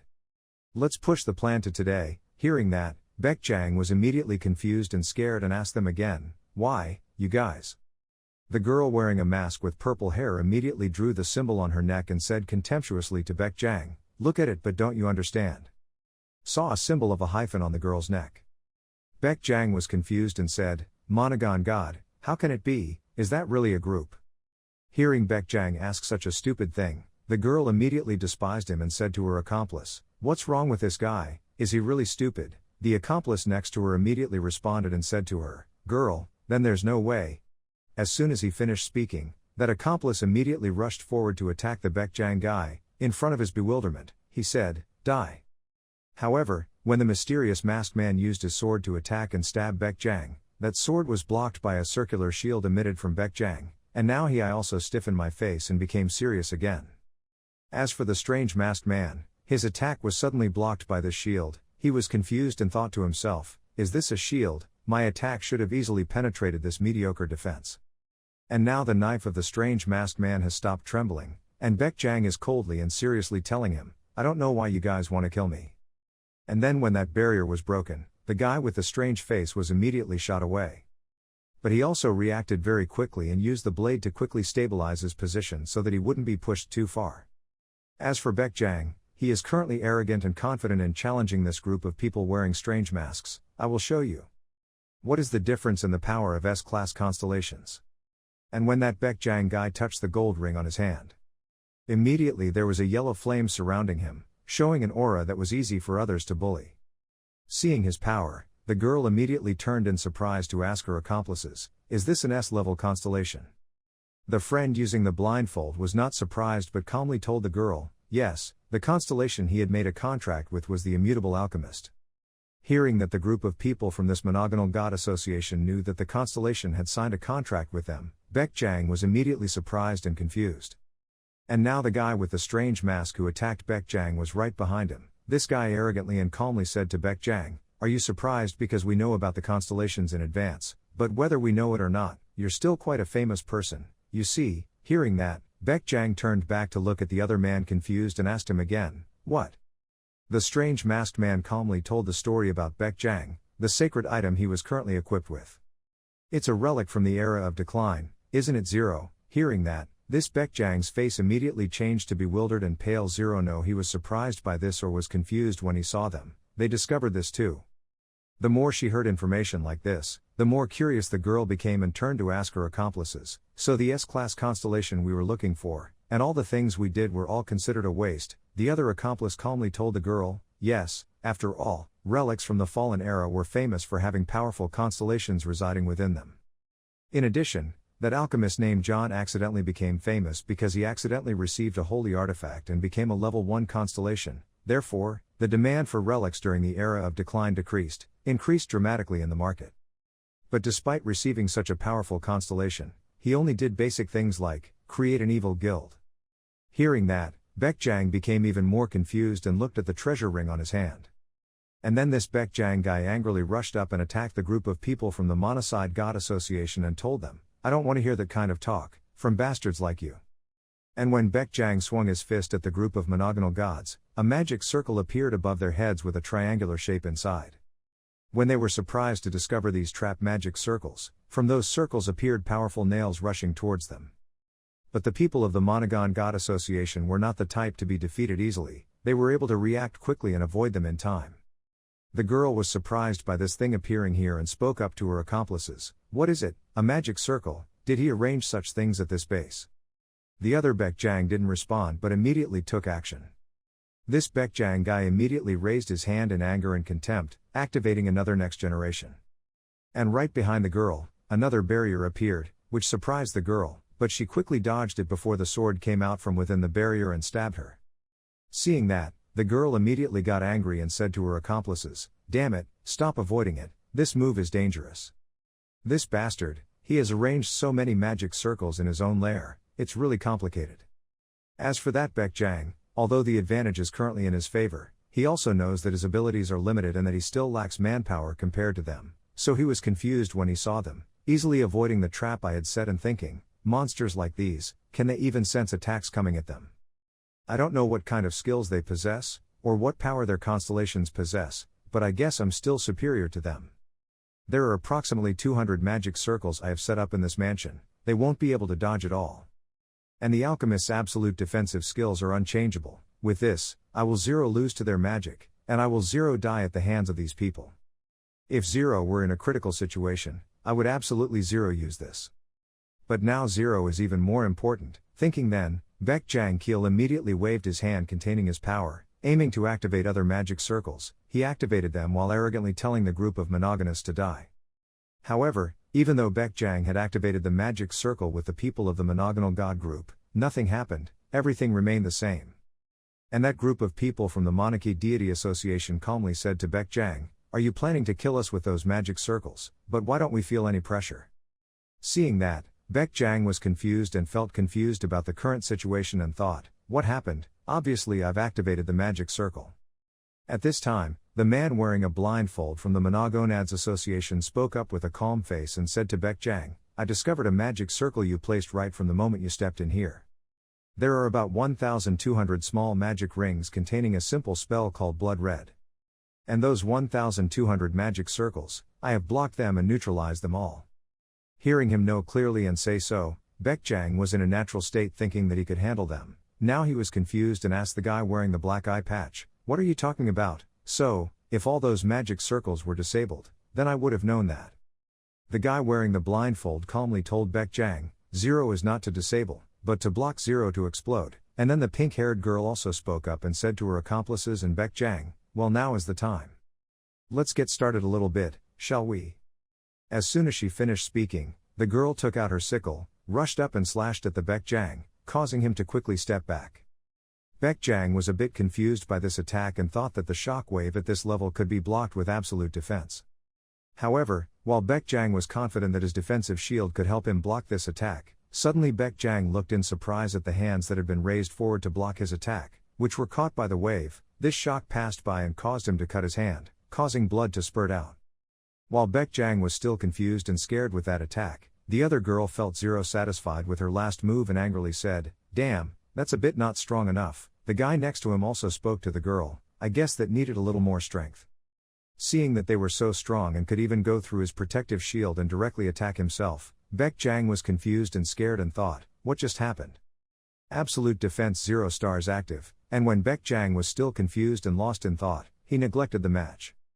Then another member of the Monotheistic Association suddenly took this opportunity and swung his sword in front of Baek Jang. However, fortunately, Baek Jang discovered it in time, although it was a bit late, but he was able to dodge this attack in time, and only got a little scratch on his face.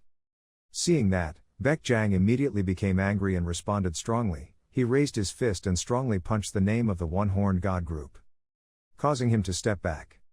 This guy immediately told the pink-haired girl who was his accomplice, "He was better at fighting with pure strength than I thought. I thought he only relied on the power of Constellation 0.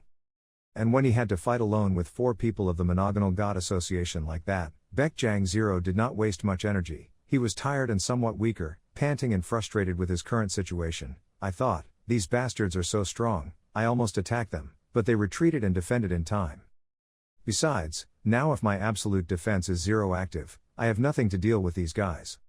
Seeing that he would not be able to fight them, Baek Jang immediately changed his strategy from armed violence to negotiation and said to the people of the Monogonal God Association, "Do you think I have been able to persevere to this point?" Hearing Baek Jang suddenly say that, the pink-haired girl immediately felt confused and asked him, "What?" The Baek Jang immediately spoke up to explain the negotiations and told them, "I don't know exactly why you're targeting us, but isn't that enough? You guys have massacred too much. In addition, all 100 members of the white group died. If you feel dissatisfied with me becoming an evil person, then I will stop. Now I have nothing left. What do you think?" Hearing Baek Jang say that, the strange masked man of the group of people from the Monogonal God Association spoke up calmly and coldly and said to him, "Perhaps you are misunderstanding something, but it doesn't matter if you become evil or not, or 0 important. Because you intended to assassinate the wrong person, we came here." Hearing that, Baek Jang was confused and then he implicitly understood and thought that the latest assassination plan was the plan to assassinate Kim Yo-hyuk today. "So they came here because I dared to act on Kim Yo-hyuk, just because of a high school kid. The worst criminal organization came here. It's useless, they're not the type of people who are easily swayed by words. This is the only way to survive." Thinking about this Baek Jang guy immediately started pressing the treasure ring on his hand. Immediately after that, there was a stream of light and a strong stream of energy emitted.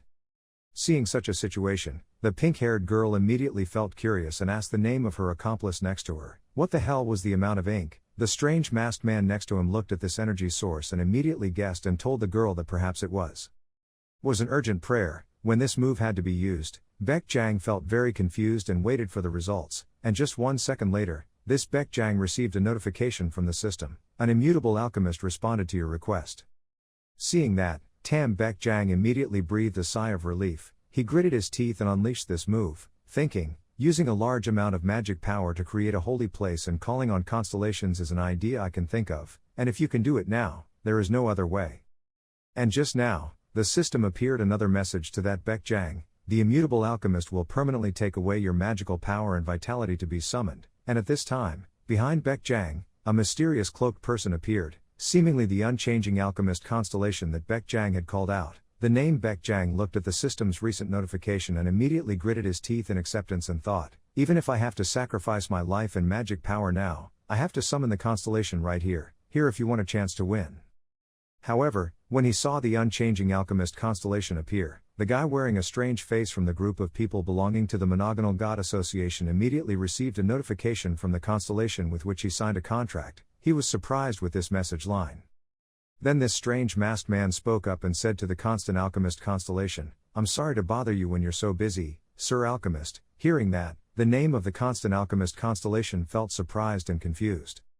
The strange masked man continued to speak to the unchanging alchemist Constellation. He had a message for our Eucharist Constellation. This alchemist, that bastard, tried to limit that person. Hearing that, the constant alchemist Constellation felt surprised by this. He immediately turned to ask Baek Jang and sent him a text message. The constant alchemist was asking if this was true. 0. Seeing the constellation of the constant alchemist asking me that, Baek Jang immediately felt confused and scared. Then he spoke to the unchanging alchemist Constellation. 00 Holy Constellation. I only planned to assassinate an academy student in Holland named Kim Yo Hyuk. This is so unfair. But Baek Jang 0 didn't realize the seriousness of the problem he was talking about. At this time, the constant alchemist Constellation was very angry. He was about to send a text message to the other Baek Jang, the constant alchemist, but then because he was so angry, the alchemist Constellation suddenly stopped. He didn't even bother sending a text message anymore but spoke directly to Baek Jang, "This stupid bastard." And then less than a second later, Baek Jang suddenly received a notification from the system, saying that he would stop being summoned. The immutable alchemist has cancelled his contract with you. Seeing the situation suddenly change like that, Baek Jang immediately felt confused about what had just happened. Before he could reshape, he received another message from the constant alchemist Constellation. "I will take back the alchemy ability I gave you." Seeing that, Baek Jang felt even more confused, and when the masked man of the Monogonal Spirit Association looked at the notification he received from the constellation he had signed with, he was immediately surprised, spoke up and said to that person, "Congratulations, Sir Alchemist John." Just then, this holy constellation announced that he would personally deal with you. And at this time, Baek Jang was suddenly surprised and couldn't understand and couldn't believe it when he saw the appearance of the person standing in front of him. Currently, a goat-headed man has appeared here. It seems that this is the constant alchemist Constellation. He is looking at Baek Jang with angry eyes filled with murderous intent.